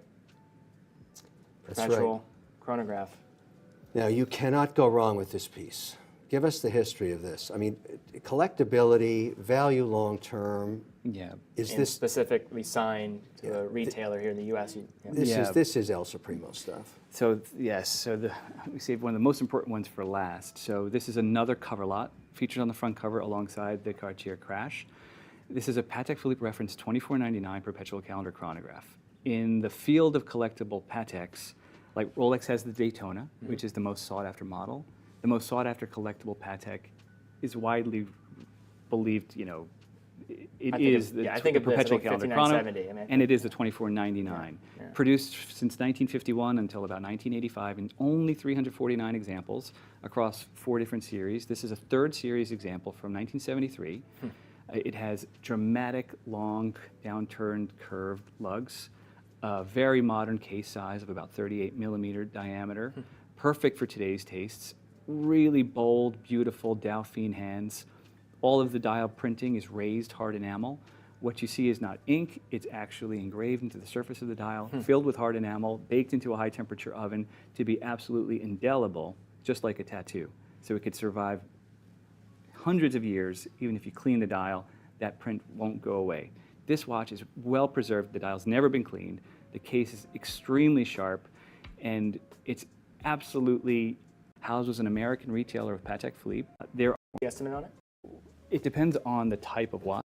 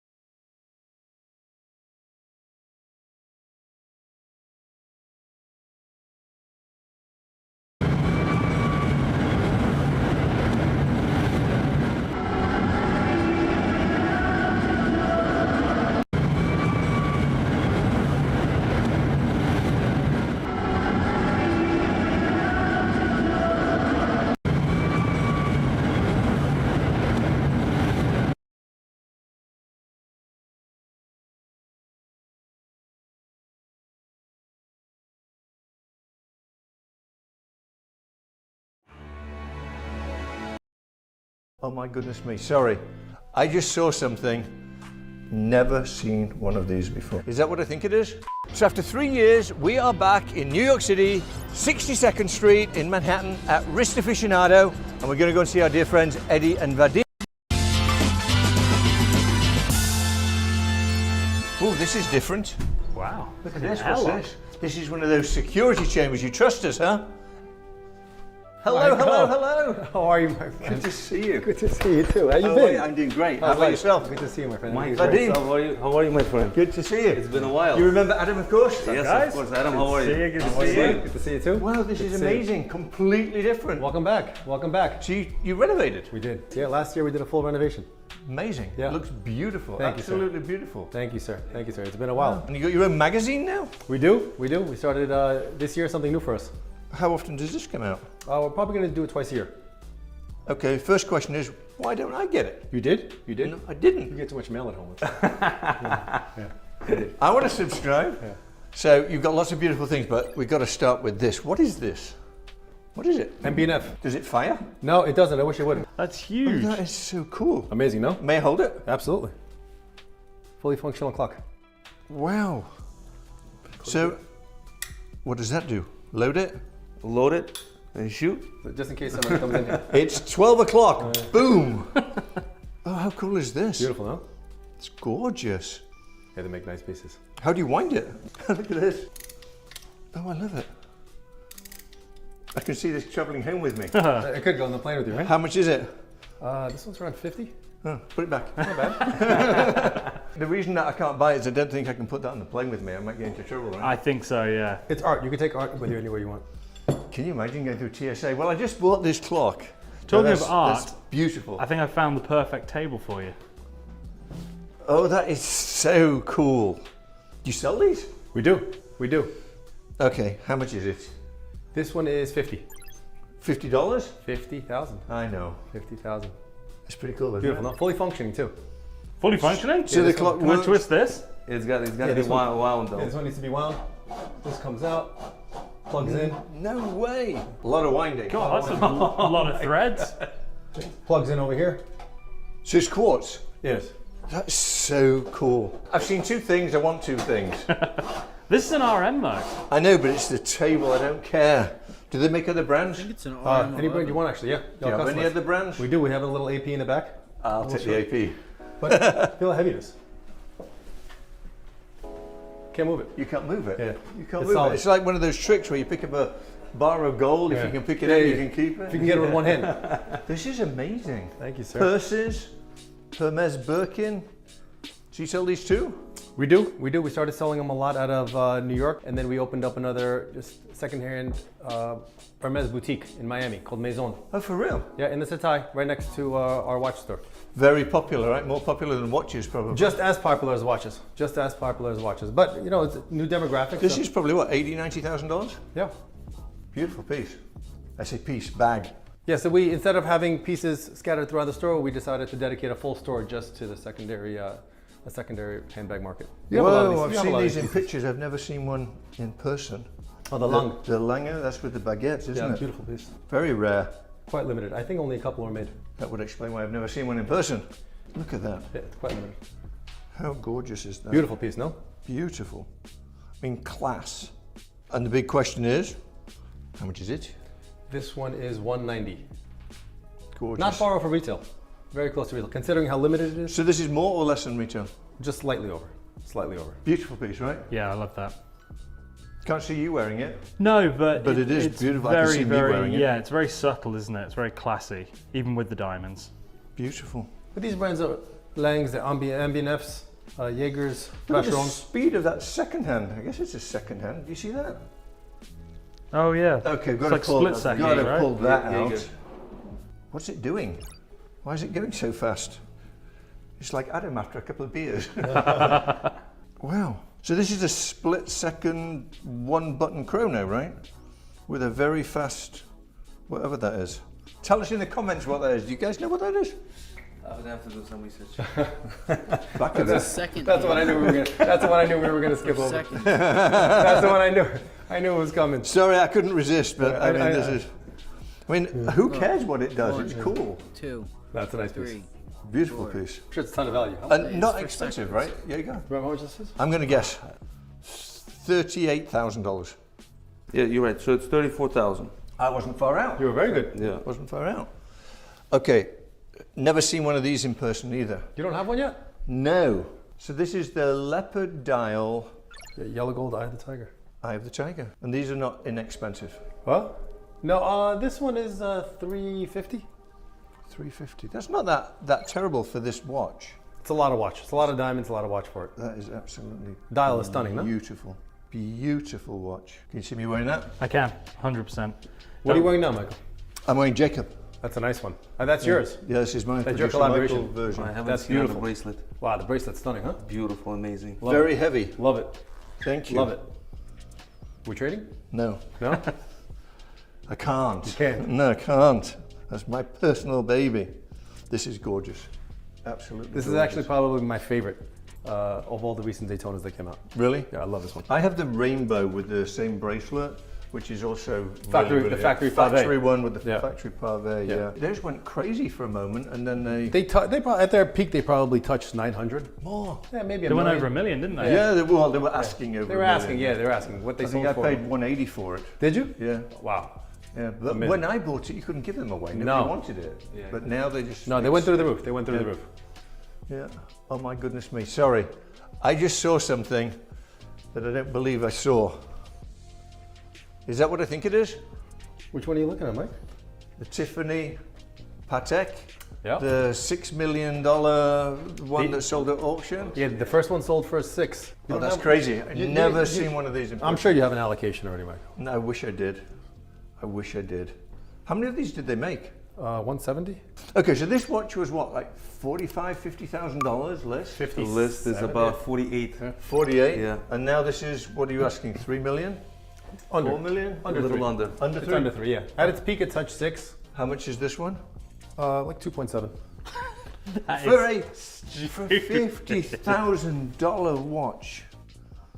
I mean, it's beautiful, but do you see the value? The rarity, it's people go crazy for it. The hype, right? The hype. This will probably go up, or not? It was recently sold in an auction again. Also around 3. A little over 3 with the hammer. Yeah. Never seen one of those in person. I mean, very few people have seen Listen, the them. hard part about this is that, you know, you can't just get one walking in to Tiffany, right? They make you spend probably 3-4 million in jewels before you get an allocation. But do you think that Tiffany had any idea that that watch was going to sell for that much money? No, not at the number I it don't sold. think anyone could have ever. Not at the number it maybe sold. 70,000, 80,000, but Not at the number $6 it sold. million. No. Listen, but there's a certain group of collectors that need it in their collection.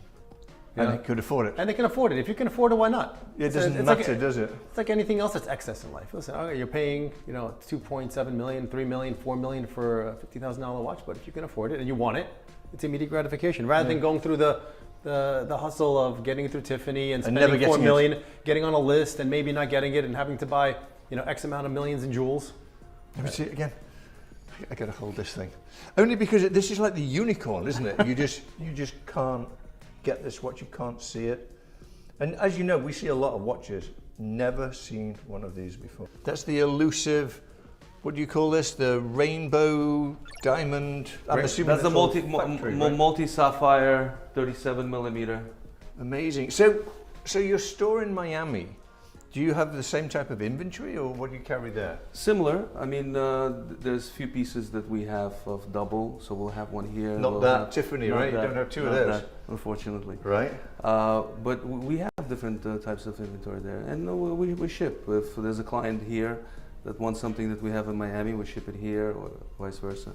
And rumor has it, that I'm going to be shooting a video in your new boutique. They just opened a new boutique Can't wait. in. You ready for this? Beverly Hills. Yes. How exciting is that? In Waldorf Astoria Hotel. Yep. Amazing. We're going to shoot a video and show it. I can't wait to have you there. Can't wait to see it. That'll be a flagship boutique for us. Gorgeous, fully rebuilt. It's taken us, 6 months in the process, right? We've been telling you that. Yeah, because we were actually going to go in, I think it was November. Yeah. Right? And then it was December, and then it was then turned February. stuck in Italy, and then it became January, and now you have it. But everything's it's going to be worth it. Yeah, it's going to be worth it. That's fantastic. And they're so exciting. Congratulations. So Miami, Beverly Hills, New York, where next? What do you think next? I don't know. Where should we go next? Let's get Beverly Hills up and running. Yeah, I think Beverly Hills, once you get Beverly Hills up and running, you've done it. Beverly Hills will be a big one for us. That'll be a big one.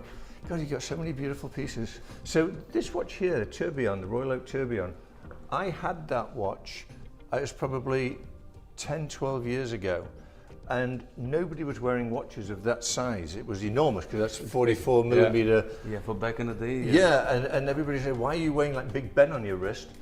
So I sold it, and gosh, I wish I hadn't, because it's worth a lot more now than what I sold it for. Yeah, they had a good run after that. They had a good run. They really did. They really did. But even still, the 41 millimeters are still the crown jewel for Royal Oaks. You got 39 millimeter, 41 millimeter. That's still the go-to. People still go to the 44s, but. So what do you find the most popular item is? What do people ask for the most? What brand?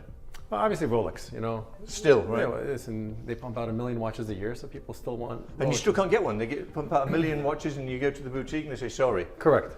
So Rolex is always going to be number one. AP is big, right? They 50,000 watches a year, right? So there's still a big market share. But Patek, listen, I think Patek's everyone's dream watch, right? Patek's the goal. So you go through the cycle. You go through your Rolex, and then maybe you'll get an AP along the way if you want that more modern style. Then you move on to the. And then you get the Patek. Yeah, and then listen, people that want to go one step up, sometimes they'll get an RM for a daily, but RM won't be their first watch. Rolex is always the first. So no matter what. Don't get me started on RMs. Do you still have your VIP room in the back? We do. Did you change it? It's the same? No, a little different now. It looks different. Can we see? Yeah, of course. Come on back. Come on back. Oh, there's my watch table. What do you call it? Look at that, Adam. That's the Royal Oak chronograph, also functional. Also this unscrews. And this is how much? Also 50 grand? Yeah, they're all around the same price range. It's amazing. That is beautiful, isn't it? That's cool. Details. Very Nice. cool. I can actually see you having one of these in your house. Am I wrong? Yeah. I'm wrong. Oh well. More bags? Yeah, a couple more bags left. Yep, we still have a couple of bags here. Again, the majority are in Miami right now, but we will have them in Beverly Hills too. Alcohol, of course, because you knew Adam was coming. Adam requested it. Usually we don't have it, but Adam requested it. Are you gonna do something with me? I'll do it. What about you? Always. You're gonna do booze? What about a little shot of tequila? Yeah. Tequila? Yeah. You got it. Michael? So explain, why does it have to be a shot? Why can't you take your time and drink it nice and gently and can enjoy sip. it? You can. I just personally, I'm not really a big fan of the taste of tequila. So why sipping drink it. just to get buzzed? It just gives you an idea, and it's the what's the ceremony of doing it. Okay. It's just fun. You should join us. No. What about do you have Baileys? Do you know what I will? I don't. Do you know what I will do? I will have. Are you ready for this? Whiskey. Yes. Oh yeah, you've been. I'm going to have a little bit of a Macallan. I bought myself some of this at home. I told you, right? Yeah. Don't know why. The audience right now are going to be shocked. I didn't say I drank it, but I did buy it. Okay, so I bought it like maybe 6 months ago. A few bottles actually. And so far I'm on bottle 1 and it's about so far down. So I haven't exactly been hitting it hard. That's not what you told me the last time we were together. He's lying. I'm not. When we were in Vegas, you said that you had gotten through a bottle. I want to change the topic. I want to know Of what course you do. this is. MB&F, right? Another MB&F clock. Pull the dome off, Michael. Lift it off? Yeah, lift it up, straight up. I'm scared. Okay. How do you tell the time? Hour. Oh, it's got fangs. Did you see that? Yeah. So it's 10:05? No. 5:10. It's 5:10. It is 5:10. Is that right? Yeah, it's close enough. Oh, that's cool. What do the fangs do? Do you see the fangs? Yeah. They look like the seconds, right? There Look, you go. see? Yeah. What a talking piece. Imagine having that on your office desk, right? Beautiful piece. It's nice, it's decorative, it's functional. I prefer the gun though.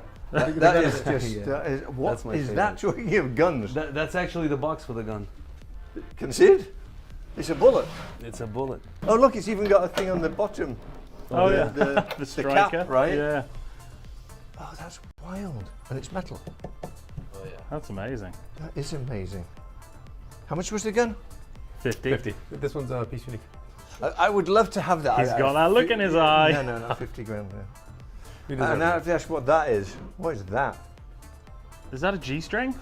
Well, no, seriously, what is that? It's a golden ticket. That's an eye patch actually.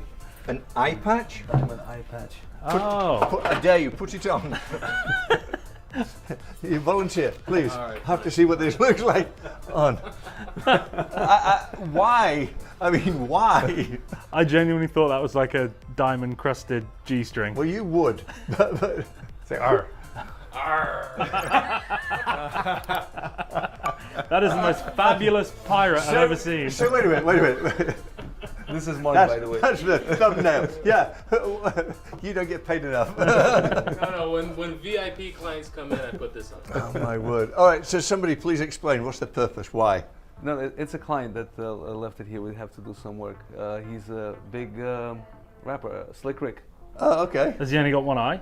Huh? Does he only have one eye? Yeah. Oh, there you go. He wears an eye patch. Well, if you're going to wear an eye patch, that's the one to wear, right? I mean, that That's is just amazing. I don't know what else to say other than here comes the liquor. Yeah, right? Okay, wait. So you said I pour I just big, heard them. right? I just You heard said- that pour. These are big That's glasses. I'll do a shot, please. I'm going to have a little of the Macallan, and when I say a little, Get the pipette for Mike. With ice? He wants the pipette. sure, why not? Why not? Don't go crazy. He went crazy. Stop. Thank you. You can do it.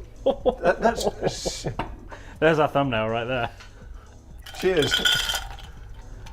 Smells good. This stuff is actually quite delicious. Yeah. Yeah. Look at the size of these glasses. Cheers, Wait, this is gentlemen. yours. Nice. Thumbs up. There's no, not a chance. Not a chance. Cheers. Michael, good to see you. Good to see you Adam, too. good to see you as well. Adam, Good to good see to you see guys. you as well. Cheers. We're going to say Cheers. goodbye with this because I might not be able to in a second. So hit the subscribe button, hit the bell. Make sure you check out Wrist Aficionado on Instagram. All the information will be there by Miami, Beverly Hills, and New York City. Cheers. See ya, literally.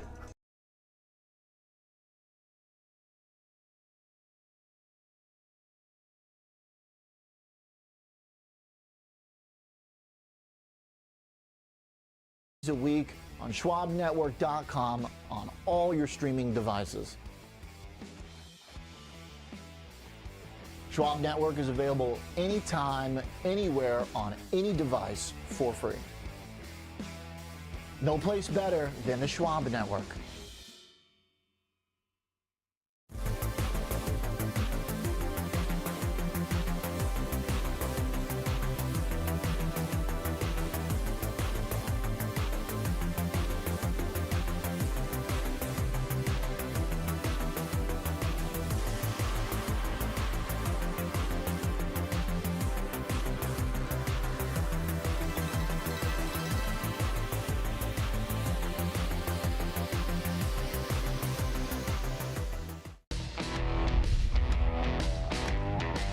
Welcome back to Fast Market here on the Schwab Network. Before we take a look at AMD, let's bring in Ben Lichtenstein, Senior Futures Contributor here on the network. Benny, we got stocks just off all-time highs for the S&P 500 and the NASDAQ, but weakness in the Dow, strength in the Russell. It's kind of a mixed bag here. Absolutely. It's not just the NASDAQ and the S&Ps, Tom, today, but those two did post new all-time highs. So let's begin there with the SPX up to 5446, the NASDAQ up to 19,512. Tom, the S&Ps is now basically 500 points off that April low. I mean, this has been a big move over the last few weeks, to say the least, driven by AI and big tech, really. It hasn't even been so much the Fed. I feel like good, strong data that has been suggesting we made progress on those inflationary expectations. You mentioned the Dow up to 39,120 today, and even the Russell saw some gains here. It's leading, in fact, up 2.5% as we speak to 2088. So we're off those highs here right now, but still holding up, as you can see, after the better than expected CPI data this morning, a fair amount of anticipation building into that one. And I think a lot of people expected the number to show progress, but this really solidified it, right? There was some uncertainty, obviously. You never are 100% headed into it, but this really kind of gave exactly what the bulls were looking for. You know, we've been describing this market, Tom, as a very 2 steps forward, 1 step back type trajectory. I think this kind of falls in the category of starting to leap forward, right? No longer just kind of taking steps forward. This is a big move up. Yeah, Ben, contributing to these equity gains, I mean, all you have to do is look at the yields, 10-year down to levels we haven't seen since April 1st. I mean, do we start seeing a bottom here, or the CPI data, did that give us the green light that yields need to fall more? Yeah, Treasury rate limbo, right? How low can they go? You bring up a good point, Tom. It's not just tech stocks that are fueling this market, AI enthusiasm. The 10-year this week from 4.47 down to 4.24 today. This month we've seen it from 4.5%, basically losing 0.25% here down to, again, just below 4.25. Also, look at the U.S. dollar. I mean, that's another contributing factor. It's come off from above the 105 handle back down to 104.23. So, yeah, I mean, financial markets definitely reflecting that sentiment that we're going to get a rate cut from the Fed. It's just a matter of how much and when. And these numbers very supportive of that, right? So again, across the board, like I said, whether you're talking the dollar, yields, tech, AI, earnings. I mean, again, one of those situations where I say you can blindfold yourself, throw a dart, and you'd hit something bullish stocks right now, and yields just one of those targets. Yep. All right. Great stuff. Great breakdown for us. Thanks to Ben Lichtenstein. He's the host of the Future Show here every morning on the network. But now let's bring in George Tillis, Senior Markets Correspondent. George, we're taking a look at AMD, and I kind of wanted to look at this one. I mean, the stock's off over $65 from all-time highs that we saw just last March. It seems like the AI boom is happening, but AMD not participating according maybe to the stock price. Yeah, I mean, if you look at the stock price, it's obviously been a disappointment. It ran up earlier this year alongside all the other, core players in the AI race, and NVIDIA, Avago being two of the primary beneficiaries. Now, AMD has come down significantly because if you look at the February highs, it was trading around on an intraday basis $225. So it's retraced quite a bit, but I think there's some reasons why this stock, for lack of a better word, has been stuck in the mud. It's been a real disappointment, trading off of some of the lows around $148, but it can't seem to be can't seem to get out of its own way. And I think there's a reason why, because now what's happening is, everyone was rushing into, of course, AI themes, and AMD is an AI theme. If you look at now their inference chips, they don't necessarily sell the prominent GPU chips that NVIDIA, they can't compete with them in that regard, but there is a case to be made at the general purpose inference chips. Now, these are the chips that do the data computing, not necessarily in the graphics interface and visualization that NVIDIA does. They're expected to generate around $4 billion in sales from that division this year, which is about 20% of total sales. But if you just give you some context, NVIDIA is expecting to probably breach the $100 billion revenue mark coming up in the next 3 or so quarters. And so it's been a remarkable chain of events for two companies which are in the same areas per se, but NVIDIA is still nonetheless the best. And I think that's what's happening here is that if you look at AMD on a forward basis for this year, it's trading around 44 times earnings, but so is NVIDIA. But at the same time, you just have to compare some of these metrics. Just to give you some context here, the net income margin of AMD is only 5%. It's 53% for NVIDIA. And if you look at the revenue growth for the next 4 quarters, estimates 11% for AMD, 80% for NVIDIA, and even EBITDA growth, 160% for NVIDIA versus 9% for AMD. So my point is, they're trading at very equivalent multiples, but the growth rates for NVIDIA are just far outpacing AMD. And I think that's what's happening here, is that there's been a preference for the best, and that's the case for NVIDIA versus AMD. Yeah, George, they're competing with NVIDIA, but it's kind of a Home Depot and Lowe's kind of thing. They're clearly a distant number 2. And frankly, other than data center, George, the other 3 parts of their business aren't doing very well. And now the more you read, the more you start to talk about or read about inventory problems. What does this company have going right for it is the real question. Okay, so, if you look at their core business, the CPU business, ideally speaking, that is still the biggest revenue driver for AMD. And that core business has steady margins and steady revenue. And I think if we see an upgrade in CPUs and, of course, AI-based computers, AMD is going to benefit from that. It's also going to benefit from AI, but not at the margin compared to NVIDIA. I think at the very least, AMD will eventually catch up to NVIDIA as a preferred, inference chip, but they're just not there yet. So NVIDIA still has a durable competitive advantage, maybe for multiple years going forward. Nonetheless, doesn't mean AMD is a bad stock. It's just being reevaluated on its growth relative to its earnings profile and earnings multiple. And I think the other thing is, China. China is now moving pretty aggressively into the CPU space. And I think that's really encroaching on AMD and Intel. So that's a concern that I think you should have looking at AMD, but they can make up for some of that, lost competition and lost market share in China with their AI chips, which are growing. They're just not growing as fast as maybe NVIDIA, or maybe as fast as everyone expected, certainly as everyone expected in the first part of this year when the stock hit those highs. Yeah, you mentioned that $4 billion in revenue that they expected, which is a big jump from what they had. They had revenue of $2 billion as far as GPUs go. So they've doubled that revenue, but the street expected more. The bar was high. All right, great stuff. Thanks to George Tillis, Senior Markets Correspondent here, joining us, breaking down AMD. Kevin, AMD downgraded a couple days ago out of Morgan Stanley. Mm-hmm. They cited the fact that valuation's relatively high to this one, but the stock's pulled back. It's only up 9%. If they do get some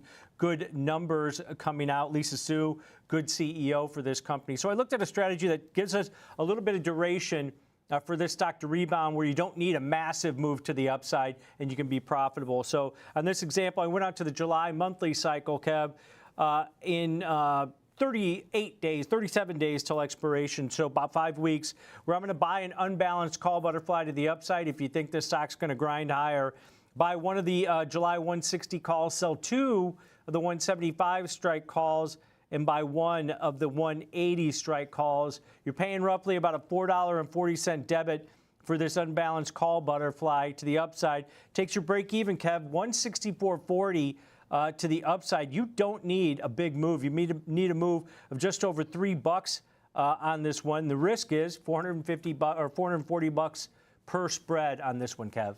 The 50-day moving average in NVIDIA is $160.37. We're right at it right now. So if you're thinking about a bullish trade, this may be the time to look at it. It doesn't mean you do it now, but it's certainly at a level that's compelling to look at something bullish. This is one of those trades. It's a bullish trade. You're looking for a move, right? You're basically buying the 160, selling the 175, $15 spread. Selling the 175, 180, a $5 spread. So, if it goes towards 175, you've got to, you certainly have a winner here, and you're insulated from any losses on the upside. Yeah, and we mentioned that break-even 164.40 on this one. And I like how you break down this, it's a four-legged spread where you break it down. It's an unbalanced call butterfly, but you break it down by what the components are. You're buying that 160, 175 call vertical, and then selling another 175 call, buying the 180 to offset some of the costs, as opposed to maybe buying a vertical. Now, it limits some of your gains to the upside above that 180 strike, but it's still more than a double in profitability if it does get up there. So giving yourself a little bit of duration on this one, offsetting some of the costs on it also. So a good look at a call butterfly here to the upside if you think it's going to continue to grind higher. All right, that's going to do it for us today here on Fast Market. Make sure you download the Schwab Network app, available.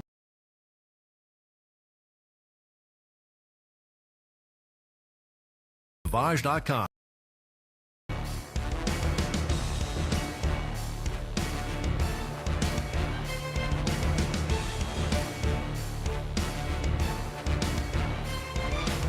And we're back on the halftime report. The banks bouncing back today as we gear up for the Fed decision. Anastasia, coming over to you.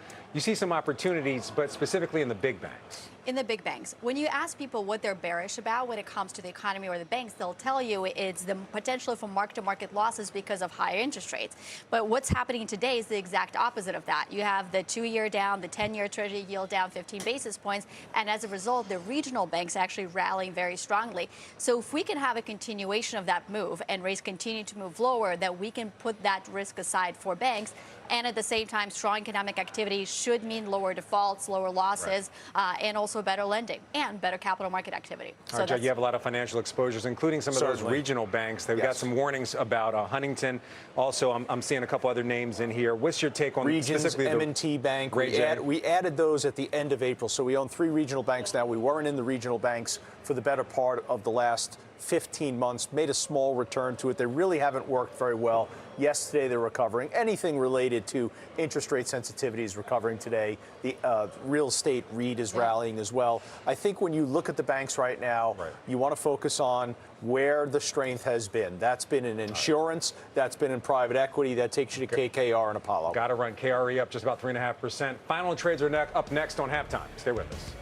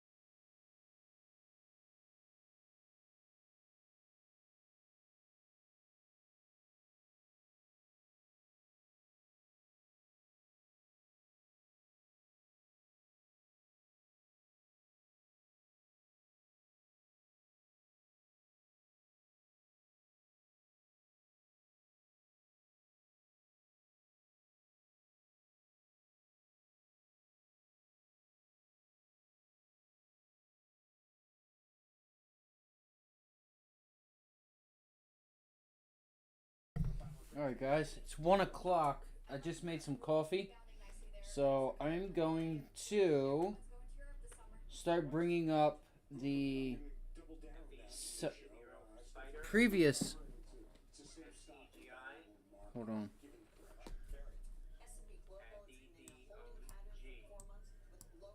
DDOG, Datadog. Yeah, D-Dog.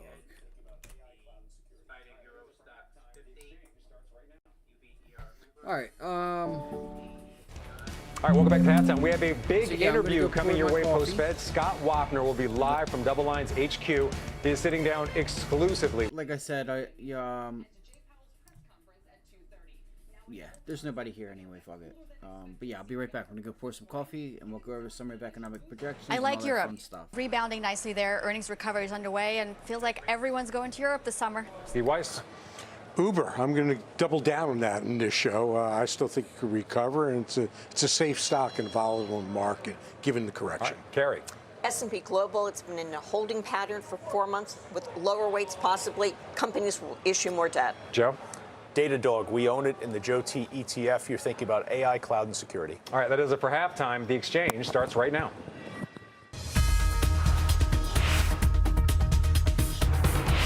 Thank you very much, Frank, and welcome to The Exchange. I'm Kelly Evans, and we're in the final countdown to the Fed's decision on rates at 2 p.m. Eastern and to Jay Powell's press conference at 2:30. Now, it all comes after we got that cooler-than-expected CPI report this morning, giving stocks an initial boost, as you can see here, with the S&P and the NASDAQ hitting records. I was going to give that a big start. You get the feeling. Stocks are pairing some of those earlier gains now. Dow's up 44, S&P still up 1%, NASDAQ nearly 2%, and the small caps are flying with a 2.6% gain. The flip side of that is that yields are moving sharply lower, with the 10-year back below 4.30. Look at this now. We're at 4.25. The 2-year plunging as well. The 30-year showing some moderation. The 2-year is at its lowest level since the beginning of April. Gold, meanwhile, is moving higher. It's at its highest level since about June 7th, while the dollar is going in the opposite direction, showing some softening here. 104. WTI crude, for its part, largely flat, moving up about 1% and off its best levels after that unexpected U.S. crude inventory build. You're hearing more talks lately about long-term supply glut, so this is an area to watch. And it's worth pointing out, Bitcoin's up more than 3%. It's on track for a second straight positive week, back towards the 70,000 range. That's the market setup as we wait for the Fed. And so on that note, let's get to it. CNBC senior economics reporter Steve Leisman is live in Washington with what to expect today. SocGen Subarja Rajappa and Citi's Steve Whiting are here with the macro impact on markets. And Wells Fargo chief economist Jay Bryson is here with what he'll be listening for today. Welcome to all of you. Steve, kick things off for us. And what a different panoply, I would say, of expectations after that CPI report now. Very good way to put it, Kelly. A lot is in flux under the surface here for a Fed that's expected to be on hold for the 11 straight months. And the big question arises from this morning's report, how the committee thinks about what is a second good inflation report in a row after 3 bad ones that started the year. So here's what we want to look for in this statement. A possible economic downgrade with that lower GDP number. Do they characterize inflation progress as stalled or maybe continuing now? And I suspect they'll say they're still not confident enough to cut, given that there's a 3-2 split so far in the first 5 months of the year. Now, looking at the projections, cuts reduced to maybe 1, but more likely 2 from 3 in the prior forecast. Unemployment rate has to probably tick up a little bit. They're already at 4, and that's their year-end forecast.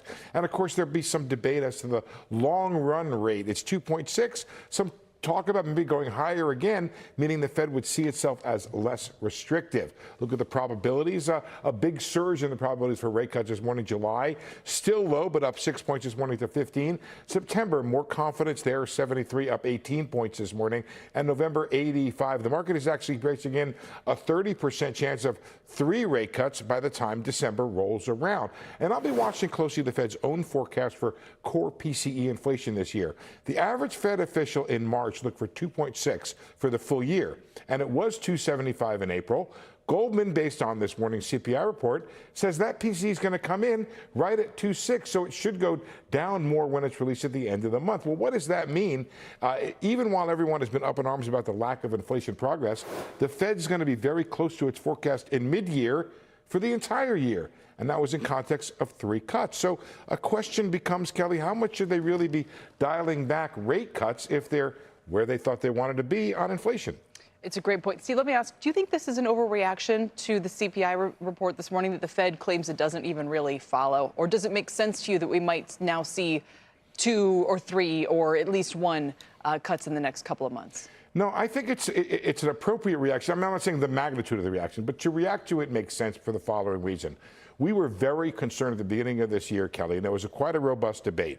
Was what was going on in the inflation numbers the start of something new in terms of a reacceleration of inflation, or was it a beginning of the year phenomenon that had to do all kinds of initially implemented price cuts for just the beginning of the year, and would they go, or price hikes, and would they go away? Today's evidence, the second in a row, suggests that the first quarter phenomenon was what we would call residual seasonality. Seasonality that the data could not, or that the bean counters could not adjust for or did not adjust for. So it gives a little bit more confidence that we're on the track we thought we were on back in December. Yeah, indeed. It's almost like we've gone full circle. Steve, for now, thanks. We'll see you next hour for the big decision. Steve Leisman. My next guests all differ when it comes to how many rate cuts we might get, ranging from maybe none at all to seeing 3 in the cards by the end of the year. Let's bring in Subhadra Rajappa. She's head of U.S. rate strategy at Societe Generale. Stephen Whiting is chief investment strategist at Citi Global Wealth Management Investments. And Jay Bryson is here with me. He's the chief economist at Wells Fargo Securities. Remind me, Jay, where are you? In the middle? We're in the middle. We're in 2. Okay, in 2-cut camp by year end. And that was even before the CPI data, or did anything change after that report? I think it made it a little bit more likely, right? So if you and I were talking at 8:29 this morning and you would have said, where are we? I think we would have said, well, we're at 2, but the risks are probably skewed towards 1. This number today was a really good number. Now, keep in mind, you need to see a few of these before we tee up a September rate cut, but we're still probably in the 2 rate cut camp at this point. All right, and Subhadra, what about you? I mean, I was not shocked, but it's remarkable how much the 10-year dropped, going below 430, now at 425. We're a ways away from the 5% benchmark we were worried about just a couple of weeks back. Well, it seems to be tracking our forecast for this year, where we're expecting 10-year yields to gradually decline as we progress through the year. We expect the Fed to be on hold for the remainder of the year. I'd say coming into, as Jay was saying this morning, if you'd asked me at 8:29, I would have said the dots would show just 1 cut. Now I'm kind of on the camp that maybe they could show 2 cuts, but ultimately the Fed might choose to be on hold for the remainder of the year. So the earliest timeline for when we think the Fed could cut is perhaps after the elections. The data's been good. I mean, inflation's been coming down. The disinflationary trend is resuming. But growth is also very strong. Employment is strong. So I don't see any reason for the Fed to cut rates anytime before the election. So we think the Fed's probably going to be on hold for the remainder of the year. But Subhadra, just to follow up on that, and to quote Steve Leisman's data from earlier, if it looks like inflation's on track to now come down to that, I forget the number exactly on core PCE, but certainly what they expected, if not kind of historical norms, why not cut rates from kind of restrictive territory to something with a little bit more breathing room? So for now, the market's pricing in less than 100 basis points of cuts for the next year. So an extra cut here or there really doesn't change the narrative for the Fed in our view. So if you look at, say, what the ECB is doing or the Bank of Canada is doing, this sort of path where they cut once and then they don't cut and they're on hold for a while, the state of flux that Steve Leisman was talking about is just not really necessary for the U.S. I think they could wait till the data actually starts to slow down before they start embarking on rate cuts. All right, good pivot to you, Steve, who you think we still could get 3 this year. Is that right? 3 cuts? Well, look, I think we have to remember that the Federal Reserve never sets monetary policy with the assumption that it's setting in a sustainable way to be just right for the long run. The Federal Reserve micromanages. It sets monetary policy in an accommodative way. It's unsustainably accommodated, unsustainably restrictive. If we continue to see deceleration in inflation to just satisfy them on the inflation front, and with what we expect out of employment, 1 month, upward surprise of 100,000 more than consensus, prior month, 100,000 below. If we continue to see that the forces downward in terms of demand for labor, Fed easing by September and giving us 3 rate cuts is possible. I would bear in mind that 3 25 basis point rate cuts is 175. We had 4 75 basis point rate hikes right. In 2022. So you just take a look at where they are. 2.6% is what they think the average policy, the long run average would be. They could take, and they have continued, and once they do actually hit the threshold of easing monetary policy, it'll be easier for them to continue that path. And at 5.5% on the top Fed funds rate, they believe that monetary policy is unduly restrictive. And again, it really depends on the outlook for employment. Yeah. No, so Jay, let's dive into this for a second. So we're currently at, and I hate the target range. I wish we could just stick with the number. But we're between 5.25 and 5.5? Is that right? Right. Mm-hmm. Okay. So what do you think roughly? And I know it's a big area of debate. What would roughly neutral interest rates be right now? 2.5, 3.5? So, so if you look at the Fed, at their long-run sustainable growth thing, they think that's at 2.6 right now. Okay. I'm going to take the over on that. Okay. I think it's closer to 3. So even let's say it's closer to 3. So we're 2.5 points more restrictive than we quote unquote need to be. I mean, they probably need to start messaging this to the public if they want to explain that they're cutting rates, not because inflation's going away altogether and not because the economy's slowing, but just so that we're not so tight. That's, to Steve's point, if we're 3 points tighter than neutral, do you think that's way tighter than we need to be right now? I do think that's true, but the Fed needs to see the data in that, and I think what you could potentially see with the Fed in coming months here is something like what the ECB did. The ECB cut rates by 25 basis points. No one expects them to go at the next meeting, but the ECB is saying we think rates are restrictive right now. We need to start backing that off, and I could see the Fed doing that with a 25 basis point rate cut in September. Wait for a while, see how things are going, and then progress from there. And the only sign, it was interesting when they did the rate hikes, they could kind of get that immediate feedback. They could watch the markets. It was almost literally having an immediate impact on inflation. This is a little bit different. So I imagine they would just be watching the stock market to say, okay, if we cut a quarter point, but we've already taken off this year. We've already levitated. So what would they be watching to see if the quarter cut is working or is appropriate or if more needs to be done or less? Well, I think, they would be clearly watching the employment indicators, right? We get initial jobless claims every week, and clearly you don't want to put too much weight on 1 week there, right? But they'll be looking at the employment indicators. They'll be looking at the incoming data in terms of the inflation as well. So they look at everything, but I think right now they would overweight the inflation data and they would overweight the labor market data as well. So, Badger, what would you add to that?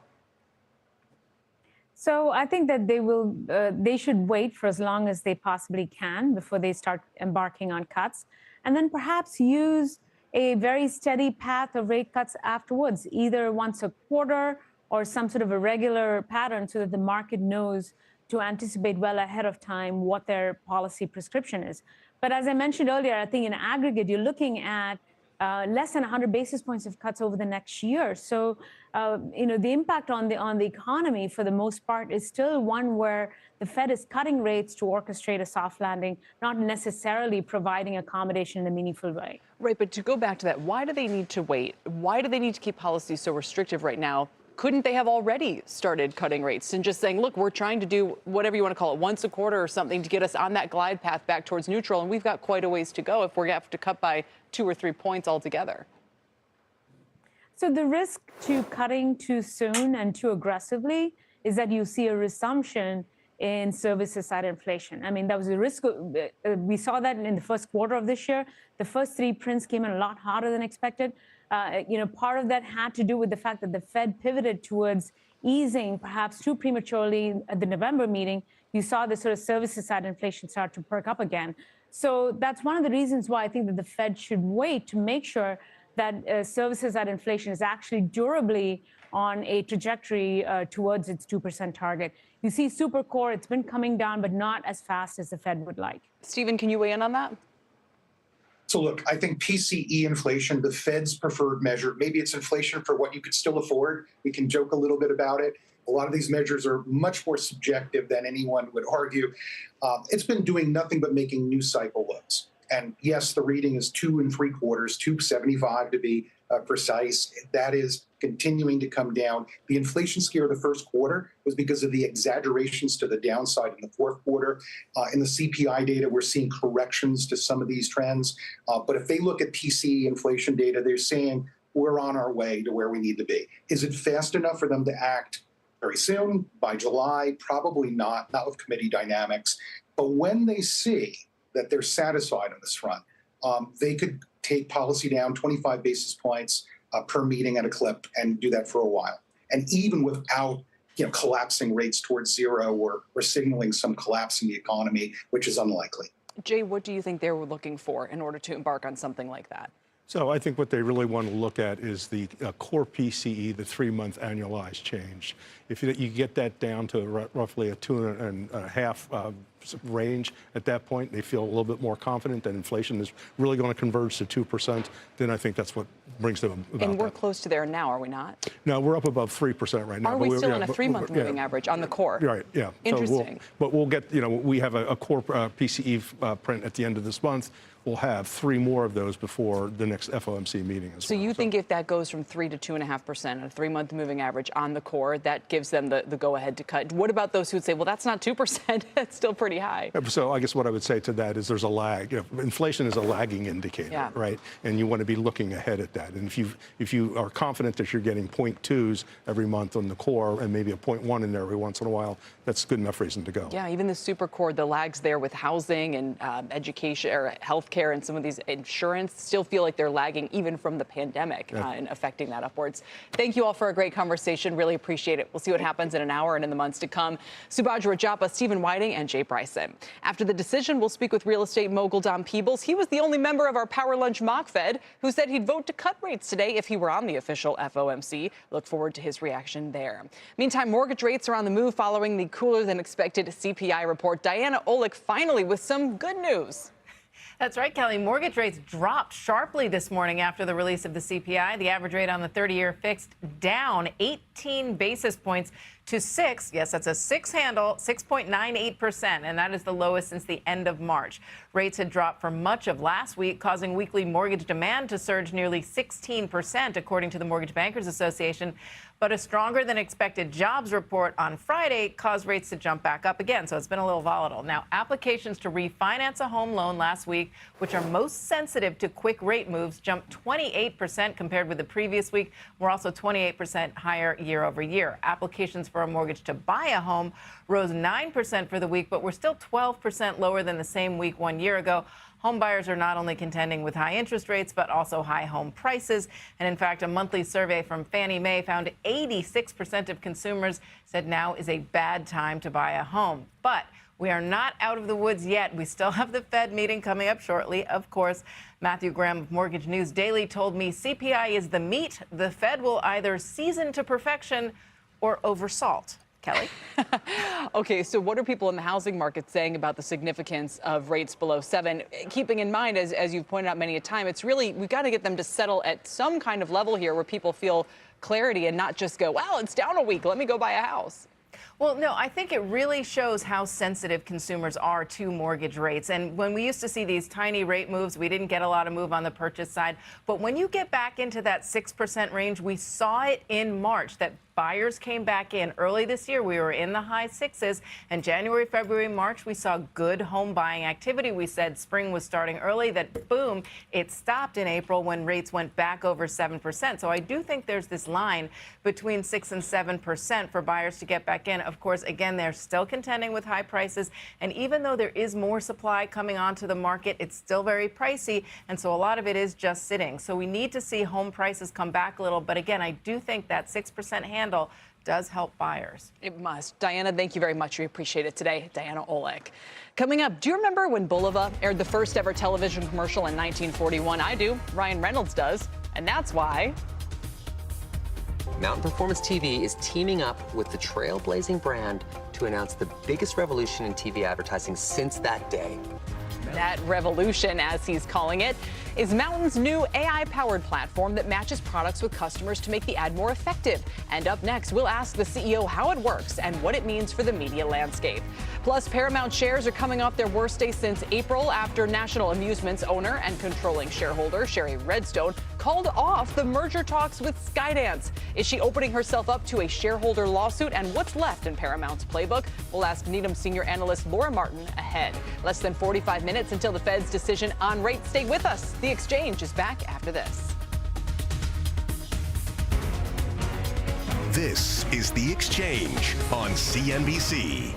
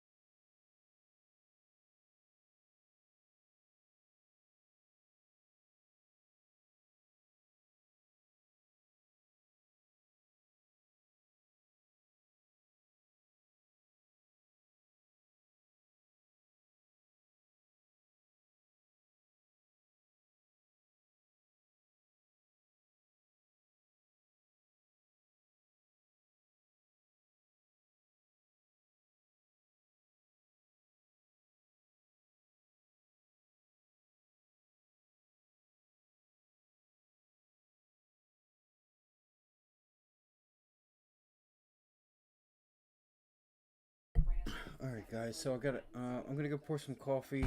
All right, we have about a half hour. Welcome back to The Exchange. It's been another big week for AI. During Monday's Worldwide Developers Conference, Apple announced they're bringing OpenAI's ChatGPT to the iPhone, a move Elon Musk, by the way, called an Tesla. This is the first time in a long time that Tesla's actually holding the 100-day moving average. It's the first time in a long time.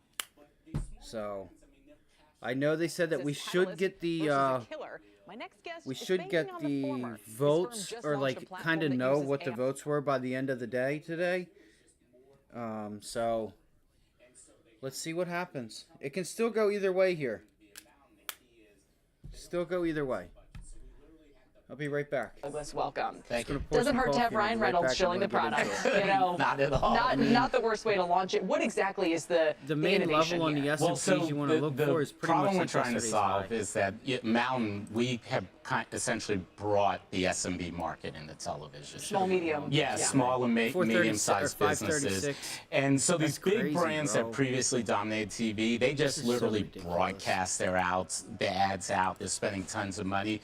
But these smaller brands, I mean, they're passionate about what they're doing. We have customers what like... I was going to actually show you guys, too, is if you guys look back and want to say this could be like a move to move, the Qs have room, honestly, up to the high 500s to 600s. Like, if you want to look here at the SPY, if I pull this back and you go and you just do, let's just say your COVID move, because again, we're talking $7 trillion. All the money that was ever created, we also created more than that in just a year. So if I do that, just to say there's a rally, and if that's our consolidation, and I think the SPY has room to like 600 or so, which, you know, timing it and figuring out when it's going to be there. I mean, we're halfway there now. We're at 550 today. So, and that's from the low in October. So, I was looking at 530 for a pullback. It happened at 520. So, I don't know, man. We still have a lot of money that gets put to work, and then I feel like we get to like the 580s, 590s, and then you might find some trouble. I don't know. Just gonna, you know, you just have to understand that when we make these moves, like, especially when you get data that's supportive and money's getting put to work, like it's just gonna go, and then it's gonna gap up and then continue going. Like you don't have to do anything, but you just got to get long and stay with the trend, because you're at a point right now where a lot of money is getting put back to work.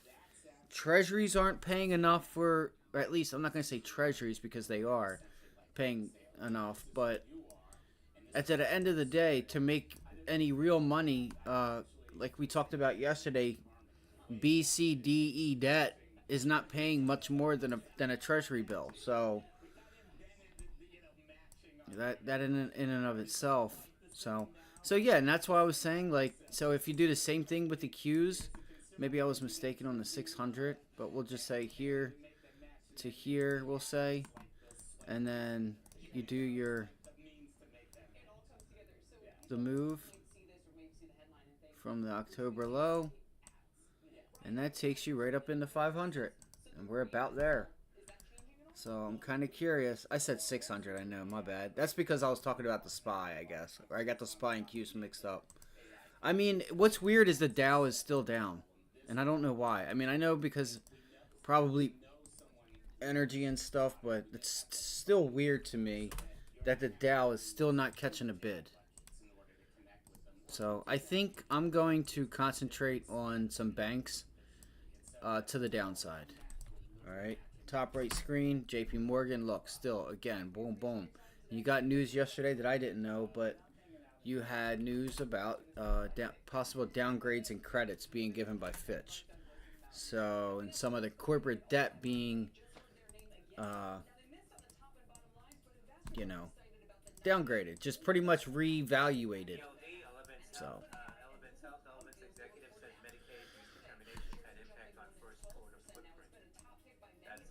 I'll be right back.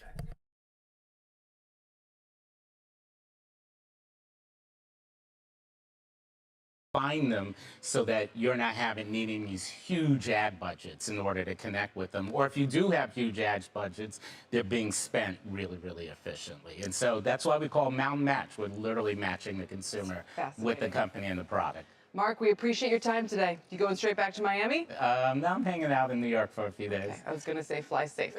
No worries. Thank you. Thank you for your time. Mark Douglas with Mountain. Coming up, Oracle hitting an all-time high today. You just heard their name again. Now, they missed on the top and bottom lines, but investors are excited about the $98 billion outstanding backlog they have and the OpenAI and Google Cloud deals they reported after the bell yesterday. Shares are jumping more than 12% now. It's been a top pick by many of the names on this program. We're going to look at that and more of the day's biggest movers ahead. We have about 34 minutes till the Fed decision. The exchange is back after this.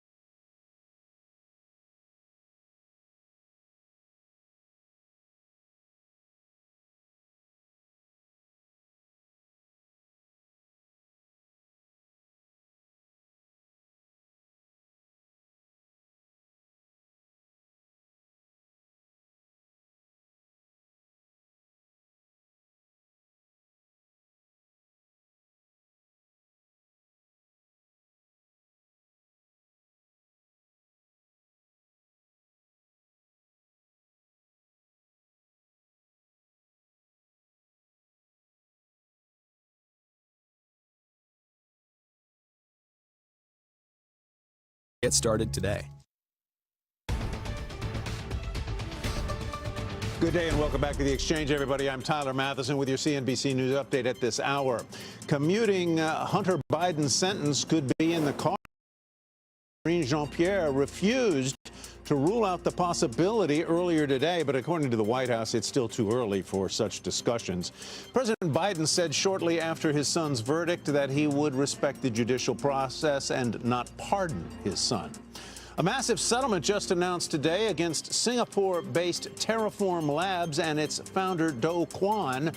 The company agreed to resolve a lawsuit brought by the SEC and pay nearly $4.5 billion. Terraform was sued by the SEC for allegedly misleading crypto investors in the lead-up to the collapse of stablecoin Terra USD back in 2022. That led to $40 billion in investor assets being wiped out.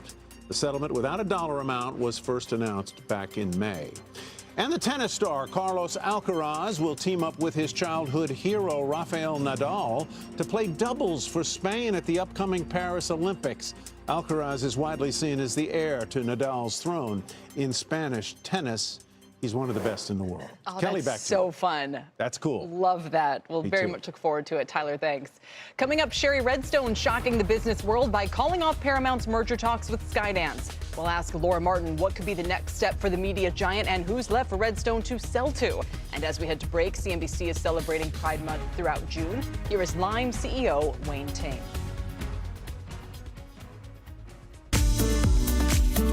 Pride is about genuine allyship, and we need your allyship not just during Pride Month, not just out once a year, but every single day as part of your daily life, especially in the workplace. And when I think about the qualities that create success, at the top of the list are resilience, grit, and empathy, which LGBTQ plus people have in spades.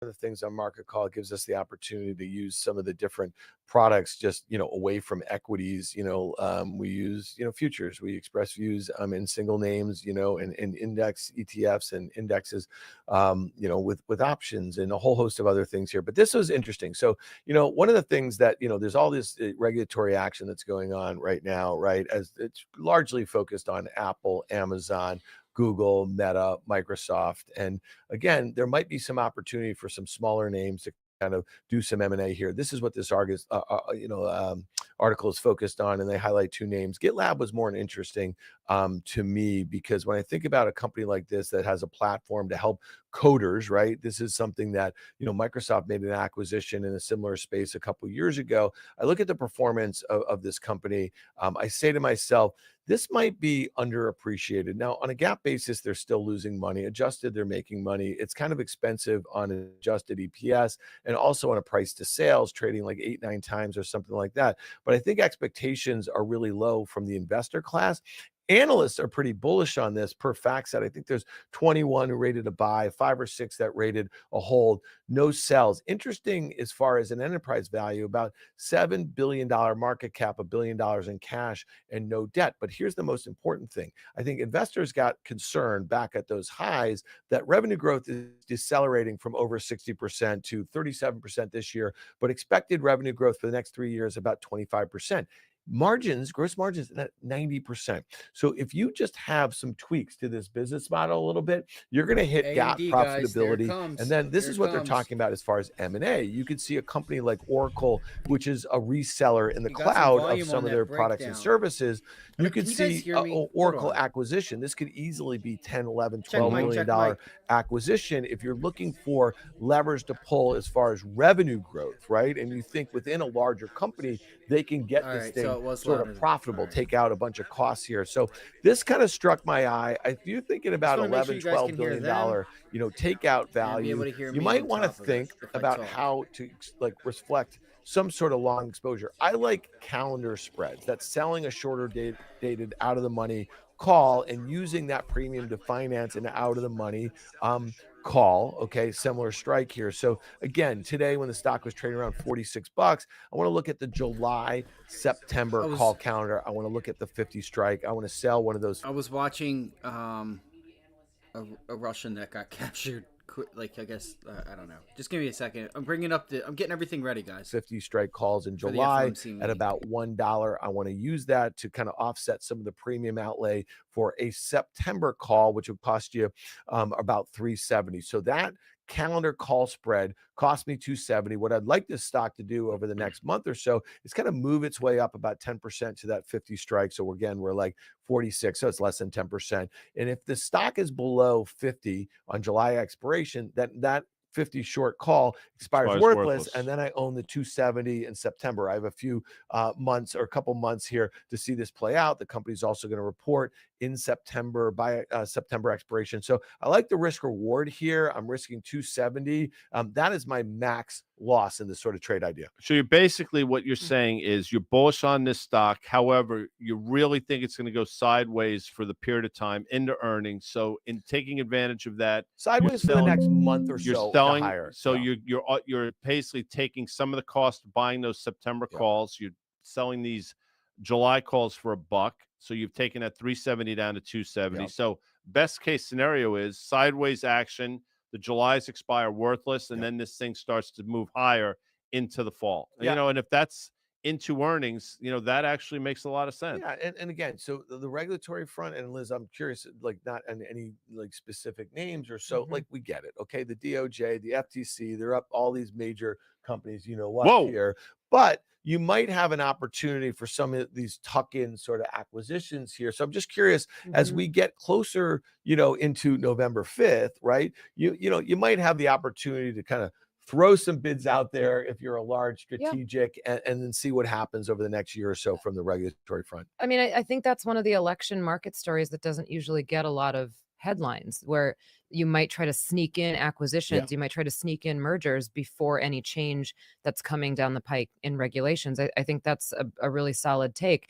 And, you know, it seems to me like this one might need the right buy. You got to find the right companion, right? Yeah. But there's a lid for every pot. Guy, really quickly, So from a technical maybe. standpoint, you see that there's some support between 45 Well, that and 40. put that chart up real Yeah, quick. and that's one of the reasons why I like kind of defining my risk right here, because if you're thinking that your risk is 270 and the stock is at 46, it gets you down to like 43-ish or so where you're stopped out. And we like the idea of trading with stops. I also like poor investor sentiment versus, you know, positive Wall Street sentiment. That means the analyst class here. So again, you know, valuation's a moving target. In this market, no one gives a shit about valuation. So at the end of the day, you know, like they got a good balance sheet here. The technicals line up, and I think there's possibility for some strategic. Yeah, you also have that gap in the chart on the upside, right around what you're looking for. By the way, before we get out of here, a lid to every pot. Uh-huh.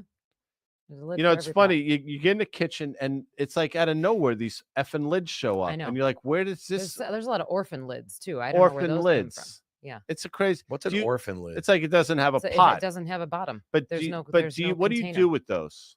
Well, I keep them for an inordinate amount of time Because thinking you that think I'm the gonna thing's locate gonna it's this gonna show container. up. Yeah.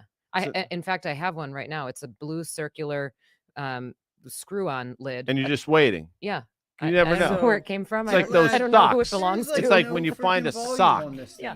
That makes me effing crazy. Yeah, same. First, and before, I'm sorry, Where do Dan. those other socks disappear? I don't to? know. You know what I'm saying? But Like, it's just amazing. Like, my- you think There's a dryers sock eat them? Or No, I something don't. like I that? don't. I think sometimes they go in between the dryer and the washing machine, or behind the dryer, or something.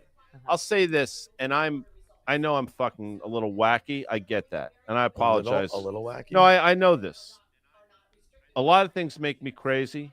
On the top of that list are people that wear two different socks. He's talking about GitLab. And You know what I'm there's no saying? volume. My Like, daughter this does. tells you how- Well, like sometimes they're those little ped socks and they're different Oh, colors. and they came in like a 6-pack. And like yeah. it makes me nuts. I agree. Because Bro, I very like good when I man. No volume on this thing. 1,000 Lily? times. Lily's Because I such a will try to perfect kid. If that's the worst thing I she's will got try to going on. match socks. Yeah, right.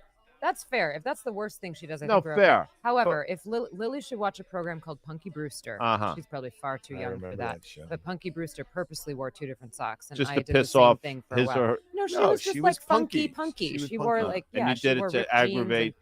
No, I did it because I thought it was fun. I wanted to be like Punky. All right, so let's finish off here. So we were talking Dan about wants this. to move on. No, we were talking about this before we started think here. So Dan's- the S&P dude, is up Dan is such a 1%. You liar, see what's going kinda. on with yields. Like, They're down 14 hold on, bips let me here. The make dollar's sure. down a lot.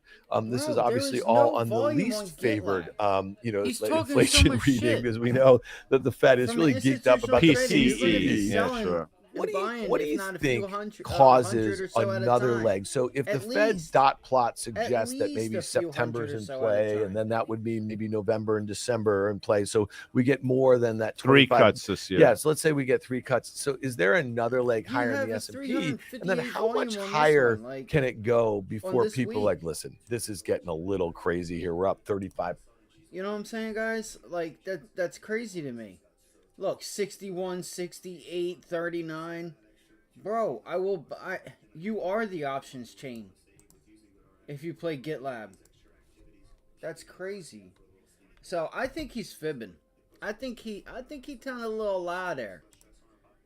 He may have wrote him. Maybe there's something I'm not seeing here through Thinkorswim, but I'm gonna say it now. I don't think there's any. I didn't like. I thought. I was like, yo, there's no way. Maybe like Mobileye. Like Mobileye has a hell of a lot more volume and open interest than GitLab. There is literally none. There's like no volume at all on that. Yeah, look, 1,000, 1,500, 3,000. Like, what? I think Dan's like lying a little bit there, honestly, guys. I do. I mean, he may be telling the truth, but my point is to that is, why are you selling like 2 or 3? Like, what the fuck is $60, right, on spreads? So what are you going to make, 10, 15, like $15, $20 max? Like, come on.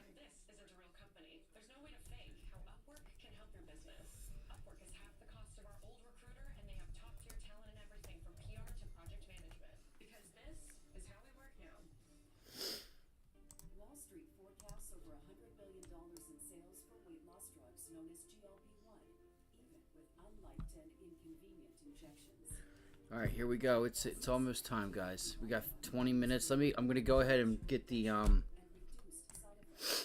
gonna go ahead and grab multiple expansion to 35 times when fiscal 26 comes in. Focus to get to $315 or $4.7 trillion in market cap.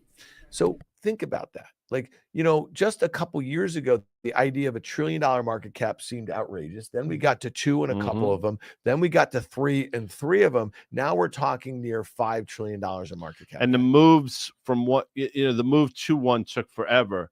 I will tell you, the moves from 1 trillion to 2 trillion seemingly in the blink of an eye. And now it's like it's incredible how quickly the companies can add $150, $200 billion in the course of a day. It's remarkable. Yeah. By the way, you just said Train Kept a Rolling. Aerosmith did a cover of Train Kept a Rolling all night long. Who did they cover it from? I know Jacob is a big fan. I'm not sure. I should go back and look. I can sing it if you want. Your question was, what can take the market higher? I think it has to be a broadening out trade that would take it higher, but not just broadening out into other types of sectors within tech, broadening out into the rest of the Mag 7, broadening out into smaller Well, then cap buy tech crap like Intel and Cisco, because ultimately they could easily rally 10, 15%. But that's what happened. That's what happened the last time we had a broadening out. We had some of the old tech. IBM caught a bid, right? We had some of the old tech do really well. That's what would take the market higher. I also think that August is going to be a really important month for Fed speak and for whether or not multiple expansion can continue. Yeah. So we've got Jackson Hole. Mario would agree with me on this one. Jackson Hole this year, we think Jackson Hole is going to actually be a meaningful speech. And there's a revision, a jobs revision that'll come. It's always very delayed. We talked about this a couple of weeks ago on Market Call, but there's a census revision to jobs. If that revision isn't markedly lower, so if we don't look at it and say, oh, all of the upside in markets that's been predicated on a strong labor market is crap. If that comes in and jobs still are strong, I think people will pound the table and say, we did it. The soft landing is here. Hey, Liz, do you like podcasts? I do. The risk reversal doing them media, or listening to them? Well, I mean, listen, you do them. Do you like listening to them? We have a great pod that we just introduced about 2 weeks ago. It's called the Market Matrix, Sure it is. MRKT. Guy and I and our team, we curate what we think are the 10 most important stories of the day. We bang it into a large language model with a couple prompts to get a nice little concise summary of the spot. And then all of a sudden, it just appears It's like soup. Right after the close. You get this under 10-minute thing. If you were out doing whatever it is that you do away from the markets, if you don't stare at FactSet machines like we do all day long, okay, this will get you up to speed. Go to your favorite podcast stores, download it, follow it, rate, review it. That's how you can help us, because that's how people find the thing. And we're really excited about Market Matrix. Did you get to choose the voice? What kind of voice? Yeah, we did choose it. We named it Brunson. Does it have an accent? No, but it's Brunson is apparently a vibe. Yeah. By the way, the Yardbirds. Okay. All right, we got to get out of here. I know we got a lot of stuff to do. And really, we're going to tease this right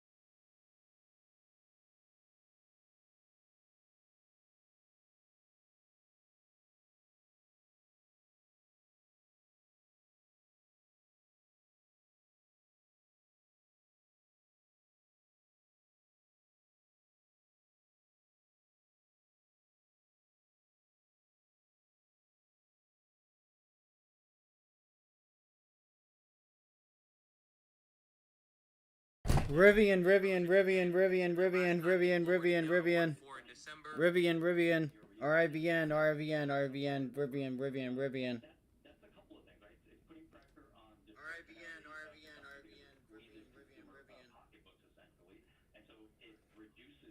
I'm trying to log in.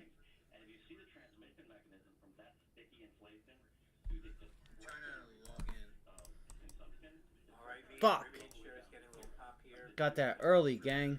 Fuck.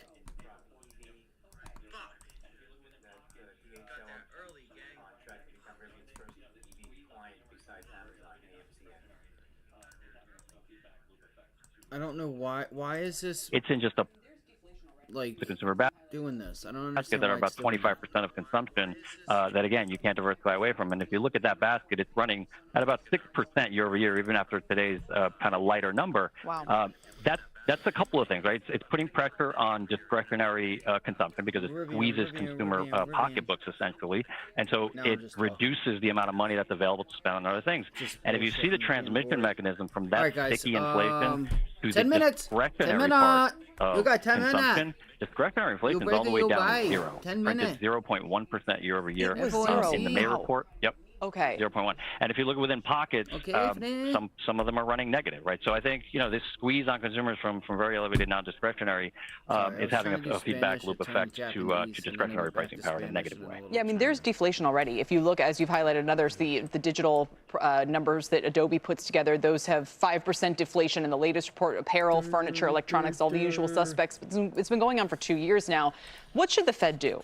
Do they then say, okay, well, these, and a lot of the parts that are needs-based inflation are also very, very lagging. So why are insurance premiums up? Because car prices and home prices rose. So first we have to get car and home prices down before we're going to get any relief. I mean, we're talking about a 5 to 8 year change if it even resets lower. So when, if ever, should we expect some relief in kind of needs-based inflation? And what should the Fed do about that? Well, I think you're going to get it with a lag, like you said. Unfortunately, I don't think the Fed can do anything about it, which is why it's super interesting that they focus on Supercore, which has essentially been a one-trick pony, which is auto insurance. And you saw Supercore this morning printed actually negative if you kind of unround it. And that was because auto insurance actually printed negative kind of weirdly for the first time, I think, since 2021. Focusing on Supercore. What I got up here is a few things. All right, I got a few things up here. What I have is this right here. Hopefully it should pop right up. Refresh, refresh, refresh your breath. Get some gum and refresh your breath. No, I'm just fine. June. So that'll be popping up here. Summary of economic projections. And then I have last month's. This pretty much gives you oversight on everything. PCE, unemployment, GDP. Most importantly, the Fed funds rate for year end. And we need to watch and see if these numbers change or stay higher for longer. You got to be able to sense that. Or you got to be able to be able to see it. All right. So last meeting, our year end target, they were saying we would like to, the way things were going, 4.6. I feel like some of this may not change. They might be squirming around right now or earlier today after that CPI number. Maybe they make it a little bit better. We're going to find out here in a minute.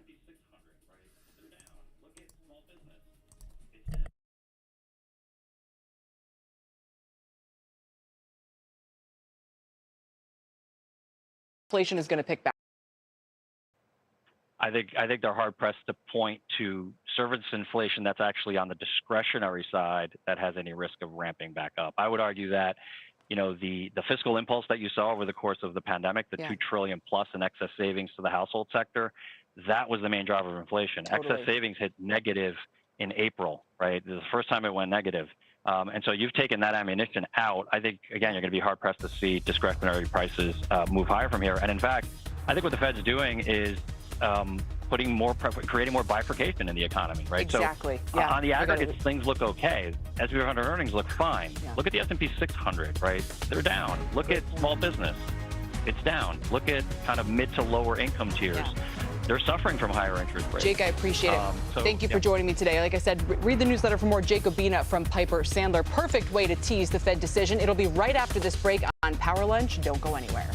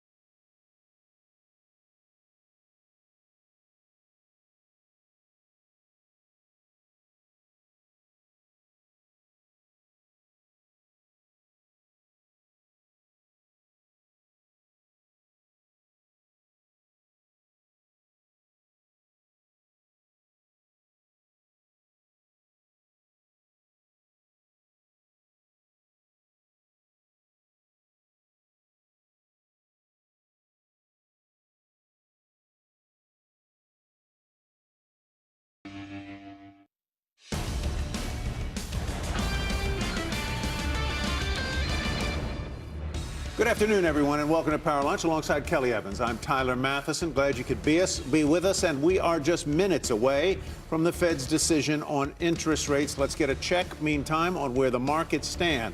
The S&P 500 and NASDAQ both hitting records today, up more than 1% each.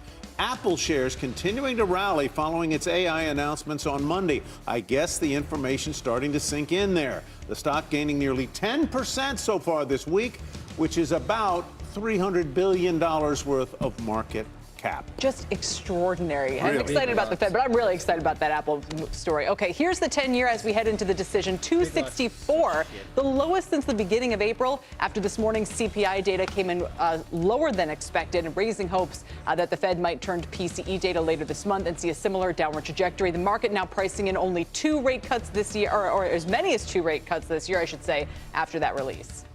All right, let's get right to our all-star panel as we are just minutes away, as we mentioned, about 2 minutes away from the Fed decision. We've got Kristen Bitterly of Citi Wealth, David Kelly of JP Morgan Asset Management, Michael Kushma of Morgan Stanley Asset Management. Let's go around the horn quickly. Michael, what are you expecting the Fed to do? I can anticipate. And what do you expect it to say? All right, let's go, I expect guys. them to make no changes in terms of the interest rate strategy, but talk about inflation is now doing a little better than it was before. They had highlighted last month that inflation was disappointing. Probably take that out and not comment on disappointing, but that we're making progress, but not enough progress going forward, and that we're still on track for rate cuts at some point later this year. But you think that it opens the door a little bit, but you're skeptical that there will be a rate cut this year. Am I correct? I'm skeptical there'll be more than one, but I will be the first to admit that today's inflation data was quite shockingly low.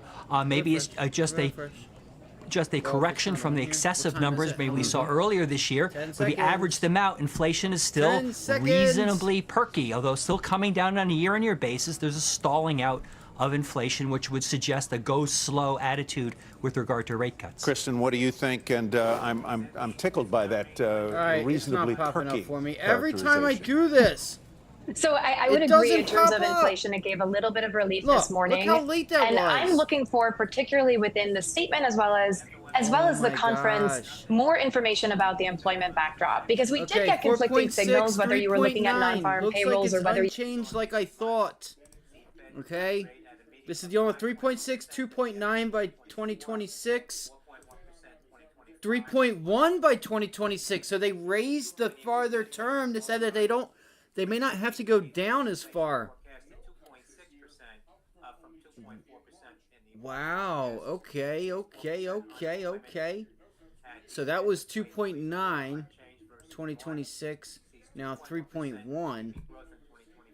Okay, so here we go. It's here.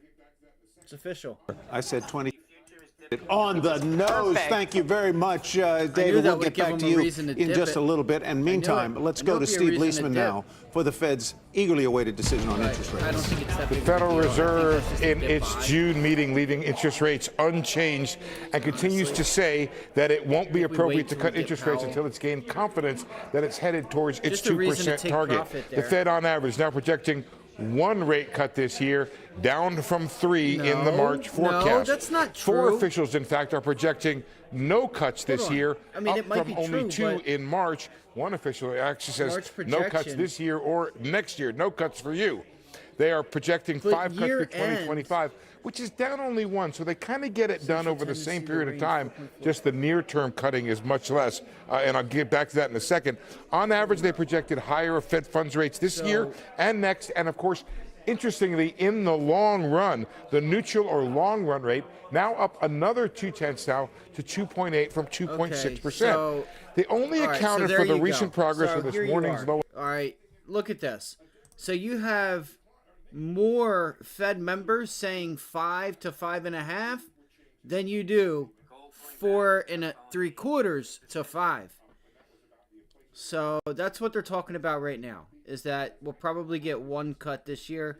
I think we get 2. That's just my opinion. I think we can get 2.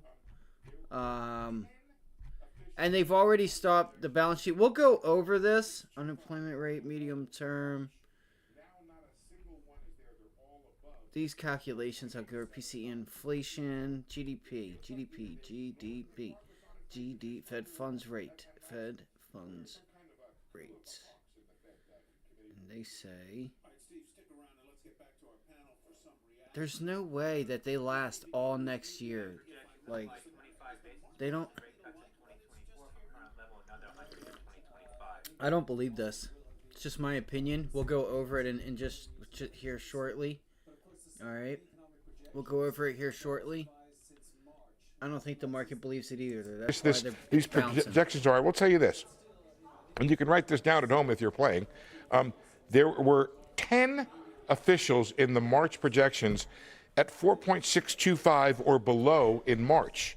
Now not a single one is there. They're all above 4.875 for this year. So it feels like either they ignored the progress on inflation this month or last, or there was some kind of a coup of the hawks in the Fed committee room this meeting. All right, Steve, stick around and let's get back to our panel for some reaction here. Let me begin with you, David, if I might. Is the market likely to like what it's just hearing? No, it won't. I think the market will have been responding to better news and inflation this morning. But of course, the summary of economic projections, that was revised since March, not since the May meeting. So that's relative to what they thought 3 months ago. But still, I think it was reasonable to say that, of the officials in March, maybe on average they go up 25 basis points at the end of the year, not 50. So this would be a hawkish result in the summary of economic projections. And the problem is that if the Fed doesn't project a September rate cut on average, then it's much harder to implement one. So, of course, we're just playing with small numbers here and decimal points. But overall, the market, which was reacting very well to this morning's CPI report, will be somewhat disappointed the Federal Reserve now sees only 1 rate cut this year. That said, Michael, I think the market also understands that the Fed is itself kind of a lagging body. Their meeting started yesterday. We all know they're not going to get the 8:30 CPI report, go into the meeting and say, throw out everything that we did yesterday. We're going to come up with a different decision. And they wouldn't hang anything on a single data point anyway. So perhaps this gyration that we're seeing in response is saying, yes, the Fed still sounds hawkish, but that's because the data prior to the last couple of weeks was much more so than it's probably going to be now and going forward. Yeah, I think that is true. The employment report was, quite strong overall. We're generating jobs 250,000 plus per month. The real economy now casting for Q2 is now up well over 2%. The economy is likely to grow at least 2% this year unless there's a sudden shift in the economy. There's a lot of good things going on in the economy, a lot of sectors of the economy not doing so well. But in aggregate, things are going pretty well. So my view has been, why mess with it? Things are going pretty well. Inflation is still well above target. There's a stickiness to what's left behind for the various reasons we've heard in the past. It's slow to come down. Interest rates are having a less powerful impact on that part of the inflation process. So let's just sit back and wait for inflation to get better. There's no rush, given the real economy performance, to do anything. But can you sit back and wait, Michael, when you have a policy rate at 5.5? Now, Steve said this was interesting. They raised their long-term estimate, call it, of what the neutral rate is to 2.8%. But either way, you could say we're 2 points plus above what neutral should be for an economy. So do we need to still be that restrictive?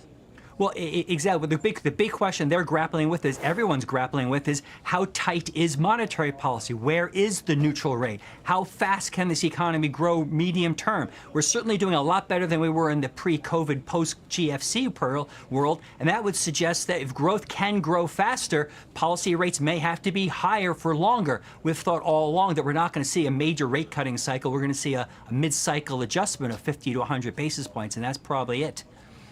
Kristen, you say or you said just a moment ago that we're experiencing in the labor market maybe a cooling, not a contraction. Is what the Fed is doing and saying today consistent with that view that the economy and the labor market may be cooling?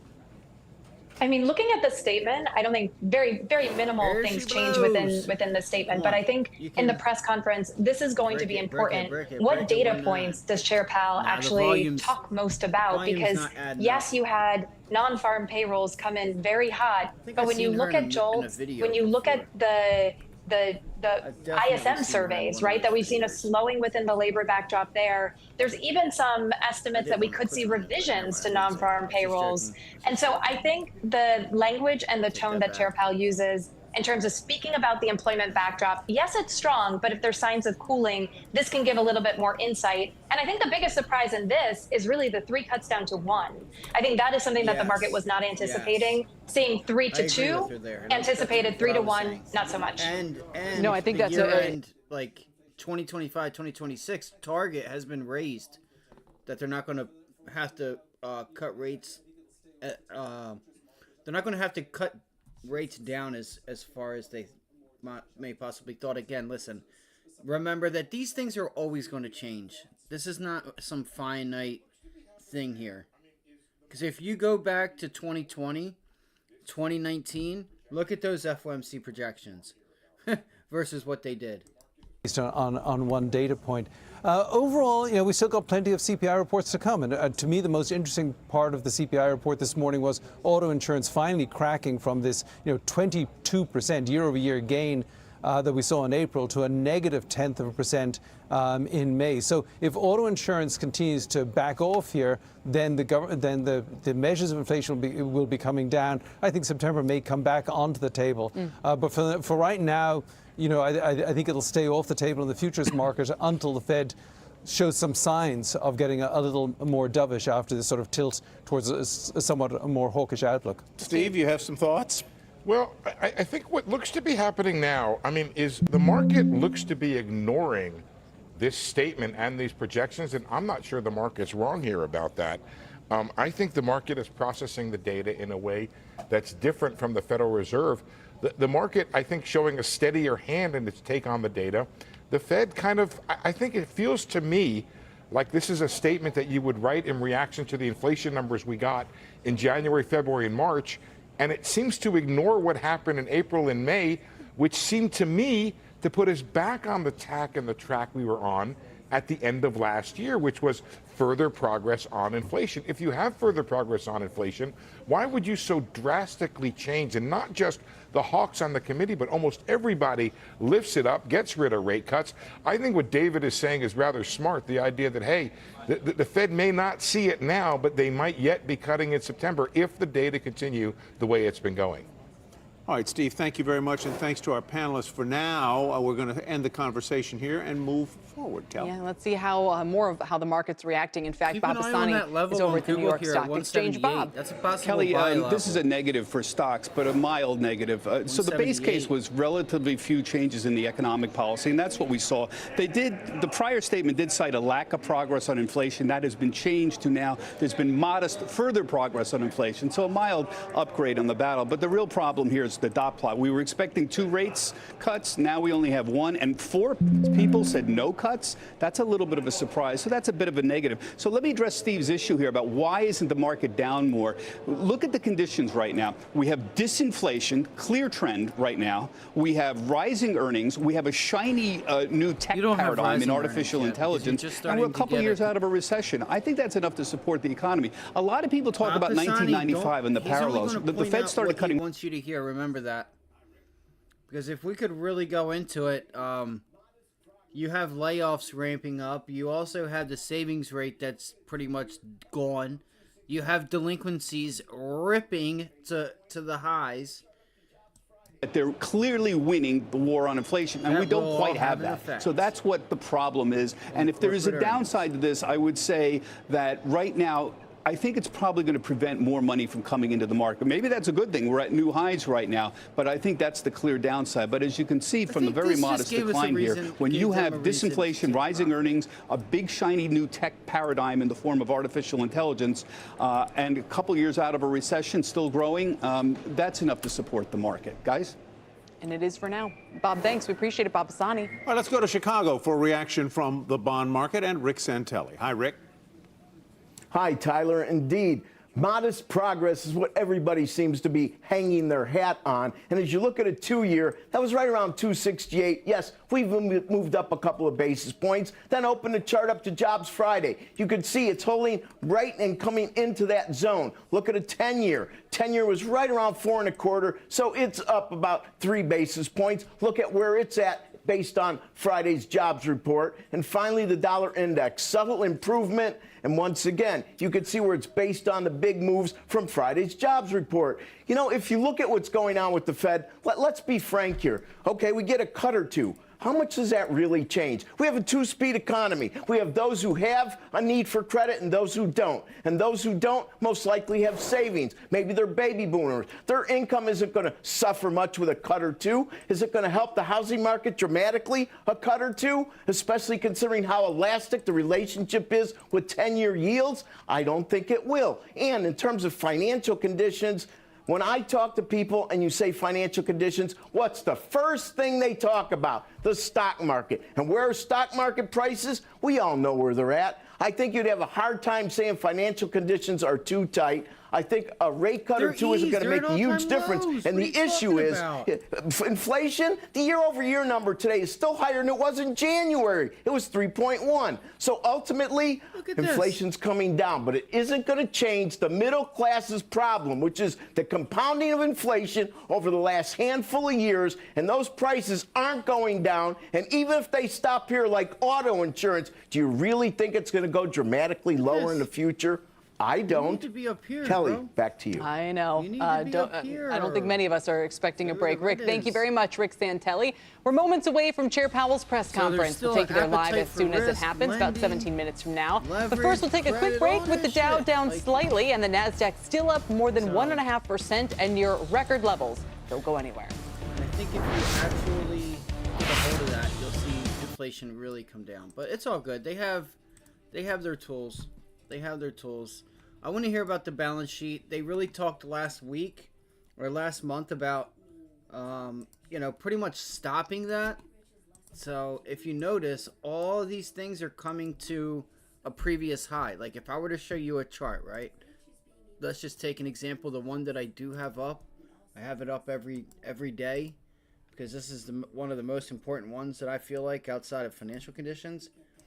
for credit spreads, okay, is this. Now you'll notice even if we go look at the Fed's balance sheet, look how you're coming to this previous high. It's just like a chart. They're going to hold it there. I'm sure. It wouldn't surprise me if they hold it right here in this area, turn that high into support. Let's go look at the Fed.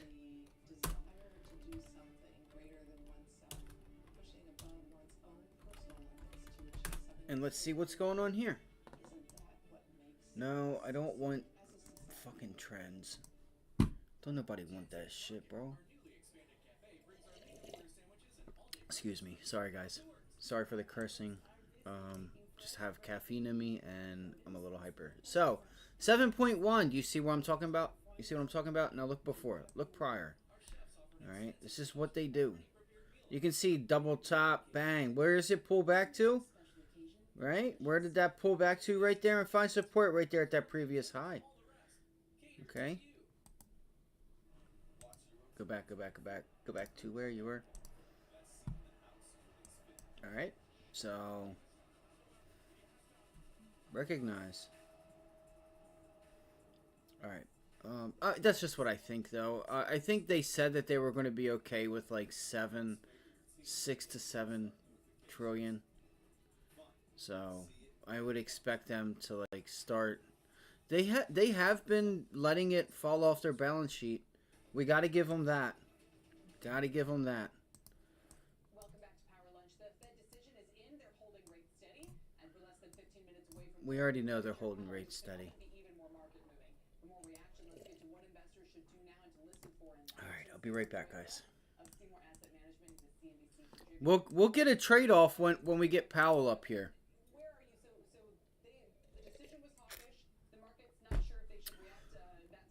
I wouldn't say it's hawkish either, though. I would not say that that paper was hawkish.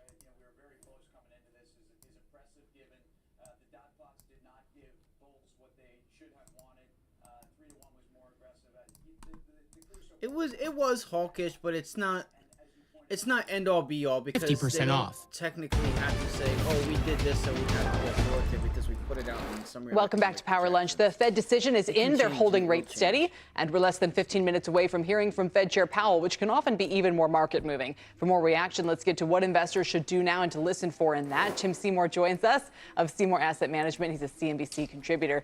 Tim, it's great to have you here. Welcome. And where are you? So the decision was hawkish. The market's not sure if they should react that strongly to it. And where are we now? Yeah, 15 handles down on the S&P off of where we were very bullish coming into this is impressive given the dot plots did not give bulls what they should have wanted. 3-to-1 was more aggressive. The crew so far has analyzed this right on. And as you pointed out, maybe a lot more left to go with Powell, who at these pressers really can't help himself but be dovish. And then we'll wait for Fed officials over the next 2 to 3 weeks to try to unwind some of that. But the reality here is that the market is balancing it in real time, whereas, as you pointed out earlier, the Fed is certainly a lagging indicator. The story for the market, though, over the last few days has been the continued outperformance of semiconductors. They've outperformed the S&P by 20% since mid-April. The reemergence of Apple as leadership along with semis, this is a great backdrop for what's working to continue to work. Again, maybe a modest downtick in the economic outlook, but stability and a Fed on hold. This is great for a CapEx cycle. I think this just might be my masterpiece. Well, I think this just might be my masterpiece. Well, we're coming back with breaking news because the live stream has finally started. You can see that right there. About 28 or so minutes late, but nonetheless, it is underway. And we'll see exactly what's gonna happen there. Andrew Left's still standing by. We'll give you updates when they happen. You can judge for yourself what's going on your screen. I think this just might be my masterpiece. Well, we're coming back with breaking news because the live stream has finally started. You can see that right there. About 28 or so minutes late, but nonetheless, it is underway. And we'll see exactly what's gonna happen there. Andrew Left's still standing by. We'll give you updates when they happen. You can judge for yourself what's going on your screen. I think this just might be my masterpiece. Well, we're coming back with breaking news because the live stream has finally started. You can see that right there. About 28 or so minutes late, but nonetheless, it is underway.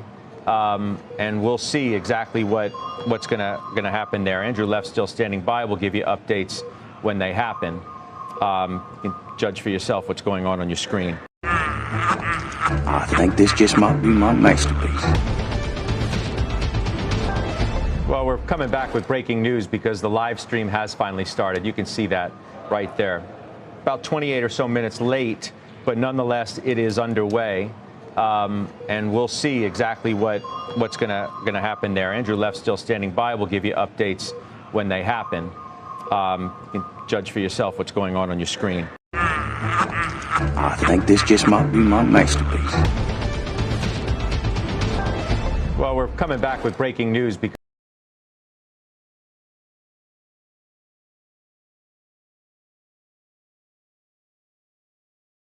I mean, this 11% move in 2 days is absolutely breathtaking.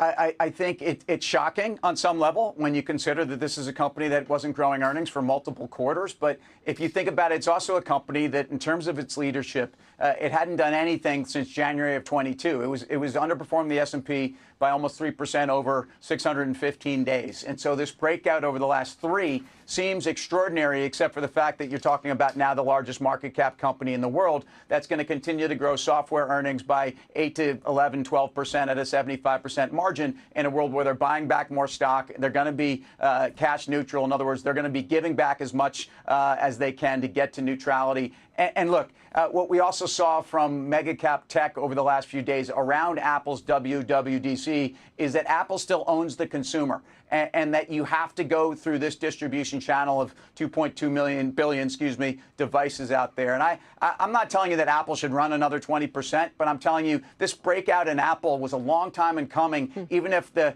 fundamentals around the earnings profile haven't been that extraordinary, there's been a lot of other things going on. All right, Tim, thanks very much. And we will see you tonight on Fast Money at 5 o'clock for more reaction to Chair Powell's comments and so forth. Tim, good as always to see you. Thanks for being with us today. And we are just moments away from Chair Powell's press conference. We'll get more reaction to that and to the Fed decision when Power Lunch returns right here. We'll be right back.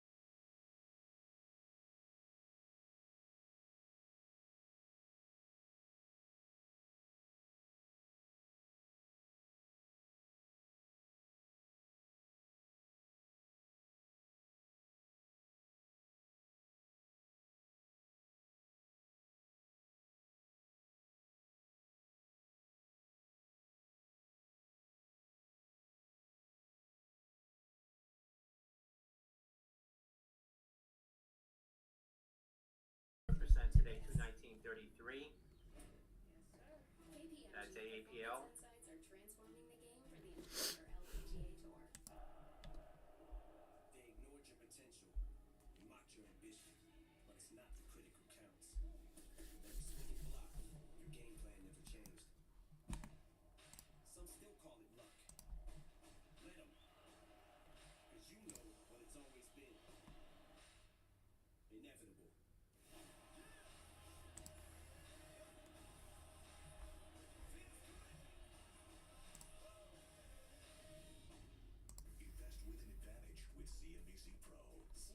Pro is for all those investors out there who are following news and trends and want to figure out what to do next.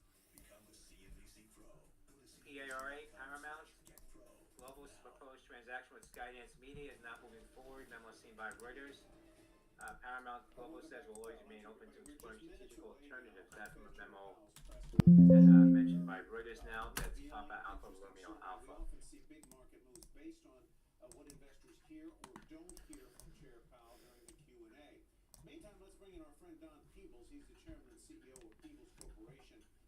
You may remember, if you were watching yesterday, he was the only member of our mock Fed panel to vote for a cut in interest rates. Don, welcome back. Good to have you with us.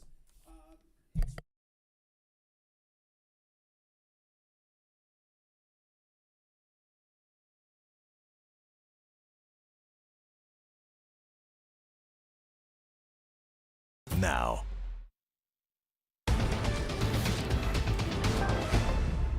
Welcome back to Power Lunch, everybody. We're just minutes away now from Fed Chair Powell's press conference. It should be very revealing, interesting. Certainly, we often see big market moves based on what investors hear or don't hear from Chair Powell during the Q&A.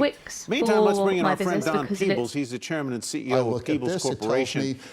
You may remember, if you were watching yesterday, he was the only member of our mock Fed panel to vote for a cut in interest rates. Don, welcome back. Good to have you with us.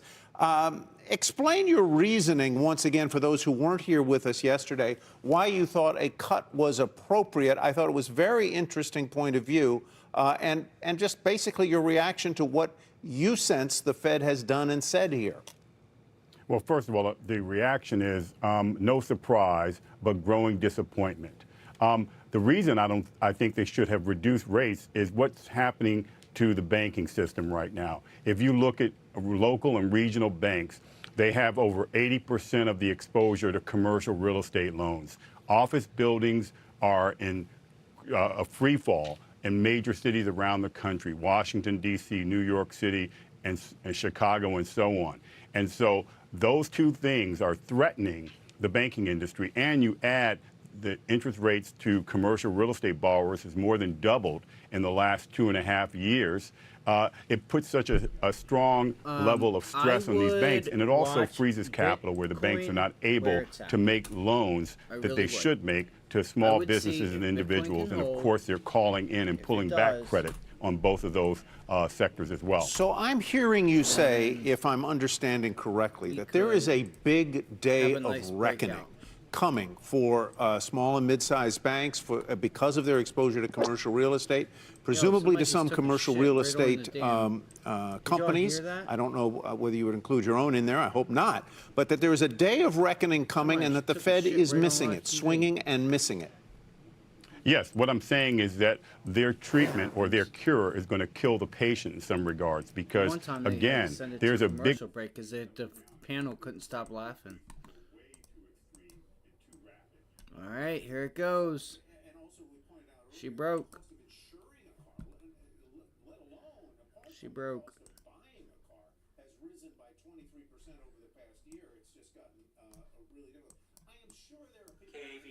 So you have this support. Now you look for the rally to see if you can go up and break 70,000. Shares continuing to spike here now.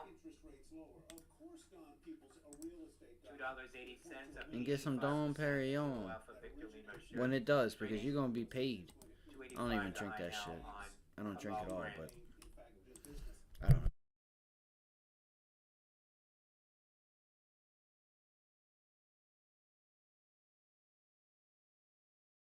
way too extreme and too rapid to begin with. So, and also we pointed out earlier that the cost of insuring a car, let alone apart from the cost of buying a car, has risen by 23% over the past year. It's just gotten really difficult.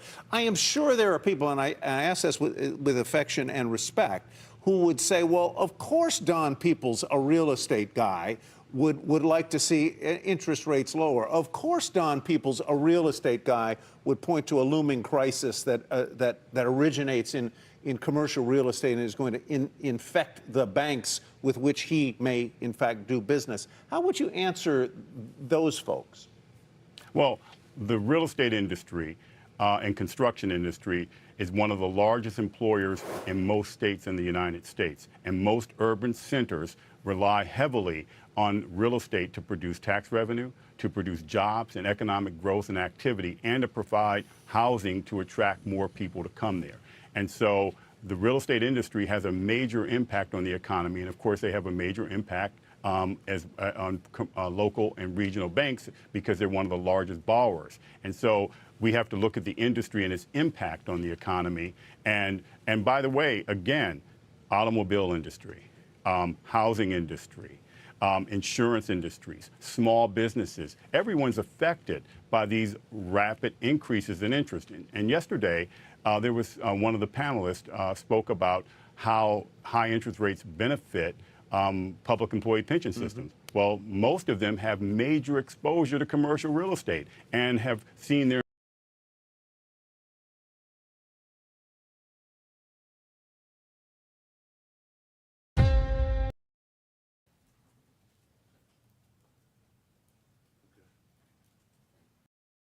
My name is Alfonso, and I got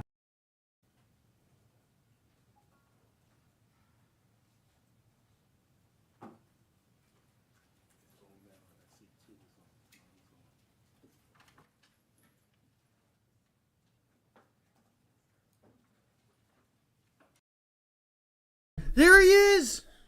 Holy shit! Good afternoon. They're not enjoying it as No, no, no, haves. no, no, no, And no. to me, John, that's Come on. Squarely focused on achieving our dual mandate goals of maximum employment and stable prices for the benefit of the American people. Bro, let's... Oh shit, that's why. Prices for the benefit of the American people. Our economy has made considerable progress toward both goals over the past 2 years. The labor market has come into better balance, with continued strong job gains and a low unemployment rate.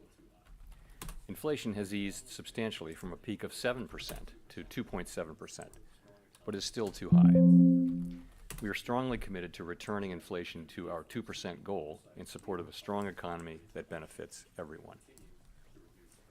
Today, the FOMC decided to leave our policy interest rate unchanged and to continue to reduce our securities holdings. We are maintaining our restrictive stance of monetary policy in order to keep demand in line with supply and reduce inflationary pressures. I'll have more to say about monetary policy after briefly reviewing economic developments.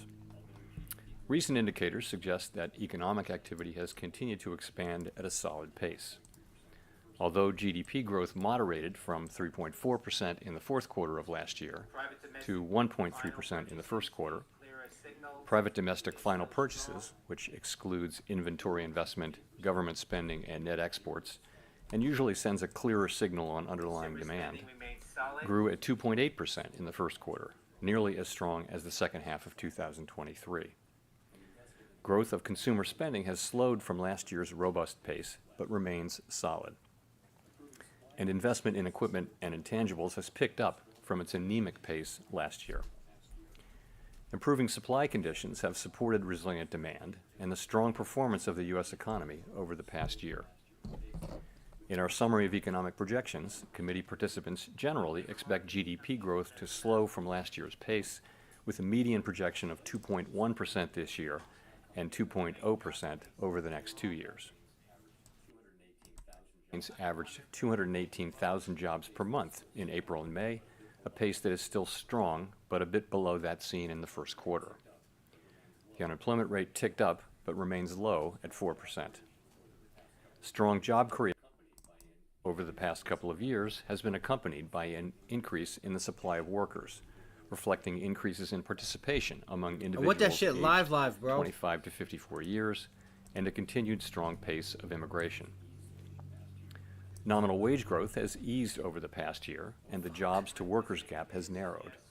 Overall, a broad set of indicators suggests that conditions in the labor market returned to about where they stood on the eve of the pandemic, relatively tight but not overheated. FOMC participants expect labor market strength to continue. The median unemployment rate projection in the SEP is No. narrowed. Fuck. Inflation has eased notably over the past 2%. Total PCE prices rose 2%. Total PCE prices rose 2.7% over the 12 months, and prices rose 2.8%. The Consumer Price Index, which came out this morning and tends to run higher than the PCE price index, rose 3.3% over the 12 months ending in May, and the core CPI rose 3.4%.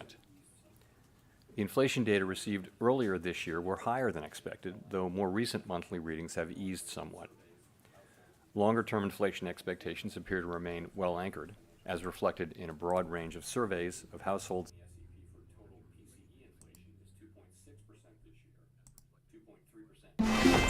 Angel. As well as measures from financial markets. The median projection in the SEP for total PCE inflation is 2.6% this year, 2.3% next year, and 2.0% in 2026. My colleagues and I are acutely aware that high inflation imposes significant hardship as it erodes. Longer-term inflation expectations appear to remain well anchored, as reflected in a broad range of surveys of households and businesses and forecasters, as well as measures from financial markets.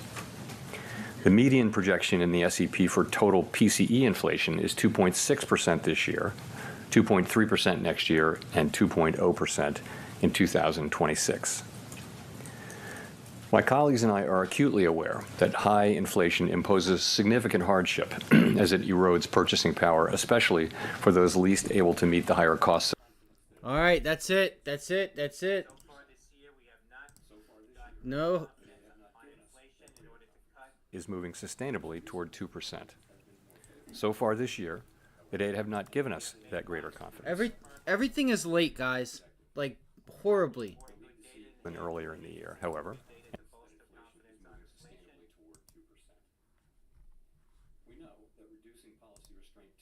Toward 2%. We know that reducing policy restraint too soon or too much could result in a reversal of the progress that we've seen on inflation. At the same time, reducing policy restraint too late or too little could unduly weaken economic activity and employment. In considering any adjustments to the target range for the federal funds rate, the committee will carefully assess incoming data, the evolving outlook, and the balance of risks. Give me my 535s. In our SCP, FOMC participants wrote down their individual assessments of an appropriate path for the federal funds rate, based on what each participant judges to be the most likely scenario going forward. If the economy evolves as expected, the median participant projects that the appropriate level of the federal funds rate will be 5.1% at the end of this year, 4.1% at the end of 2025, and 3.1% at the end of 2026. But these projections are not a committee plan or any kind of a decision. As the economy evolves, assessments of the appropriate policy path will adjust in order to best promote our maximum employment and price stability goals. If the economy remains solid and inflation persists, we're prepared to maintain the current target range for the federal funds rate as long as appropriate. If the labor market were to weaken unexpectedly, or if inflation were to fall more quickly than anticipated, we're prepared to respond. Policy is well positioned to deal with the risks and uncertainties that we face in pursuing both sides of our dual mandate. We'll continue to make our decisions meeting by meeting, based on the totality of the data and its implications for the outlook and the balance of risks. The Fed has been assigned two goals for monetary policy: maximum employment and stable prices. We remain committed to bringing inflation back down to our 2% goal and to keeping longer-term inflation expectations well anchored. Restoring price stability is essential to achieving maximum employment and stable prices over the long run. Our success in delivering on these goals matters to all Americans. We understand that our actions affect communities, families, and businesses across the country. Everything we do is in service to our public mission. We at the Fed will do everything we can to achieve our maximum employment and price stability goals. Thank you, and I look forward to your questions. Thank you, Mr. Chairman. Steve Leisman, CNBC. Just wondering if you could walk me through the committee's average inflation forecast. Core PCE is now forecast to be 2.8% by the year end. It's already 2.75, and after today's number, there were several forecasts on the street that it would be 2.6 at the end of this month. Does that tell you that the average official expects no further progress in inflation, and in fact that it's going to get worse? And if you have this wrong, doesn't it mean that you sort of, you could have wrong the outlook for rates there. Yeah, so what's going on there is that we had very low readings in the second half of last year, June through December, really. And we're now lapping those. So as you go through the 12-month window, a very low reading drops out and a new reading comes in. The new reading gets added to the 12-month window. So it's just a slight element of conservatism that we're assuming a certain level of incoming monthly PCE and core PCE numbers. We're assuming, good but not great numbers. And if you put that on top of where we are now, you get a very slight increase in the 12-month. In the 12-month, 536. Reading. Now, do we have high confidence that that's right? No, it's just a kind of conservative way for forecasting things. If we were to get more readings like today's reading, then of course that wouldn't be the case. So it's just a forecasting device. I think. Let me say that we welcome today's reading and hope for more like that. But if it comes in, just to follow up, it comes in the way you forecast it, it would seem strange for you to be cutting rates at all in context of a rising core PCE. Thank you. Yeah, no, I mean, I think what we said is that we don't think it'll be appropriate to reduce rates and begin to loosen policy until we have more confidence that inflation is moving back down to 2% on a sustainable basis. And that's the test we've applied. I don't know that, I think I don't know that this rules that in or out. I mean, really, it's a forecast, a fairly conservative forecast month by month that would lead to slightly higher 12 months rates by the end of the year. If we get, good, better ratings than that, then you will see that come down or remain the same. If you're at 2.6, 2.7, that's a really good place to be. Nick Timmeros, he always... Wall Street Journal. Nick Timmeros of the Wall Street Journal. Chair Powell, if I look at the rate projections, I see 15 of the 19 that are anticipating either one or two cuts this year, fairly evenly split between the two. And so I wonder if you could explain a little bit more the nuances or the differences there. Would 2 or 3 more inflation readings like the one that we saw this morning make a September interest rate cut possible? You can always tell when he answers questions. So as far as the SEP part of that is concerned, as you know, I talk to all of the other participants on the FOMC every cycle, and we talk about their summary of economic projections and the their dot plot and everything. And what I hear and see is that people are looking at a range of plausible outcomes, and in many cases they're thinking, I don't really, I can't really distinguish between two of these. They're so close for me. These are very close calls. But we ask them to write down the most likely one, so they do. And I think as you've said, there's 15 of the 19 are kind of clustered around 1 or 2. So I think I would look at all. I look at all of them as plausible. But I'd look at I think that does tell you kind of what the committee thinks. But what everyone agrees on is it's going to be data dependent. No one brings to this or takes away from it, that is on the committee, a really strong commitment to a particular rate path. It's actually just their forecast, and it's a combination of their forecast and their own reaction function. But again, everyone would say that this is very data dependent, and I don't hold it with high confidence. And I think if you're looking for and don't really think that they're not trying to send a strong signal that this is what I think is the right thing. It's just what they think at a given moment in time, subject to data. In terms of future meetings, we haven't, we don't make decisions about future meetings until we get there. I think in terms of what we need to see, I mentioned it earlier, we want to gain further confidence. Certainly, more good inflation readings will help with that. I'm not going to be specific about how many because, really it's going to be not just the inflation readings, it's going to be the totality of the data. What's happening in the labor market, what's happening with the balance of risks, what's happening with the forecast, what's happening with growth. You look at all of that and you ask, are we confident? Have we reached an appropriate level of confidence that inflation is moving down sustainably to 2%? Or alternatively, do we see really unexpected signs of weakness in the labor market that would call for a response?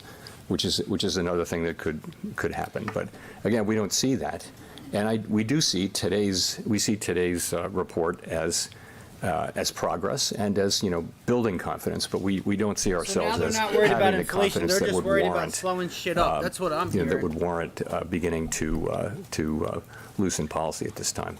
And if I could quickly follow up, did you or any of your colleagues change your interest rate projections after 8:30 or whenever you got the inflation numbers today? So this happens 10 cents on those too often, already. but it does happen. It just is, data came, I think it happened a few meetings ago.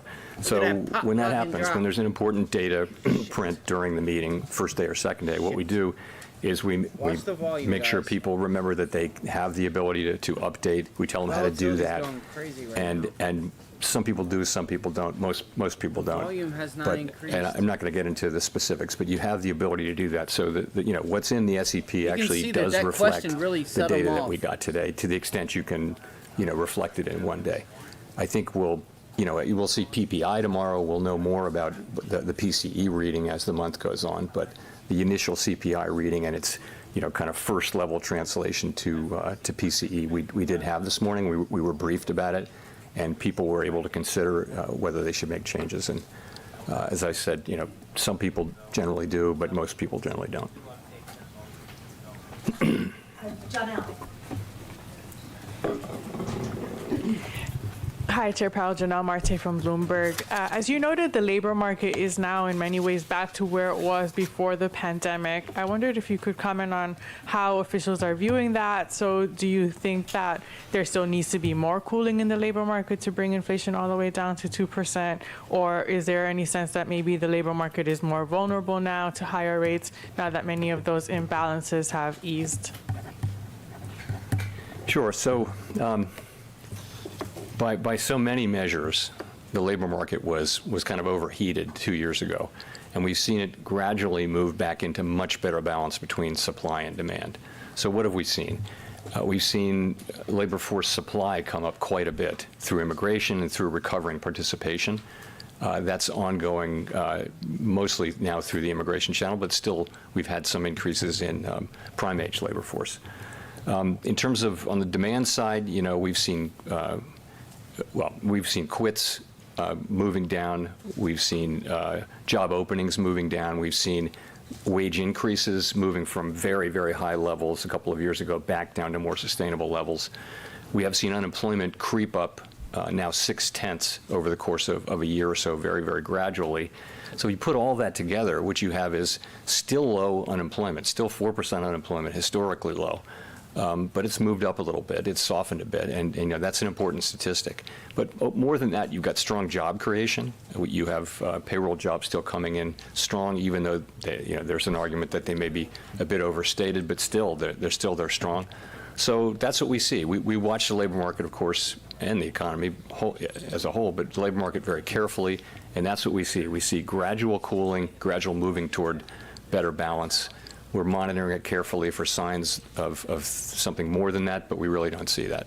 As a quick follow-up, the surveys that make up the jobs report are showing different tales. There's been some divergence, especially we saw in the last report that we got on Friday. So how do you interpret that, and how does it change your view on the labor market? So sometimes you can't reconcile the differences. You just have to look at it and try to understand. And that's why it always makes sense to look at a series, in 3, 6, and 12 months of things rather than just one report. But you're right to point to the last report where there were job losses in the household survey, job gains, big job gains in the establishment survey.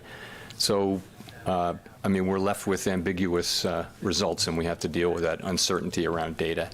Nonetheless, the overall picture is one of a strong and gradually cooling, gradually rebalancing labor market. Job openings, while they've come way down, are still, greater than the number of unemployed people. The jobs workers gap is still a significantly positive number, greater than it was before the pandemic. So overall, we're looking at what is still a very strong labor market, but not the superheated labor market of 2 years ago, or even 1 year ago. Thanks, Chair Powell. Neil Irwin with Axios.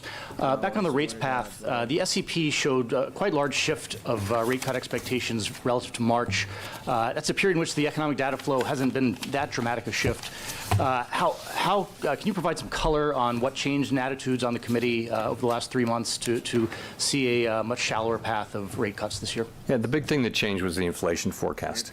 So the inflation forecast moved up several tenths for the end of the year, and as I mentioned earlier in the,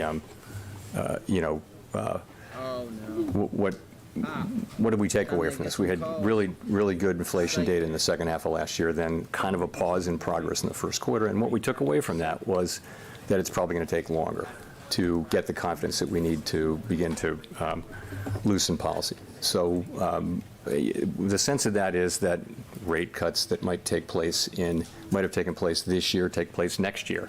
You know, there are fewer rate cuts in the median this year, but there's one more next year. So if you look at year-end 2025 and 26, you're almost exactly where you would have been. Just it's moved later because of that progress. Now you get different data today. So we'll have to see where the data light the way. You know, the economy has repeatedly surprised forecasters in both directions, and today was certainly a better inflation report than almost anybody expected. And we'll just have to see what the incoming data flow brings and how that affects the outlook and the balance of risks. Gina. Gina Smilek, New York Times. Thanks for taking our questions. In the summary of economic projections, the long-run interest rate forecast moved up a bit. Sounds like she's got I wonder a if we little bit should better read of a that as question a this sign month. that you think Last month, that it was the policy stupidest is question in the not world, sort of as where I was like, restrictive yo, as we what the hell? previously expected. This You know, is how what should we makes interpret people wonder what that what the means hell about is how a the woman committee doing views its in there? current policy setting? So two things about that. One is this. You're right, it did move up, but I want to remember to point out that long-run neutral rate of interest is a long-run concept. It really is a theoretical concept, can't be directly observed, and what it is, and price stability, potential. It's a little bit. It's not something we observe today. Today we've got a very specific economy with all kinds of shocks we're still getting over from the pandemic. So it's. I don't think that the concept of R-star is a very important concept in economics and in what we do, but honestly, it doesn't really get you where you need to be to think about what appropriate policy is in the near term. But back to your original question, people have been gradually writing it up because I just think people are coming to the view that rates are less likely to go down to their pre-pandemic levels, which were very low by recent history measures. Now we can't really know that.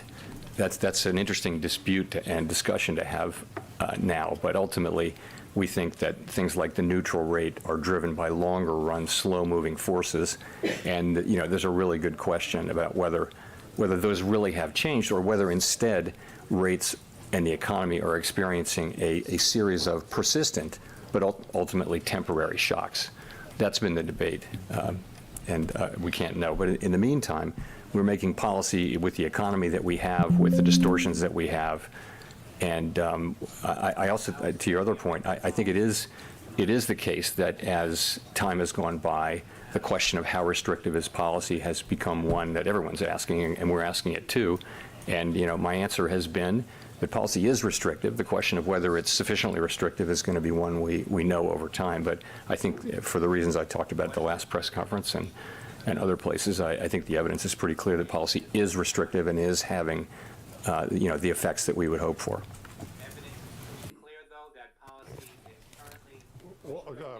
Thanks, Chair Powell. Howard Stein with Reuters.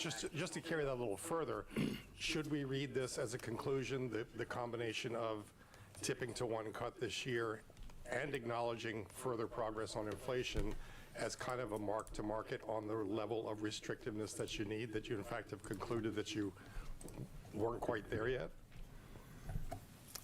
I'd be reluctant to try to draw that conclusion. I think this is about looking at the incoming data and asking how much progress are we making on inflation, and how is the rest of the economy doing? Is the labor market still strong? That's what we're thinking about. You can translate it into the language you're talking about, but to me the focus is more on, we have a goal which is price stability, another goal which is maximum employment. How are we doing there? We think we've got a good, strong labor market still.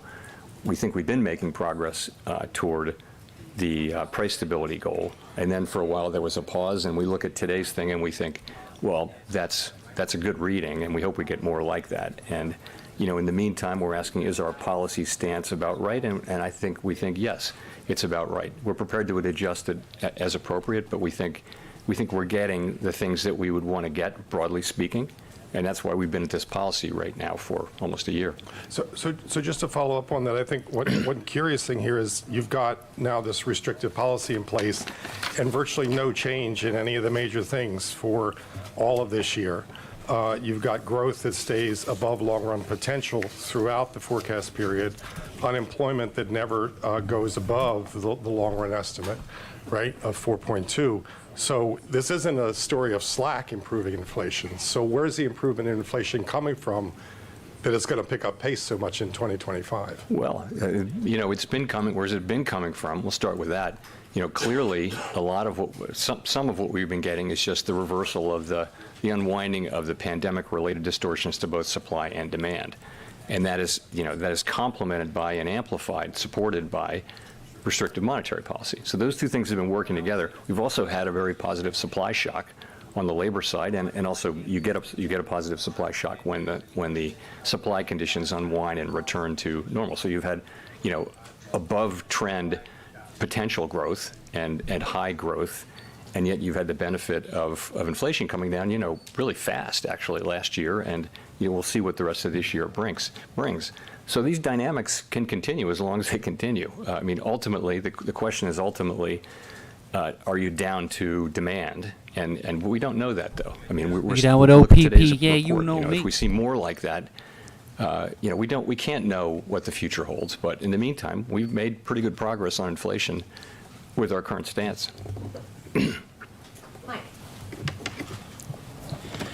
Michael McKee from Bloomberg Radio and Television. The base case of the committee seems to be that there is going to be at least one rate cut this year, but your growth forecast doesn't see any slowdown in the rest of the year, nor does the unemployment forecast see any significant weakening of the labor market. And your inflation forecasts basically average out to no change. So if at the end of the year there is no change from conditions now, why would you anticipate cutting rates? What would be the point for a rate cut? Well, we think policy is restrictive, and we think ultimately that if you just set policy at a restrictive level, eventually you will see real weakening in the economy. So that's always been the thought, is that since we raised rates this far, we've always been pointing to cuts at a certain point, not to eliminate the possibility of hikes, but no one has that as their base case. So no one on the committee does. But so that's how we think about it, and that's what we've been getting. That's what we've been getting is good progress on inflation, with growth at a good level, and with a strong labor market. Now, ultimately, we think rates will have to come down to continue to support that, but so far they haven't had to, and that's why we're watching so carefully for signs of weakness. We don't really see that. We kind of see what we wanted to see, which was gradual cooling in demand, gradual rebalancing in the labor market, while we're continuing to make progress on inflation. So, we're getting good results here. Well, to follow up, is there any kind of concern for the housing industry or financial stability, banks, in leaving rates where they are for too long at this point? On housing, the housing situation is a complicated one, and you can see that's a place where rates are really having a significant effect. Ultimately, the best thing we can do for the housing market is to bring inflation down so that we can bring rates down so that the housing market can continue to normalize. There will still be a national housing shortage, as there was before the pandemic. There will still be one, but the distortions that we see now with lock-ins and things like that, low mortgages. In terms of banks, the banking system has been, solid, strong, well-capitalized lending. You know, we've seen good performance by the banks. We had the turmoil early last year, but you know, banks have been focusing on bringing up their liquidity, bringing up their capital, and having a risk management plans in place. So the banking system, you know, seems to be in good shape. Chris. Thanks. Chris Rugaber at Associated Press. I was wondering if we can, on inflation, if you can tell us a little more about where you see inflationary pressure in the economy. You mentioned labor markets coming into better balance, and inflation expectations appear to be well anchored. You're seeing, you know, anecdotal stories of the large chains like Walmart and Target are announcing price cuts. McDonald's announcing a $5 meal deal. So, you know, people may still be unhappy about prices at the grocery store, but it doesn't seem like there's a lot of inflationary pressure left in this economy. I wonder if you could tell us more about that. that. It's true that inflationary pressures have come down, but we're still getting high inflation readings. So, you know, and I think you can see it in various places. You know, in some parts of non-housing services, you see elevated inflation still, and that's probably to do with, it could be to do with wages. Goods prices have kind of fluctuated. There's been a surprising increase in import prices on goods, which is kind of hard to understand, and you know, we've taken some signal from that, but. You know, and of course, housing services, you're continuing to see high readings there. To some extent, that's you know, catch-up inflation from earlier pressures. But I mean, overall, you're right. Inflationary pressures have come down. As I mentioned, the labor market has come into better balance. Wages are still running, you know, I would say, above a sustainable path, which would be that of trend inflation and trend productivity. You're still seeing wage increases moving above that. We haven't thought of wages as being the principal, you know, cause of inflation, but at the same time, getting back to 2% inflation is likely to require return to a more sustainable level, which is somewhat below the current level of increases in the aggregate. Rachel. Hi, Chair Powell, Rachel Siegel from the Washington Post. Thanks for taking our questions. There's obviously a lot of focus on how many cuts could be expected this year, but can you give us a sense of what one cut by the end of the year would actually do to the economy, what you think would be a meaningful difference if there was a cut by the end of the year, or even two? I think if you look back in 5 or 10 years and try to pull out the significance to the U.S. economy of one 25 basis point rate cut, you'd have quite a job on your hands. So that's not how we look at it. You know, really the whole rate path matters, and I do continue to think that when we do start to loosen policy, that will show up in a significant loosening in financial market conditions, and the market will price in what it prices in. I have no way of saying, we're not at that stage, so I don't know what we'll be thinking about at that time. But it's a consequential decision for the economy, and you know, you want to get it right. And fortunately, we have a strong economy, and we have the ability to, you know, approach this question carefully, and we will approach it carefully while we're very much keeping an eye on, you know, downside economic risks should they emerge. And you've been talking about this clear sense that it's just going to take longer to have the confidence that's needed for rate cuts.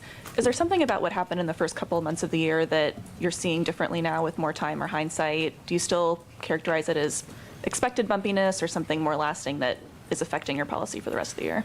You know, we always want to avoid the tendency to dismiss the parts of inflation that we don't like and just make it go away. So, but we had a quarter where inflation was running higher, and yes, I could stand here and say it's stuff we shouldn't have taken signal from, but it is what it is. You know, you have to, you know, low inflation is low inflation, high inflation. So if you have a quarter where it's higher, we tried not to take signal from the first couple of months, but we got a third month and we said, okay, the signal we're taking is that, you know, we think it's going to take longer to get confidence that inflation is moving sustainably on 2%. That's what we said.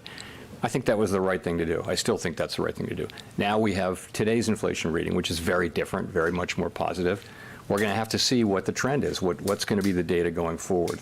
We're looking for something that gives us confidence that inflation is moving sustainably down to 2%. And readings like today's, you know, that's a step in the right direction, but, you know, one reading isn't, it's just, it's only one reading. You don't want to be too motivated by any single data point. Jolene. Hi, Chair Powell. Thank you for taking our questions. I'm Jolene Kent with CBS News. What's your message to Americans who are seeing encouraging economic data but don't feel good about this economy? I don't think anyone knows, has a definitive answer why people are not as happy about the economy as they might be. And we don't tell people how they should think or feel about the economy. That's not our job. People experience what they experience. All I can tell you is what the data show, which is we've got an economy that's growing at a solid pace. We've got a very strong labor market with unemployment at 4%. It's been a long time since we've had a long stretch of time with unemployment at or below 4%, very long time. We had a period of high inflation. Inflation has come down really significantly, and we're doing everything we can to bring that inflationary episode fully to a halt and fully restore price stability. We're confident that we'll get there. And in the meantime, it's going to be painful for people, but the ultimate pain would be a period of a long period of high inflation. It is people who, lower income people who are at the margins of the economy who have the worst experience, who experience the most pain from inflation. So, it's for those people, for all Americans, but particularly for those people that we're doing everything we can to bring inflation back down under control. As just a quick follow-up here, you've indicated one interest rate cut sometime this year, and I know you don't have a crystal ball up there, but a lot of people are watching and see, borrowing money remains very expensive. For everybody who's out there waiting on a rate cut, about when can consumers expect some relief? Well, I don't have a precise date for you, but what we said is that we want to make sure that we're confident that inflation is actually moving back down to 2%. And when we are, then we can look at loosening policy. So having that kind of confidence that inflation will be at 2%, it just pays benefits to the whole economy, to all Americans for a long period of time. We had that period for a very long time. We very much want to get back to a place where people can not think about inflation. It's just not a concern in the everyday economic decisions that they make. We were there for a long time, and our goal is to get back to that place. And we've made good progress, and we're in the phase now of just sticking with it until we get it done. Claire.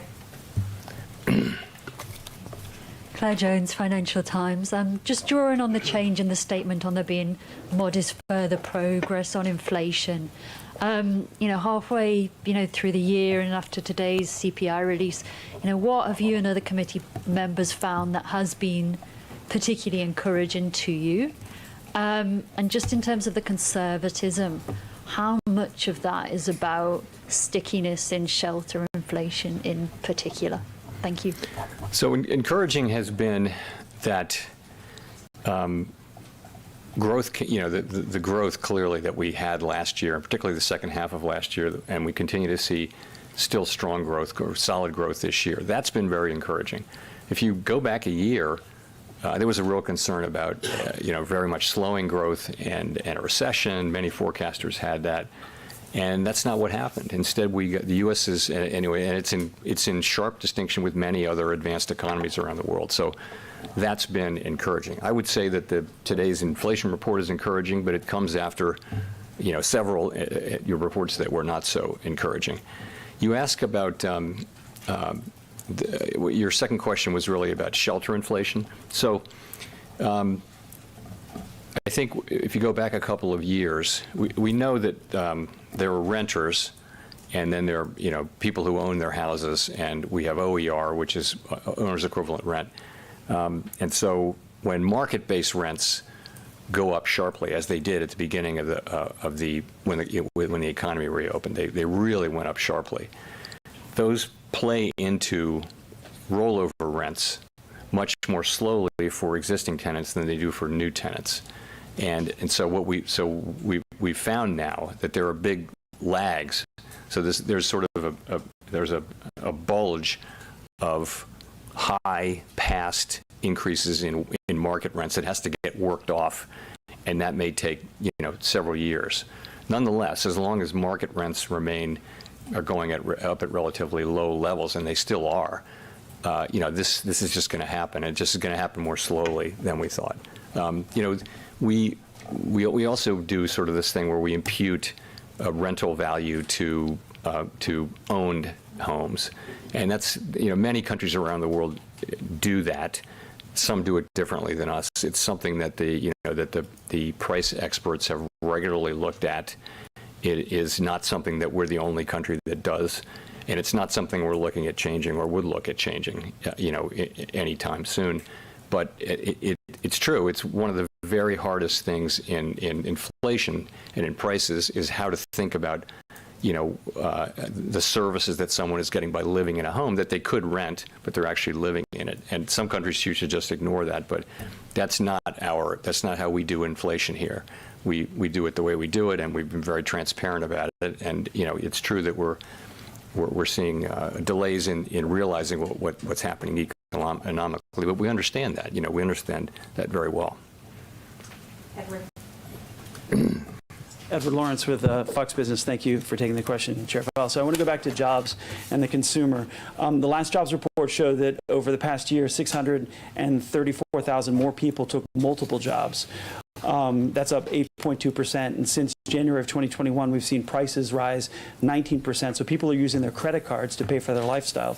What pressure points will signal to you that the slowing economy could maybe break companies in terms of hiring or break the consumer in terms of spending? So, we monitor all the things you mentioned and more. What we're seeing is basically spending was going up faster than disposable income during big parts of last year. And so what you'd expect to see is people spending more on their credit cards. That has been happening. Credit card balances have been going up. Credit card defaults have been going up. They're not at high levels. Remember that after the pandemic, people were cooped up. They couldn't spend money.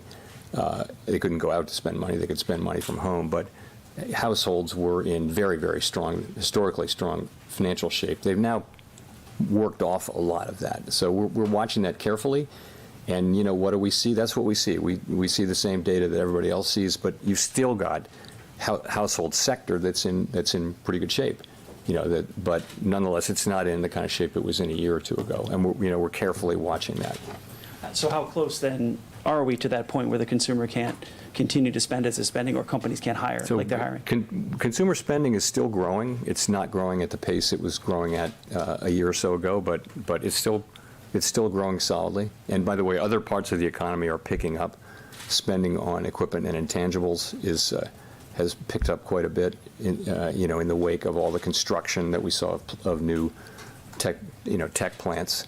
So overall, the economy is exhibiting solid growth, and something around 2%, which is a good pace of growth for the U.S. economy.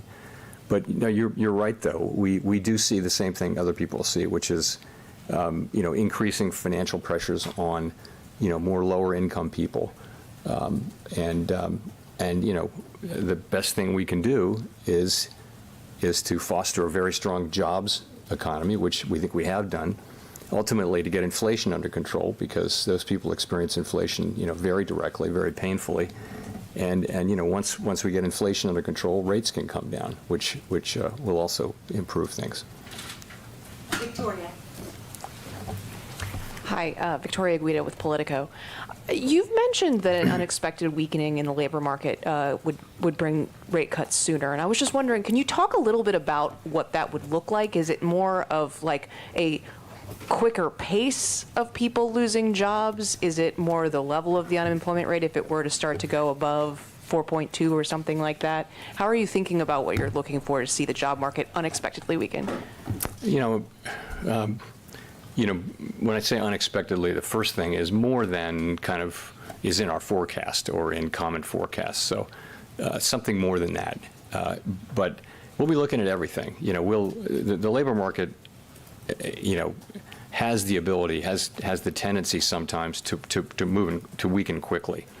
So waiting for that to happen is not what we're doing.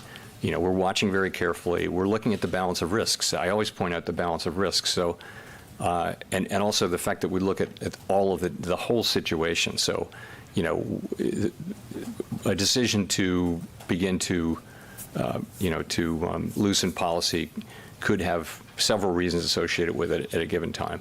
But I would just, we monitor all the labor market data, and if we saw troubling weakening more than expected, then that would be something we'd consider responding to. But we look at the broader context of what's going on too. So something like negative payroll numbers would be. I'm not going to. I mean, I can think of things that many things would make it on that list, but I don't think I'll utter them here.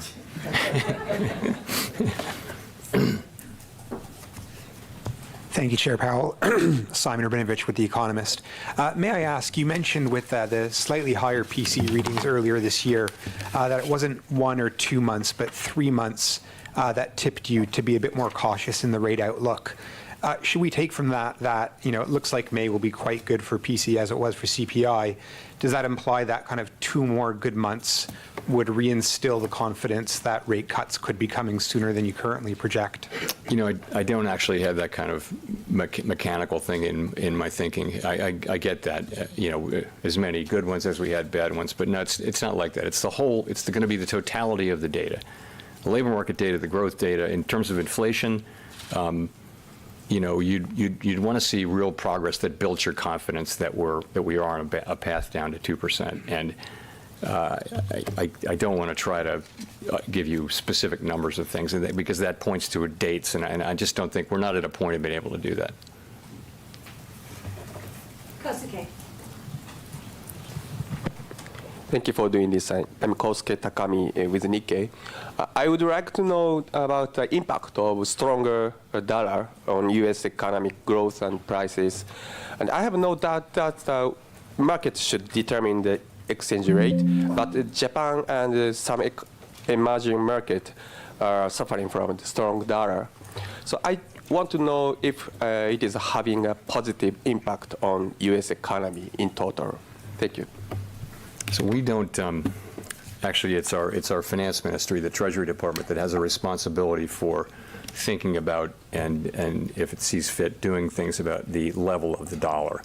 So for us, it's just another financial variable. And you're right, the dollar has exhibited some strength over the course of the last year or so because the U.S. economy is very strong. We don't think of it as benefiting or hurting the U.S. We don't manage the level of the dollar. That's not our job. It's not, and for our economy, what we're trying to foster is maximum employment and price stability, and we feel like we've made good progress on both of those goals over the course of the past year. Jennifer. Thank you, Chair Powell. Jennifer Schonberger with Yahoo Finance. You said you would cut rates before inflation falls to 2%. You're forecasting inflation to end the year at 2.8% on core PCE. We're at 2.8%, of course, on core PCE. Right now, you said the inflation forecast is conservative and that if you got 2.6 to 2.7 on PCE, that would be a good place to be. You also indicated the job market has mostly normalized. So why not cut rates this summer just once? You're well above neutral, to try to preserve the soft landing rather than risking waiting too long in the quest for confidence for inflation.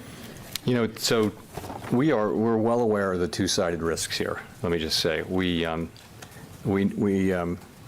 understand that if we wait too long, that could come at the cost of economic activity, of employment, of the expansion. We understand that if we move too quickly, we could end up undoing a lot of the good that we've done and have to then start over. And it could be very disruptive. So we're extremely aware of both of those risks and just basically trying to manage them. And what we said is that we don't think it'll be appropriate to begin to loosen policy until we're more confident that inflation is moving down to 2% over time on a sustainable basis. That's kind of been our test. Or there's another test, which is an unexpected deterioration in labor market conditions. So I think that's the right way for us to think about it. That's our dual mandate there, and we have a strong economy. We've got growth. All forecasts are very commonly around 2%. That's a strong growth rate for our economy. The labor market continues to print jobs at a pretty high rate. Unemployment's still low, so we have the ability now to approach this question carefully, and that's what we're doing. And just to follow Chair Powell, do you need to be ahead of a weakening in the labor market? Otherwise, is it too late, given that the labor market is a lagging indicator, right, when you look at the monthly jobs data? Yeah, we completely understand that that's the risk, and that's not our plan, is to wait for things to break and then try to fix them. We're trying to balance these two goals in a way that is consistent with our framework, and we think we're doing that. We gave out NVIDIA this morning, right out the gate, for the long, right off the Thank you, bell. Chair Powell. Evan Reiser with Market News International. You have mentioned before the framework review process will start in the latter half of the year. At this point, do you have any specific time frame for the start of that? Who will lead it? Will it be you or a committee group of your peers? What will be the parameters? Do you anticipate the review will consider changes to communications going forward? So what we've been thinking is that we would announce and commence the review later or late in the year.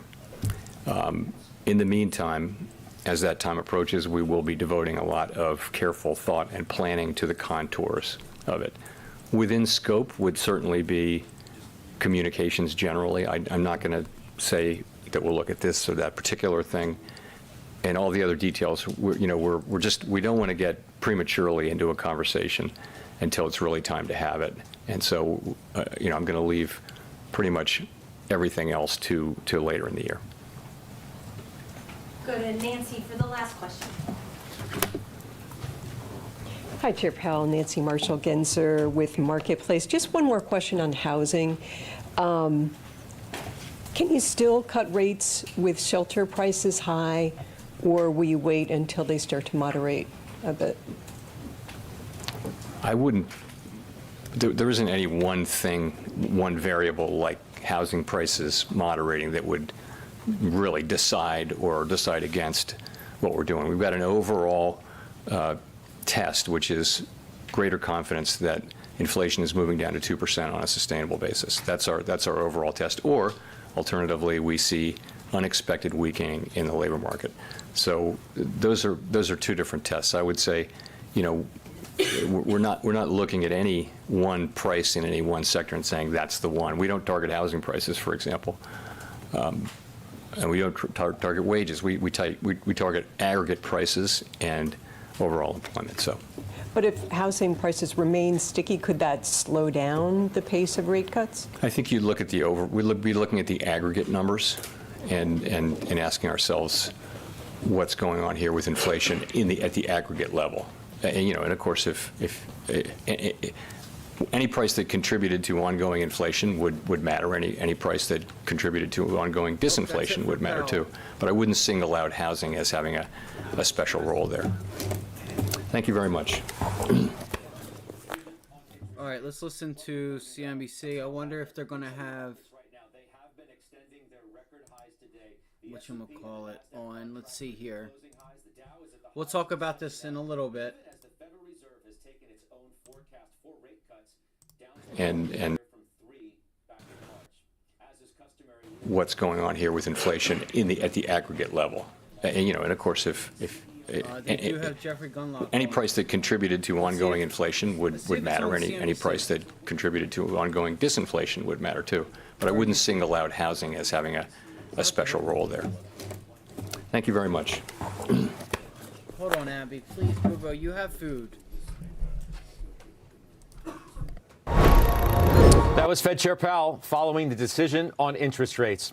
Welcome to Closing Bell. I'm Scott Wapner. Let's show you the markets right now. They have been extending their record highs today. The S&P and the NASDAQ on track for new closing highs. The Dow is at the highs of the session now, even as the Federal Reserve has taken its own forecast for rate cuts down to 1 this year from 3 back in March. As is customary, we are joined exclusively by Jeffrey Gunlock. Only today we are live in Los Angeles with the CEO, CIO, and founder of Double Line Capital. Thanks for having us here. It's good to see you. Thanks for coming, Scott. So what do you make of what you saw and, more importantly, what you just heard? Then big news, obviously, is the forecast down to 1 cut from the 3 we had in March. That's right. I think that's what will be remembered in this meeting, in the history books. In past meetings, there was new ideas that were brought out. Remember, we had supercore inflation was brought out at one meeting. There was 3-month and 6-month annualized was brought out. This one, they actually had to change had to do the SEP, and so they had to adjust things a little bit. But he was remarkably vague in the Q&A session. I don't know what's going to happen. And he did mention that he can't wait for the labor market to really show signs of weakening. He doesn't want to break things just to fix them, let them break and then fix them. But I think that's pretty contradictory. If the labor market is strong and stable,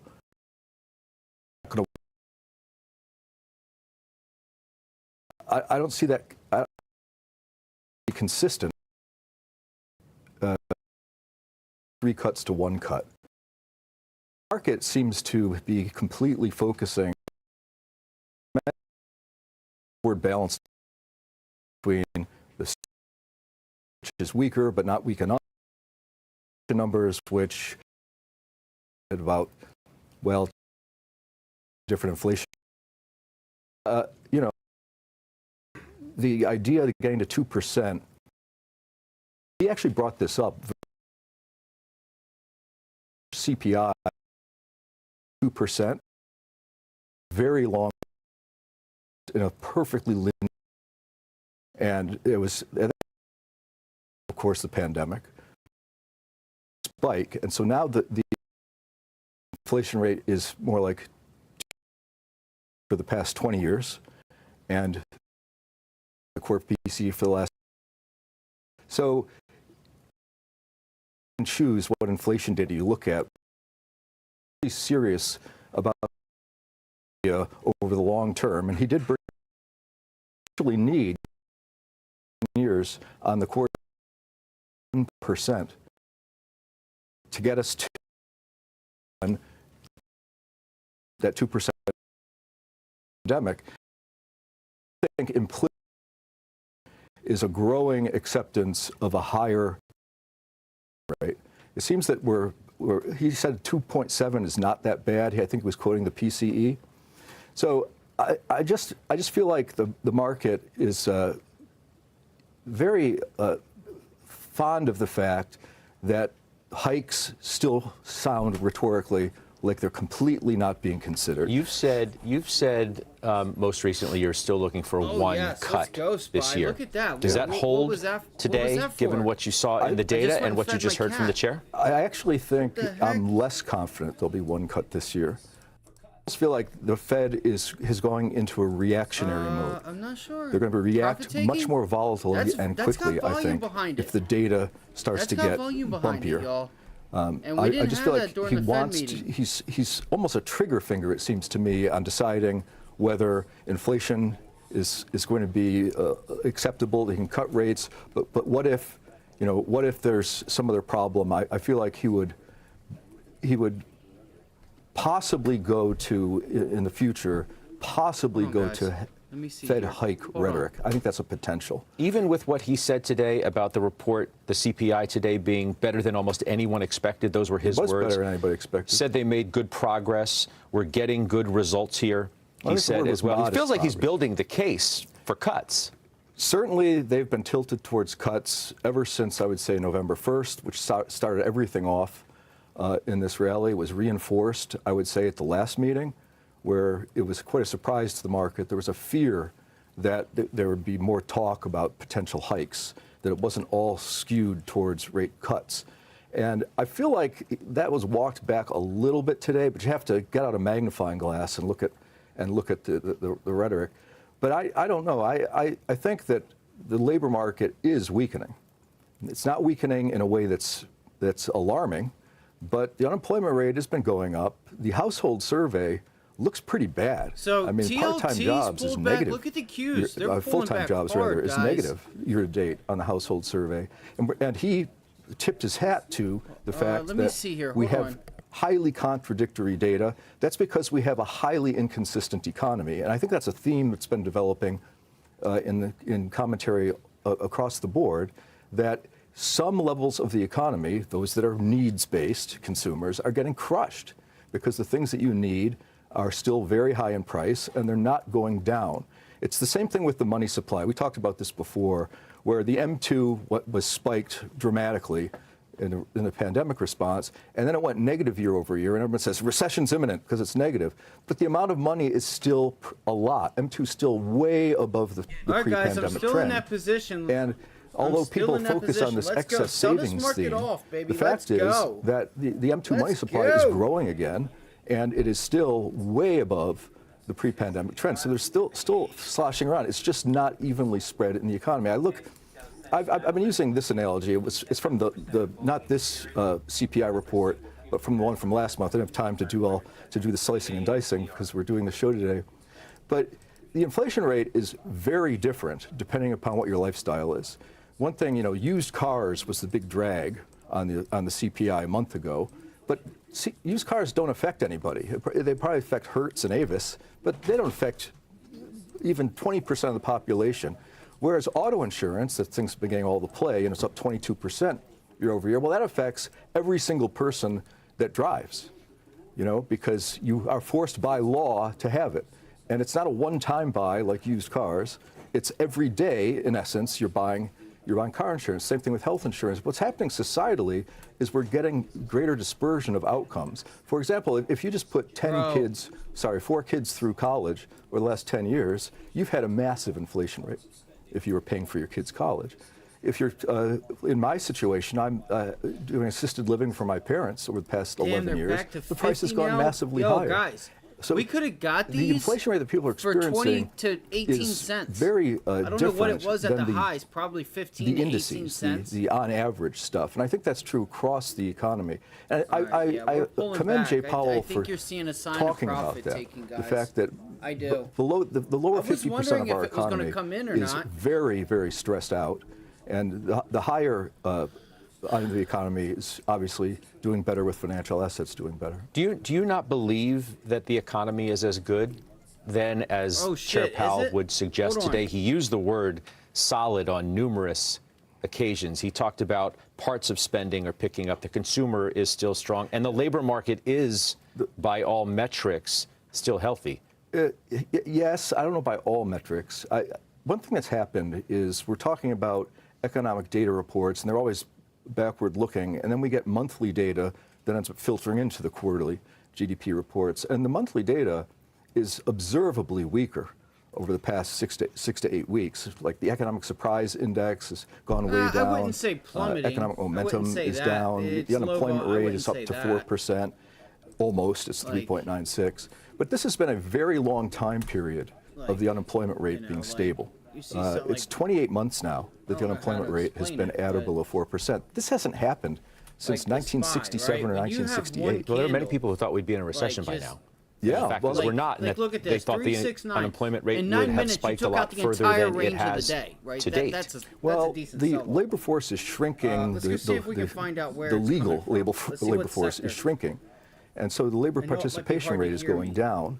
And so when you have the labor force participation rate going down, it causes stresses to the economy because you're having more and more people that are takers rather than payers. And if the market does pull back, that's where we want to be short. It's very slow to evolve, but I think that's underway. Just something to think about. I do think that we're going to see. And banks. If I did my own SEP, I would not have the unemployment rate where it is now at year end. I think I would have it more like at 4.4. Look at names like Goldman Sachs. Goldman Sachs, I was targeting 440 for Goldman Sachs. It's got some room. Consternation about the lack of this.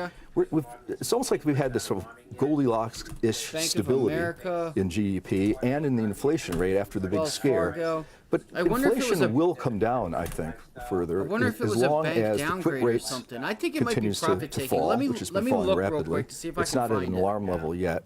I think that if shelter prices come down, which they should, because the inflation rate was in 2022 was way higher than what was reported. The shelter and housing was grossly understated because of the way it's constructed. But it's going to come down because the national rent roll is now 0.6 year over year.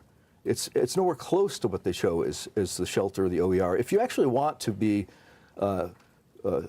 sort of optimistic about the 2% goal, I can do a magic trick for you. There's actually not a terribly complex way of looking at the inflation rate that gets you to 2% right now. It's just core CPI less shelter. That's it.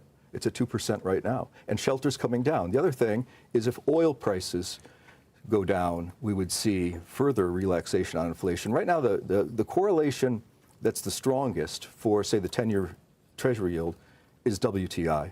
It's been extraordinarily strong. If it goes down, if for some unknown reason oil goes lower, and I'm not sure fundamentally it's supposed to, but I just have the sneaking suspicion that there's going to be organized pressure to get oil prices down for the election. That chart is interesting that we're looking at of the 10-year yield actually moving higher following the statement. And Chair Powell, we were 425 earlier today, so we're moving up a little bit. Steve Leisman, our senior economics reporter, has come out of the room now. He did get the first question to the chair. And I feel like once again, Steve, we had a more hawkish statement, maybe a more dovish Fed chair. You asked the question, too, that the statement and even the forecast for PCE by the Fed, in your words, seems to ignore the better data that we've gotten recently, including today. Were you surprised by that? I was, Scott. It feels a little bit like the Fed came out of its hole in March, saw its shadow, and kind of went back in and said 6 more months of inflation. I think they sort of ignored the progress that we've had in April and May. Now, I get that they were somewhat spooked by what we saw in January through March, but it seems increasingly clear to me that what we saw in those 3 months was very much residual seasonality.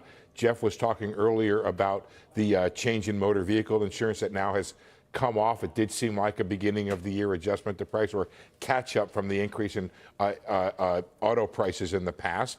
And Jeff brought up something really interesting that I'm just wondering about right now. I'm wondering if indeed the Fed even has a bias to cut anymore. I don't know that. It feels a little bit like there was something of a coup of the hawks inside the committee when it came to the statement. Said, no, forget May, forget April. All that matters is January, February, and March. And then also forget what we're seeing, and Jeff talked about this too, this cross. Inflation's been coming down.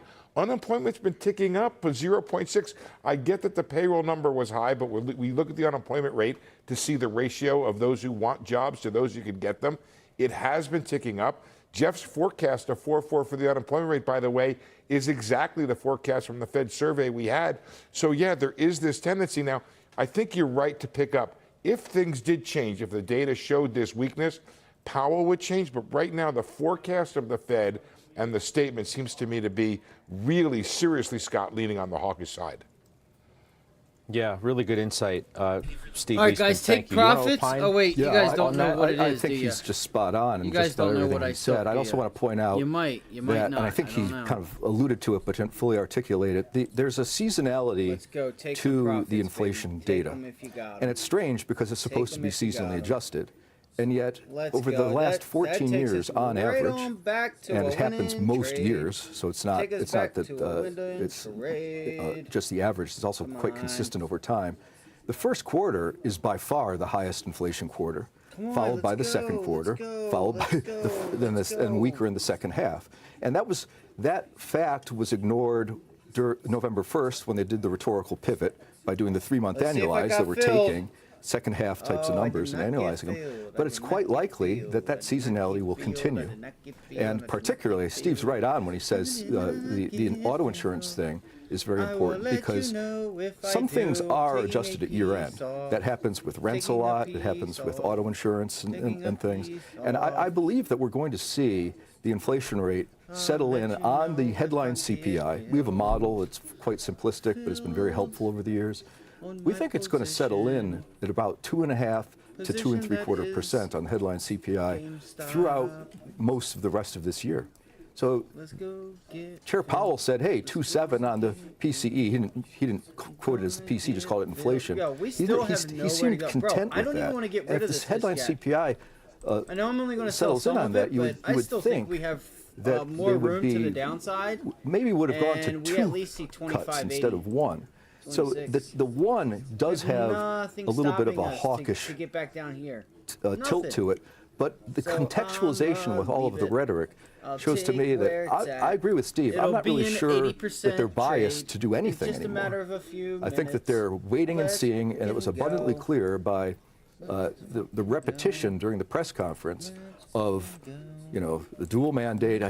He's been on this theme for the whole hiking cycle, but he repeated himself kind of in astonishingly many times today. So if you don't know truly then what the bias is anymore from the Fed, then what investment decisions would you make as a result? And would any of your prior change as a result of the ambiguity you're seemingly suggesting exists today? We've been for a while now operating under the investment theme of higher for longer from the Fed. And higher for longer means that you can expect very good returns out of certain parts of, say, the fixed income market. Like today, double B bank loans, I've talked about this in past appearances, double B bank loans are very low risk. You guys can barely hear me. Sorry, guys. Let me just turn Jeffrey Gunlock off. All right, guys, let's see here. I should start to get filled. I have... in order out at 18 cents, I'm going to take probably 60%, 80% of this position off. 75, that's where I'm at right now. 75% of my short on GME, I went and grabbed a 20. I think we'll still get it. I'm going to leave my order here for the rest of the afternoon because I feel like we don't have anything to stop us to get down to this area. Come on, guys. Let's go. There we go. I got filled. Somebody took my orders that I paid 9 cents for. All right, I got filled at 18 cents, guys, on a 9-cent put there on GME. 18 cents, just like that. I think you're going to get a lot more out of this. I think you have nothing stopping you to get to 25. That was a nice trade, guys. So that right there was 80%. 80%. Just a few minutes. Just a few minutes. I think the market really helped us out there, kinda. But not really. Because it felt like that bounce back. I got short this bounce back right here. Alright. You know, if you guys want me to alert you guys of my trades, links in the description. Just send me a message. You guys can send me a message on Twitter if you like. Again, let me just reiterate. Monday, top trade idea of the week, Microsoft long. What else did we trade? Coinbase, long yesterday. All right, just got short. I had to take that off. That shit was 80%, guys. Apple. Yeah, there should be some profit taking. That move on Apple was just too big. And look, you know what's crazy? You know what's cool about this? There's probably still room left. So if Apple bounces back, if you get a bounce back to like 215, 214.90. Yeah, if you get a bounce back here, you could probably get a really nice short because there's nothing stopping you. Once you break 214, it's a wrap. Once you break that right there, watch. I guarantee you it'll just start flushing. Just like GameStop. That's why I took that. Look at that. Let's say, look, they're going to hold it there. They're going to, anybody that's long, you want to hold this. You either want to take your profit or you want to hold 214.25 because you get any lower down here at like 213.70, you're just going to flush. It's just going to just be like boop, boop, boop, boop, boop, boop. Like it'll just like make a low and then it'll extend the low. NVIDIA. There's a nice break and retest there on NVIDIA. You have some room down to 123. Back to the opening price. GameStop still extending, guys. Still extending on GameStop short. That's over 100. Damn! I shorted myself, man. Holy shit. Oh, damn. Now that's up. I don't know. What is that? 140 or 160, 150%? Roughly. Even if you got filled on the ask. Yeah, it's 150%. Sometimes you just got to wait and be patient. But I had to take profits there. I can't. Once I start getting to 80% that quick, I gotta. I set the limit order. I wasn't gonna play around with it. Look, it's hard. They're still building that shit up, bro. They're still bidding it up, and we still got a few days. So that was the $20 puts. Oh shit, they going again. Damn. It's been a long time coming. Many of the recession indicators flagged a year or 2 years ago, but this is a crazy cycle with all that government spending and then the retraction of the liquidity. But I felt like Powell himself. All right, so let's see what else we can get into. If we get another bounce back to that area, I will try it again. I'm not sure if it gives it to you. It might, but like $28. I'll try. I'll get back in it again, and I'll just keep rinsing these trades off. This was like an economist talking, not I should have held it. I should have held it. I don't know. Now I'm just like, now see what the part of me that really like, which I don't like, is that I had built this. I get paid. I take it, especially on moves like this. I'm gonna take this off. There we go. It's official. It's official.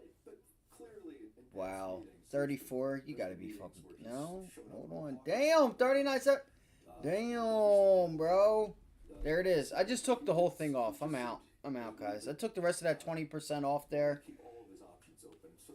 That's it. Look at those spreads. Look, 29 to 40 cents from 9 cents, guys. From 9 cents to 40 cents. 30 cents. Call it 30 cents. It's 300%.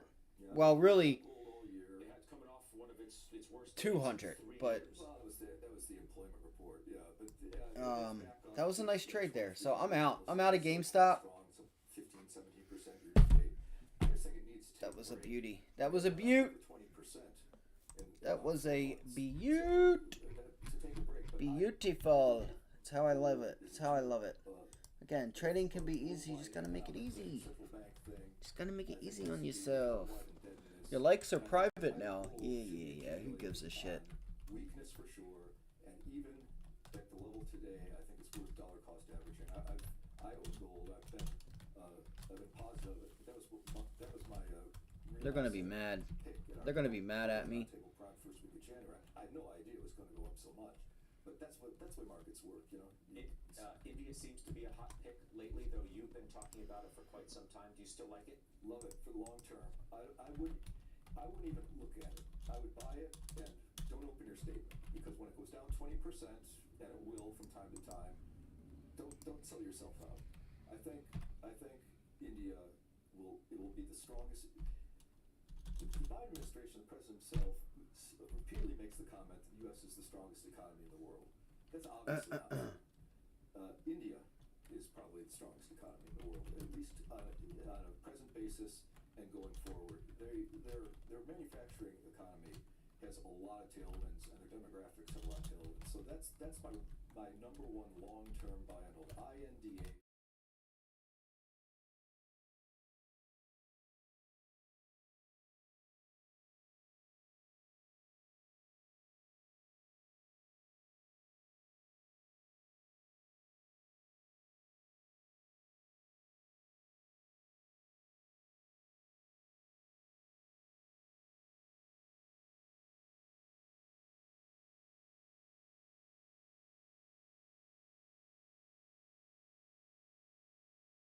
Guys back. But I think the problem Let me get you guys back. Is they've glued together a group of constituencies. And All right, yeah, you guys are back. All right, so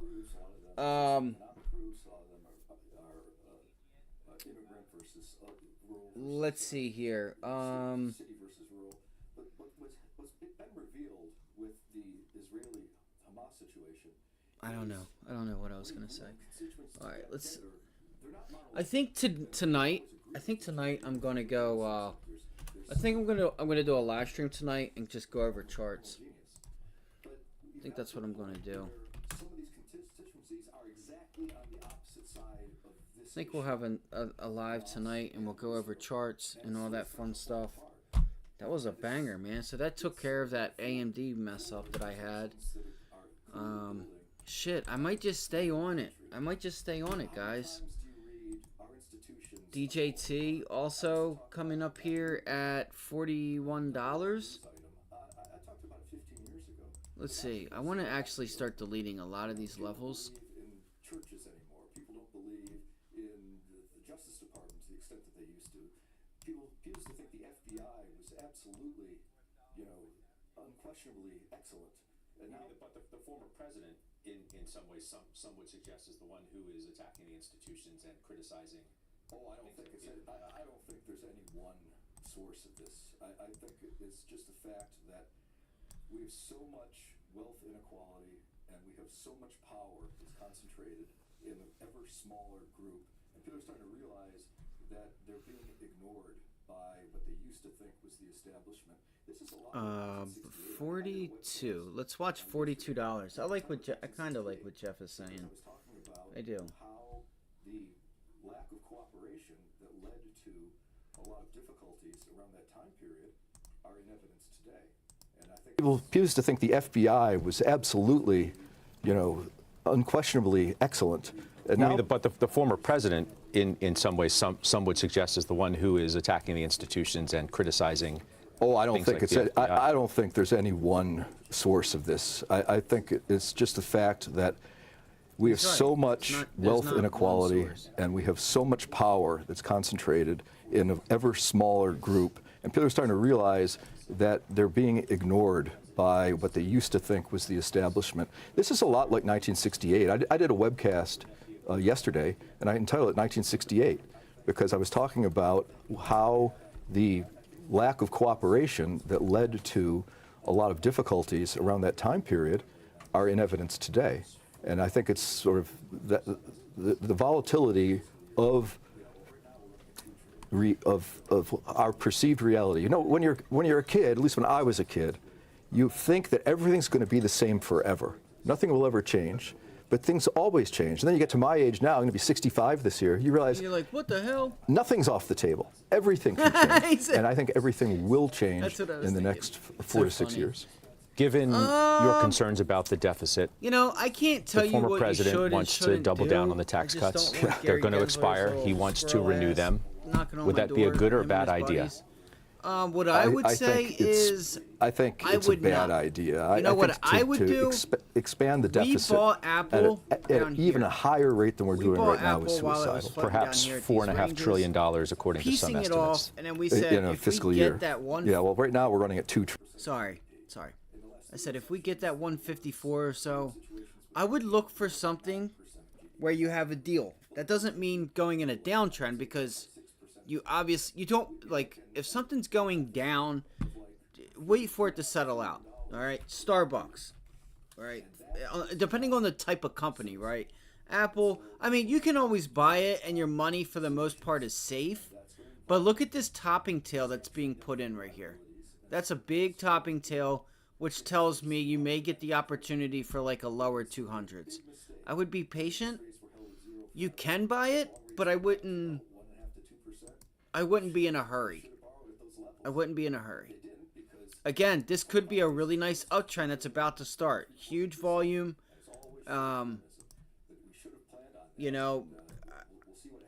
Listen, I said this yesterday on the live stream that I was looking to get this thing back to 220. Just not today. I thought it would be like anywhere from a month to 2 to 3 months that this thing could be back to 220, 230. And it's there today. I don't understand if this is a short covering. Like, when else have you seen this much volume out of Apple? This type of volume should be way down here on reversals. So I would just be careful. I'd be careful and look for things that are going to give you a good deal. But I would never tell anyone to not buy something because they're paying too much for it. Because I believe you're doing yourself a disservice trying to, buy assets at a certain price that you may or may not get, right? So if this is something that you don't have time, like there's no like time horizon where it's for the long haul, sure. Today's highs are tomorrow's lows. All right, but for me, I'm not buying it up here. I wouldn't. I'm not buying it up here. I mean, there could be a little trade going into the end of the day, but I think it might just stay flat. Oh, we have 10 minutes left. We have 10 minutes left anyway. Nice job today, y'all. Nice trade on GameStop today, man. Monster move, man. Monster move. So what I was saying a little bit ago was that I don't like that I'm falling in the mindset of Roaring Kitty and me being up 80% and feeling bad for taking 75% of the position off. Like, I hate that I'm feeling like that when I'm like pretty confident in getting down to like this 25 level. It is what it is, right? He can do that, but this is why I am where I am, because if I get paid, and depending on the chart and the way things are going, regarding past trades as well, if like I had a really small red on AMD because I entered incorrectly, but I also didn't mean to enter. So because I wanted, and when I say I didn't mean to enter, is because I placed the order to see what they were coming back at for the fill, right, and not agreeing to it, and it just it went. I sent it in, and they said you're filled, and it does that to me a few different times. So I had a really small. I just lost a few cents on it, maybe like 3%, maybe 2% loss, maybe. And then we just got it all back with GameStop right there. And more. That was a nice one. I'm really happy with that trade. Really happy with that GameStop trade. We wanted something beautiful. We wanted something that our children would feel happy swimming in. And we love it. Get started today at AMD.com. Power E-Trade's award-winning trading app makes trading easier. With its customized Let's see here. Let's see. AMD. Let's go to AMD. AMD's got a nice rally right now. It's reclaiming that 50-day. AMD is reclaiming the 50-day. Well, I appreciate all of you guys for stopping by. I know today's live stream wasn't all that. It was a boring one today. I'm trying to work and see what I can do to make everything, to get this stream a lot better and going. I'm going to get this camera figured out. Breaking numerous agencies around the scene as a mass casualty incident where multiple people have been shot. Okay. Oh, look, it's ironic. Biden just came out and talked about, was getting pissed off about guns again, right? And how do we solve it? By bringing this type of stuff on the forefront of the news. Oh, this is why we got to take guns from people that are obeying the law and that treat guns with respect. We got to take it from y'all, not like, come on, man. This fucking world. I think they really do want to disarm people. They do. Even though they say that's not what they want to do. Iggy Azalea after the opening bell. Why was she there today?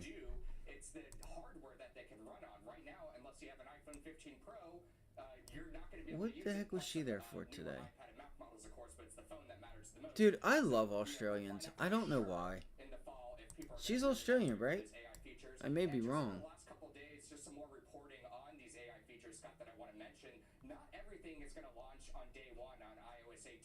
That's especially true for the ChatGPT partnership. All they're saying right now is that's what it I'm here to remove Kramer, Chris stepping in. The other balder guy. God, she's Australian, right?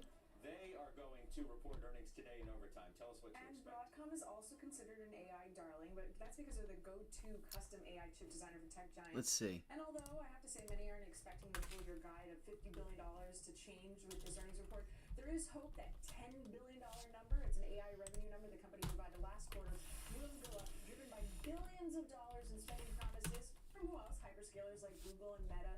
Two of those are Broadcom customers. But it's not just about chip design for this company. 40% of Broadcom's income stems from stable software revenue streams. We know software has been weaker as of late. Look at the IGV year to date. But Broadcom's recently acquired VMware could help offset any type of cyclical trends that we're seeing. Give me the answer now. I'm calling it a triple threat for Broadcom. Soaring AI demand. Australian rapper. Yup, I told you. I knew it. I could see it. I could just see it in her. I could see it in her. Secondly, the VMware synergies, and lastly, God, I love Australians. possibly in enterprise chip business, making All right, Apple broke. Apple's breaking down. is pricing in a 6% swing most earnings. So Big trade today, man. I'm happy. I'm happy with that one. Made some good money. That I'm gonna be honest with you guys. That damn near made my month. Right here on GameStop. That pretty much made my month here. What a relief it is. I don't know if you guys seen that commercial or not, but what a relief it is. Alright, anyway, clap it up for yourselves. Clap it up.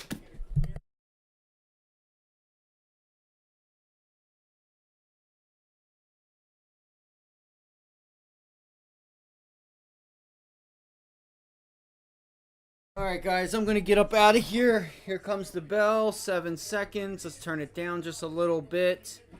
I hope you guys have a good afternoon. I will set the live stream for later on this evening. And we'll go through some charts. Look at them spinning this thing back up. Look at NVIDIA. Look at the vid. The vid was like, shit, you must be playing with me, bro. I'm going up. Up, up, and up, and up, and up. They're buying the dip there. So you guys have a great afternoon. Listen, I'm going to post the live stream for later, and we'll have a live stream covering charts, some earnings. I think we already had Oracle. We had Oracle already. ORCL. Oracle up 13% today. The Dow is still down, guys. That's not a good look. Look at TLT. TLT sold off. All right, so we'll have a stream tonight. We'll talk about today. I'm going to go over the economic summary. I'm going to read over everything, look at everything, and we'll come back with an informational live stream. Appreciate you guys. Hit the like button, share the stream, donate down below. I'm trying to figure out what are some things that I can do to actually get some people here. You know, it's just not meant to be. Sometimes I might just have to cut it off and go back to the old me trading alone, and I'm cool with that. But, so yeah, you guys have a good one. I'm outie. Peace.